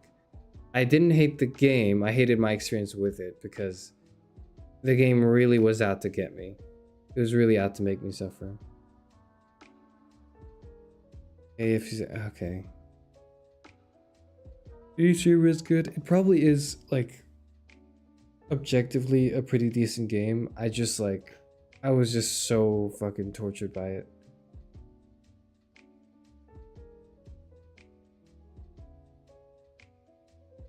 Nocturnal? Alright, that's the last thing I'm looking up, and then I gotta go.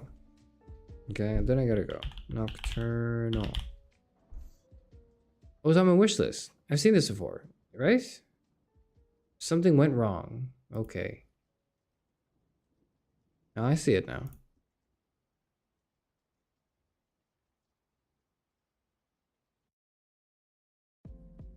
Oh, I've seen this. Yeah, I've seen this. One of you someone recommended this. Seems kind of cool. I have this on my wish list. I'll get it when it's on sale or something. But it looks pretty cool.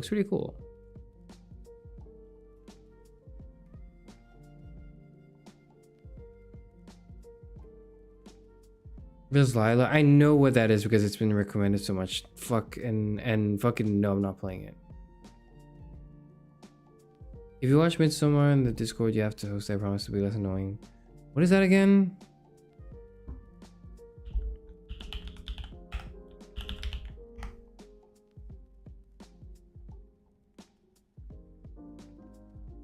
Stars Florence Pugh and Jack Rayner as an American couple who are drawn into a violent cult in rural Sweden. Oh. The Finnish film focuses on a deteriorating relationship inspired by a difficult breakup experience by Astor himself. Okay.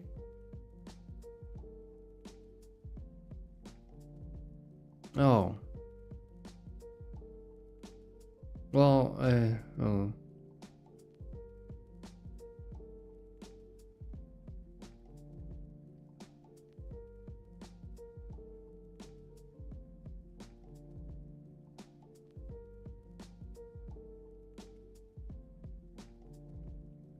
7.1 out of 10 on IMDb.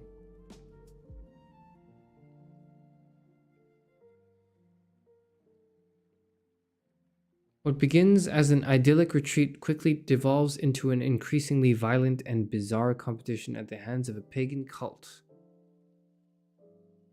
Oh.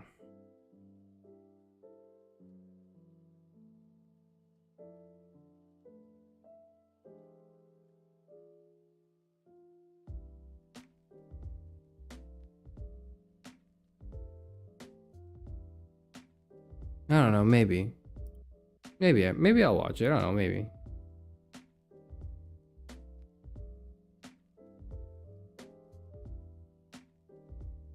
How about No, I'm Not Human? I think I have that wish list too. Let me check.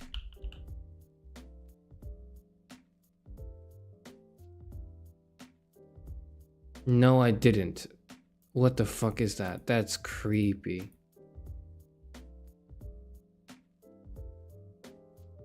No, fuck that. I don't want to do that. No. Fuck that. Oh. Oh. Oh. Oh.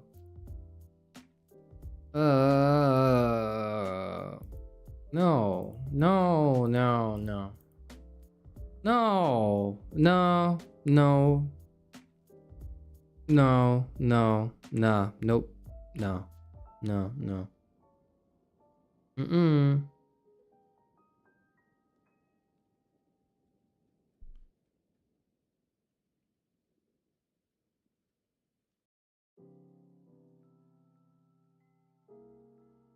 You just worry yourself. Stop. Okay, I stopped looking. I only looked at the premises. Okay. He's watching Discord with us. Watching Discord with us. I don't know. Maybe I'll do it.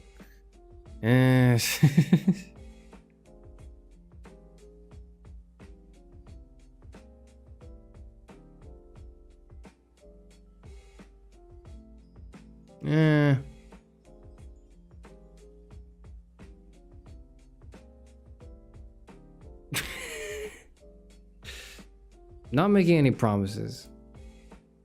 Make it a sub goal? Sure. If we can get to 1,000 next month, then yeah, sure. Sure, it'll be a sub goal. That's fine. We could do a movie night. We could do a movie night if we get 1,000 before July. Sure.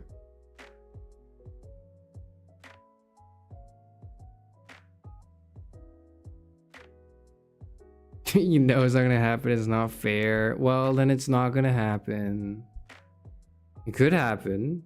It could. Make it realistic now. Oh, come on. It's not that unrealistic.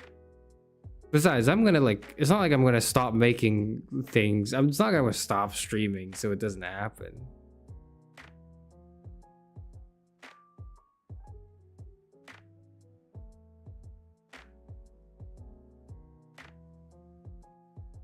Sub goal it is. All right. We are begging. Well, it's like, you know, we also don't have to do this now. We can like, you can ask me in like 2 months and then maybe, and then in 2, you know how it works, right? You know how it works. You know how it works. You ask me once and I go, not really. Like if it's not an immediate like no, then you can see, you can like wiggle through it, like, right? You can just spend the next like 3 months just periodically asking, hey, if we like do this, can you watch this? Can you play this? And then eventually in my head, I'll categorize it as, oh, lots of people have asked me to do this, so I should probably do it. And then I'll do it. Right? That's probably how it works.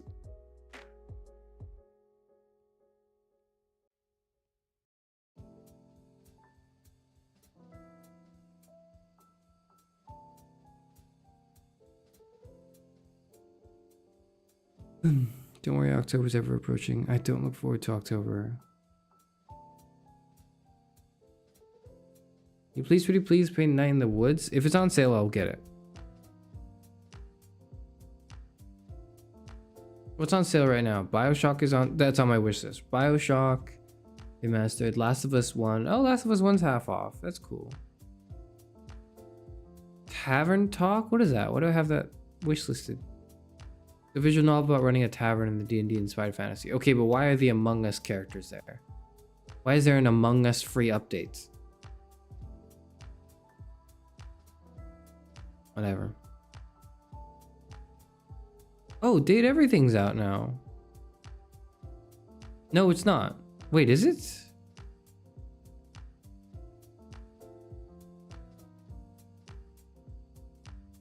No. Game's out in 2 weeks, but you can pre-purchase. Interesting. It says it's similar to A Date with Death and Class of 09, the re-up. I thought they're very different games. I thought Date Everything was very different. Some people have been pestering me to play that.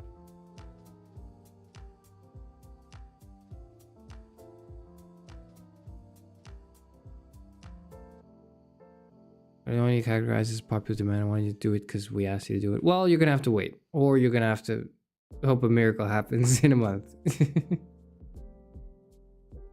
Oh. Why don't you do it over your own card? Okay, well then you're gonna have to wait a bit for me to mull it in my mind before I go, maybe. Because I'm in like a maybe camp, okay?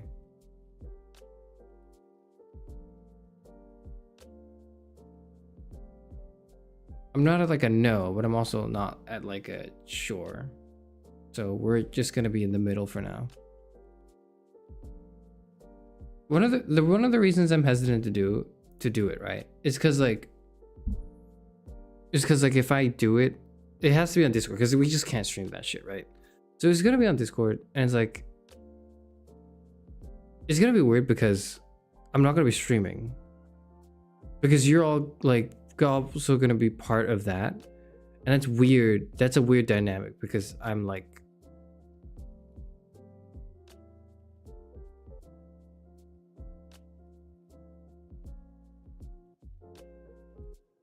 a VTuber, so like it's like it. You see where I'm hesitant. I just don't see it working as like we can mute. Yeah, but it's like it's not. So am I doing like just a stream on Discord is what I'm doing? So then it's like, why don't I just do an archive stream? You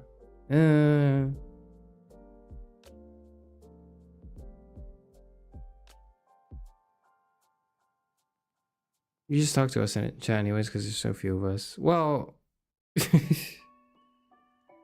whatever. You can just do what the other streamers do with the movie time on screen. We all watch on our own devices. We can do that as well for watch-alongs. I'm just not very keen on watching a horror film.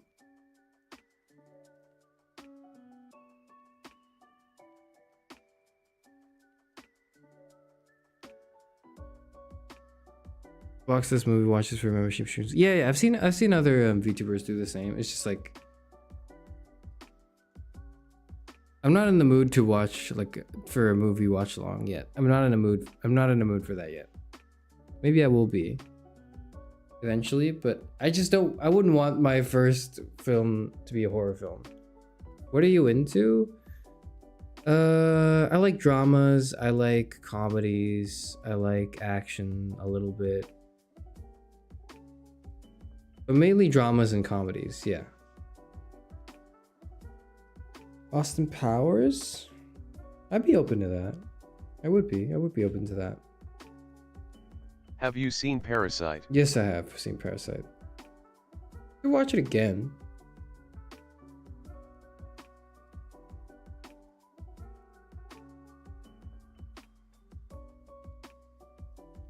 We can choose a film you like. No, I can choose a film I like, and then you all have to watch it with me.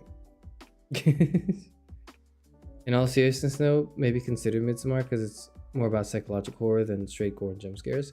I'll give it some thought because it does look like a good film. From what I can gather, it looks like it's not. It looks like it's not horrible. It looks like it's probably like. It looks like the type of film that I'd watch, and it wouldn't be my favorite thing, but I wouldn't have regretted watching it.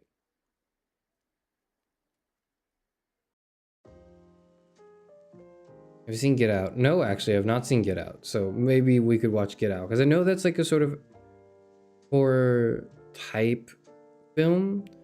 But it's also like, it's been talked about quite a lot. But I haven't watched it, and I feel like I want to be a part of the discussions that take place in Get Out. Or based on Get Out. So maybe.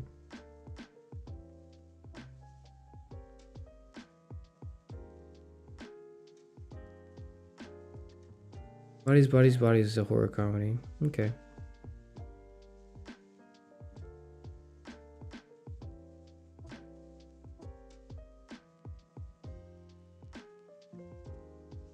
Yeah, it's more of a thriller than a horror. That's right, yeah.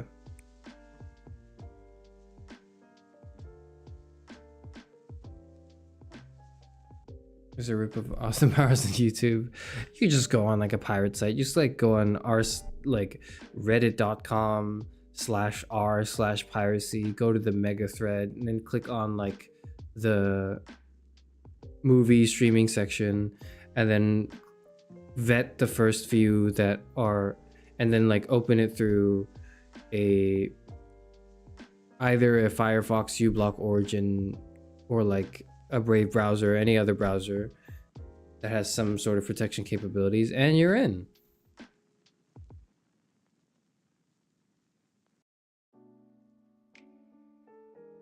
Or you can torrent, I don't know. I like to stream personally. I still think the only way to develop a horror tolerance is exposure therapy. Yeah, but like I don't like horror. You ever torrent anything? No, I just stream stuff. That's all I do. Keep it low key. We can't be spilling trade secrets. No one's watching this stream. No one's gonna watch the stream. By no one, I don't mean like zero. I just mean like it's gonna be very difficult for people to find a stream like this. Which is why I feel confident being able to just say whatever the fuck I feel like saying right now. It might change in the future, but or for other different streams like that I know are engineered to take advantage of the algorithm in a little bit. That would inevitably lead to a few more like to a bit more viewership than usual, such as the male loneliness epidemic stream. In streams like that, I might be a bit more cautious with what I say, but like in the usual streams, I'm like, oh, fuck it, whatever, I'll say what I want. One of these days that's gonna bite you in the ass. Sure it is, and when it does, I look forward to it, because that means I'm too popular, and now it's a problem. And you know what? I'd rather deal with the problem of being popular than the problem of being unknown as a VTuber. I think one of the problems is easier. I also think I would handle popularity really well, I think. I'm so good at like driving people away, or like filtering out like people with no sense that I just don't think it would be a problem ever. Like I feel like I'm really good at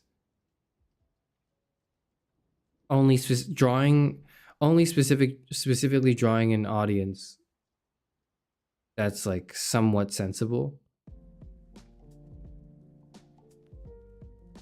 with its own trade-offs, but you know.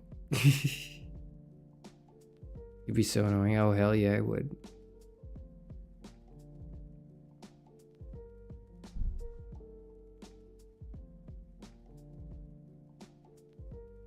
Even Kenny visit us. There has to be tens of us watching the VOD. Yeah, like probably like 100.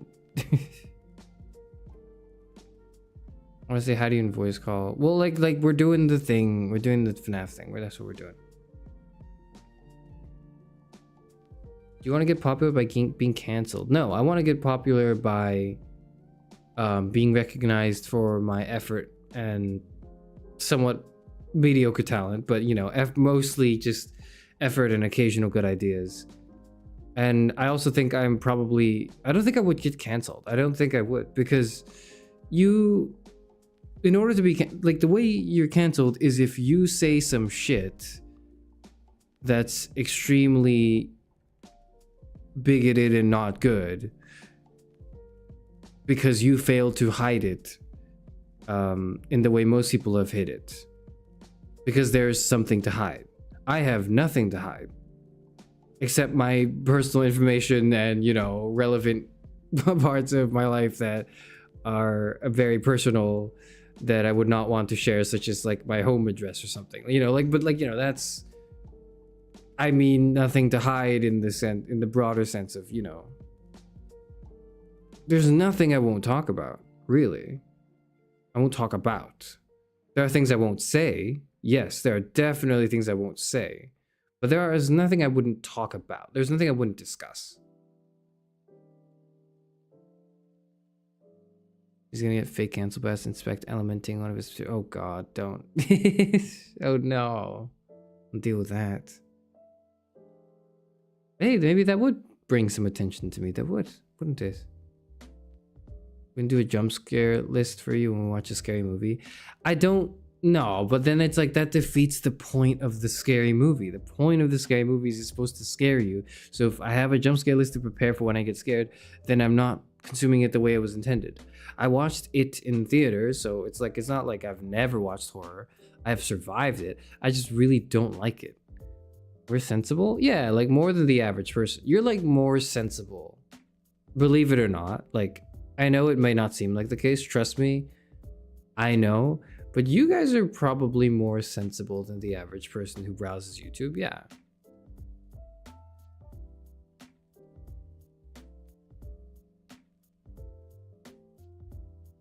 Probably get canceled for your opinions on the French. I have no opinions on the French. I have no opinions. What do you mean, my opinions on the French? I don't have any.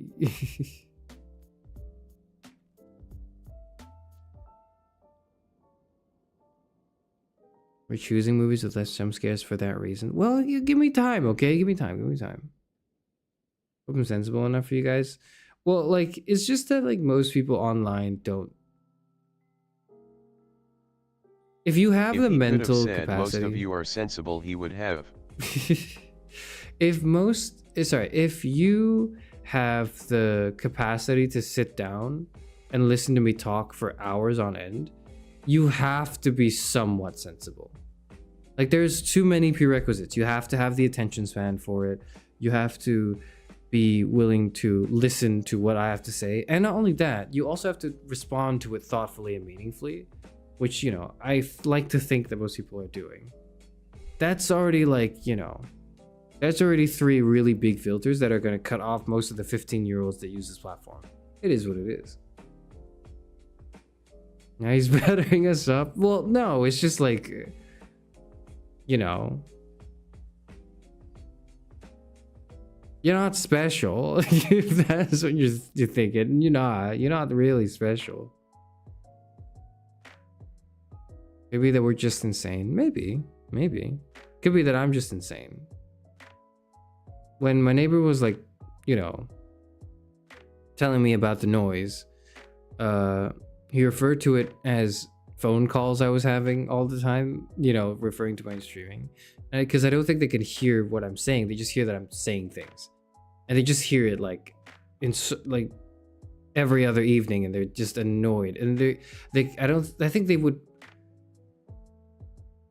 I think if I told them, if I clarified and I said, actually, I'm a streamer, I would lose so much respect in the community immediately. I think I would lose so much respect. I think right now I've got a decent sort of reputation that I need to uphold among my fellow 60-year-olds, that if I told them that I live stream on YouTube as like an anime they probably character, think you're talking to yourself. Maybe. I would rather they think I'm talking to myself than that I'm talking to like a YouTube chat. I'd rather they think that. I would much rather they think I'm insane. Yeah, just a really long 6-hour phone call every other day. Yeah. Doesn't everyone do that? Doesn't everyone?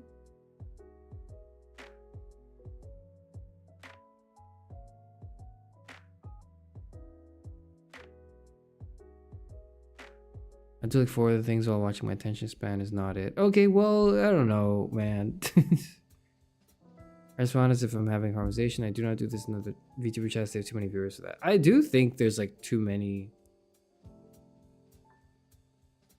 The crowding of a VTuber is like, of a VTuber chat is an interesting thing to think about. Because right now, it's not a problem. Right now, it's like pretty slow. But maybe like in 10, maybe with 10 or 20 more concurrents, it starts to it might get a little fast. I don't know. Actually, no, I don't think it would. No, I don't think it would. It really also would depend on the type of content I do. But yeah.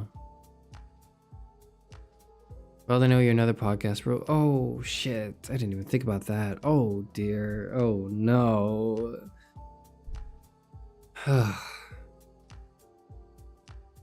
You talking to 13-year-olds? It sounds way worse out of context. No, I've never do anything in private. Like, I've never done... That's why I'm very like skeptical and like hesitant as well to do stuff on Discord, because like it's also to some extent public, but it's like everything I do on YouTube is super public, so I don't have to worry about like, you know, anything weird. I will never reach out to you via PMs unless you are like a content creator and I'm looking to collaborate with you as another content creator. So unless that happens, know that if someone with my name is talking to you, they're a scammer, and to block them immediately. You know for a fact that your regulars are 18 plus though. I know for a fact that most people that watch me are 18 or like just adults, because this is just not the type of thing that I feel like I'm not very appealing to, or I can be, but I also try not to, in some sense of the word, be appealing to children. Like I can entertain my grandkids, you know, if I wanted to put on a show for my grandkids, I'd be able to do that pretty well. But it wouldn't be this. It wouldn't be like me sitting here talking about how I feel about things with pretty much no filter. It wouldn't be that. It would be a lot more like exciting and like engaging, and I would be asking you questions I know the answer to. And it would be a lot more structured, I think, but you know.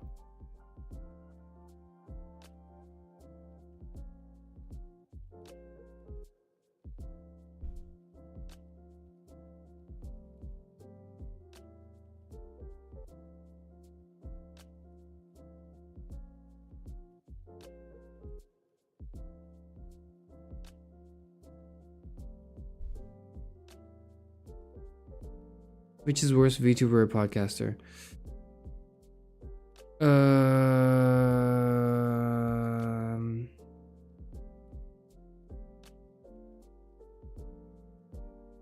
Podcaster if they know. Podcaster if they're a normie. VTuber is worse if they know what a VTuber is. If the person you're talking to knows what a VTuber is, roughly, like they know what a Gargura is or something, or like a Vox Akuma or something, then VTuber is worse. If they know what a podcaster is, but they don't know what a VTuber is at all, then podcaster is worse. Podcaster son or VTuber daughter? VTuber daughter. VTuber daughter, yeah. But like it's not, I'm not happy about it, but it would definitely be VTuber daughter for me. What if I become a content creator? Will you DM me then? I'm just not gonna DM anyone. I hate DMing people. I fucking hate doing it. I already hate doing it like as a person. If I have to do it as Charis Euphranor, the first and last Philosopher VTuber, like it's just like, what are we doing here, man? What are we doing? What are we doing? I don't want to do that. No. Fuck that. I will respond to DMs, but I wouldn't like DM anyone out of the blue, because it's like I have enough shit to deal with. The last thing I need to do is to start one more new conversation. Like, do you know how many fucking conversations I need to do? I don't need to start another one. I hate that.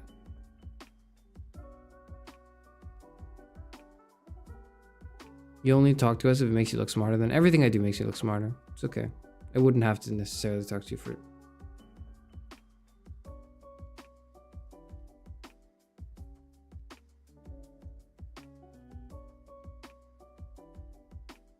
I'm being not sexist.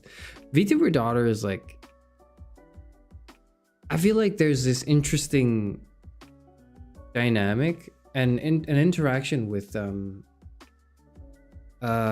femininity that VTubing provides specifically. So like obviously I'm not like I'm a guy as a VTuber, so but I think there's an interesting link. I think masculinity in VTubing is not as interesting yet. It could be. I think it has the potential to, but right now it's still relatively niche, right? Relatively, right? Not totally, relatively niche. I think there's interesting because it's like, especially considering like a lot of the shit that IRL, flesh tuber, whatever, like content creators have to deal with who are women. That, you know, their male counterparts don't have to deal with. The idea of VTubing and having that pseudonymity, not having to deal with comments about looks, because you know everyone looks like an anime character now, offers a really interesting interplay with current society. I don't know. It's a current patriarchal society, if you will. If you want to make it an essay, you add the word patriarchal in it, I guess, right? But you know what I'm trying to say. It's an interesting thought, and I feel like if I had a podcaster son, he's not doing anything interesting. A podcaster son is just saying, it's just like wasting time and money and garbage. Like he's just creating garbage. A VTuber, it has no potential. They have no potential to do anything interesting as well. Like a podcaster son has no potential to do anything interesting. You are not going to be the first person to talk about something or invent something or think about something. You aren't. Give it a break. But you, as a VTuber daughter, I think as a VTuber, there's still a lot of potential in interesting creative avenues and ventures.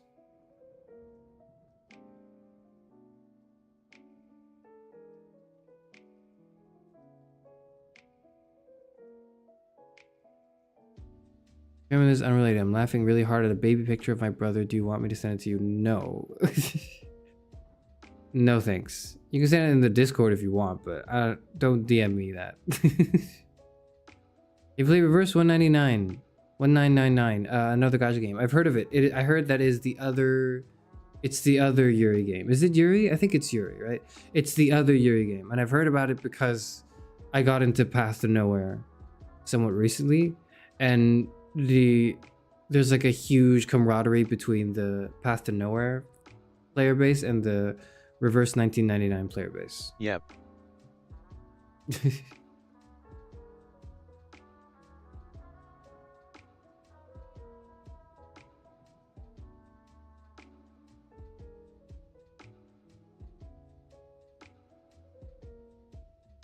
What if the podcast son is one of the Dirtbag Left podcasts? I've not heard that. I don't know about them. Are your Just Chatting streams considered podcasts? There isn't anything necessarily important to look at. I feel like calling them Just Chatting streams is a bit less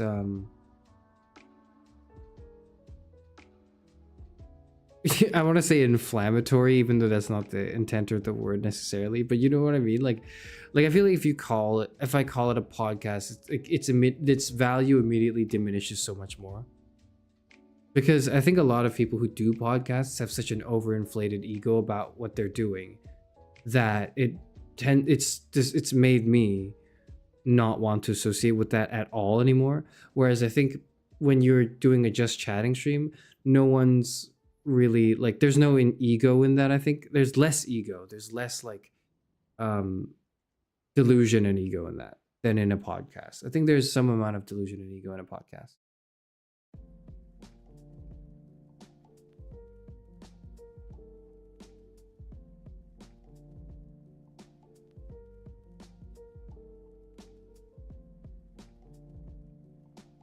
Is random but kind of related. Rotten Mango's podcast is amazing.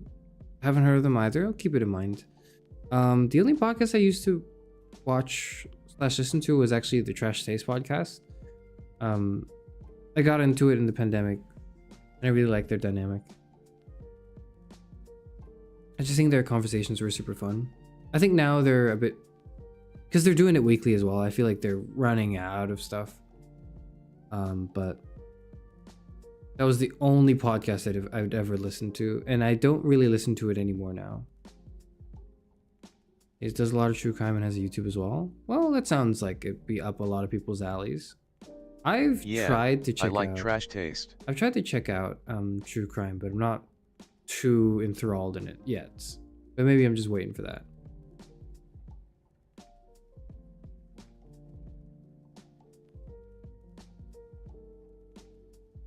I haven't listened to it in a while though. Yeah, I haven't listened to Trash Taste in like a year or two.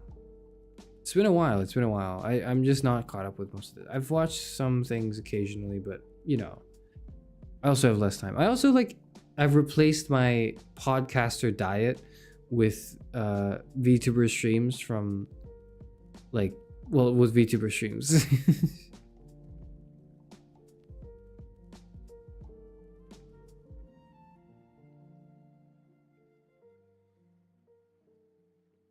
Can't do true crime scares me. It's yeah, because it's real, right? That's one of the things that makes it a bit terrifying. I stopped listening to podcasts and am now on audiobooks. Bit of an upgrade, Loki. I'd say it's high key I an stopped upgrade. listening to podcasts Oh, congratulations and am now on the on double. audiobooks. Bit of an upgrade, Loki. Congratulations on the double. I am Sinner. I would say it's high key an upgrade. I think audiobooks are just so much better because they are like you're reading the more refined thoughts generally, right? Because not every audiobook, in the same way, not every book is good. Some books are garbage. Lots of books are garbage, actually. But they're at least more like refined thoughts from a person. And I think when you are consuming media, it's not like you can't just consume casual conversation, but I think that's best participated in rather than just listened to. Whereas I think the more refined and well articulated and thoughtful writing that an audiobook, you know,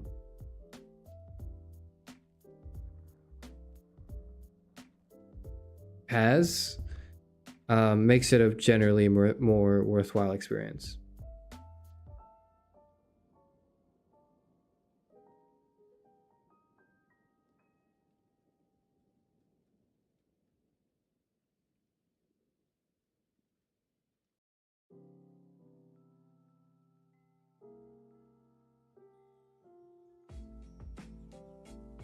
Podcast Diet is Creepcast and Chairman Streams. Are my streams podcasts? I don't really think of them as podcasts, but like you can call them that, but it's just when you call it a podcast, like I'd rather not. I'd rather tell people I did a stream than tell them I did a podcast episode, because it's like fucking nobody cares about your podcast.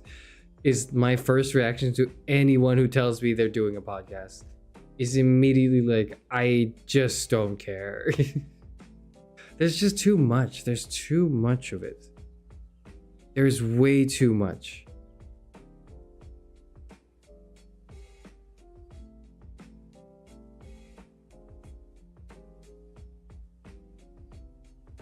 Positive America / World and How Did This Get Made are the podcast I listen to. Interesting. I've heard of both of them. I've watched episodes from both of them. They're pretty alright. I just don't have the habit of listening to them regularly. There's also fictional story podcasts like Sherlock & Co., Malevolent, Magnus Archives. Fictional story podcasts. So are they podcasts? What makes them podcasts? Or are they like podcasts discussing fictional stories? I think that's it, yeah.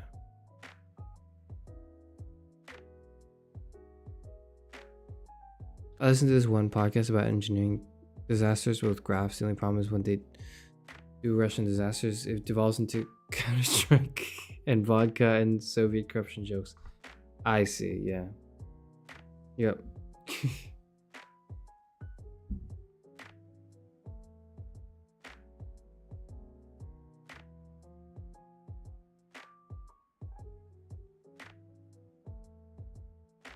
Oh dear, I'm sorry, I'm really tired now. It's a radio program. It's a show playing out, but only by sound. Oh, well, then it's less a podcast and more like a radio, right? I don't know, a radio program. I would just call it a radio. I just personally feel like the word podcast has been run to the ground. I saved a bullet for myself. You what? We're out of the game. We're not in an apocalypse anymore. You'll be fine.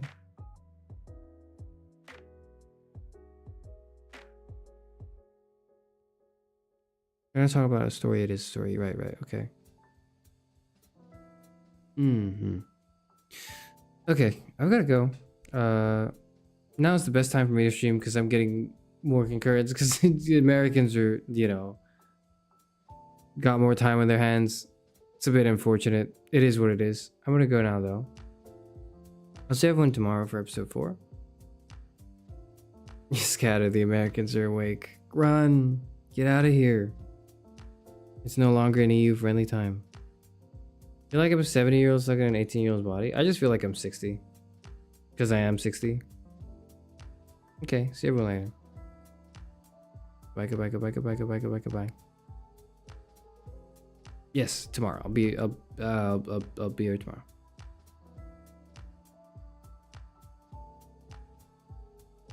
God, Walking Dead is harsh. It's so heavy. We'll have more of it tomorrow, episode 4 and then 5. Yes, more Walking Dead tomorrow. Yes. We're gonna finish episode 4 and 5, and then I don't know what we'll do next, but we'll do that.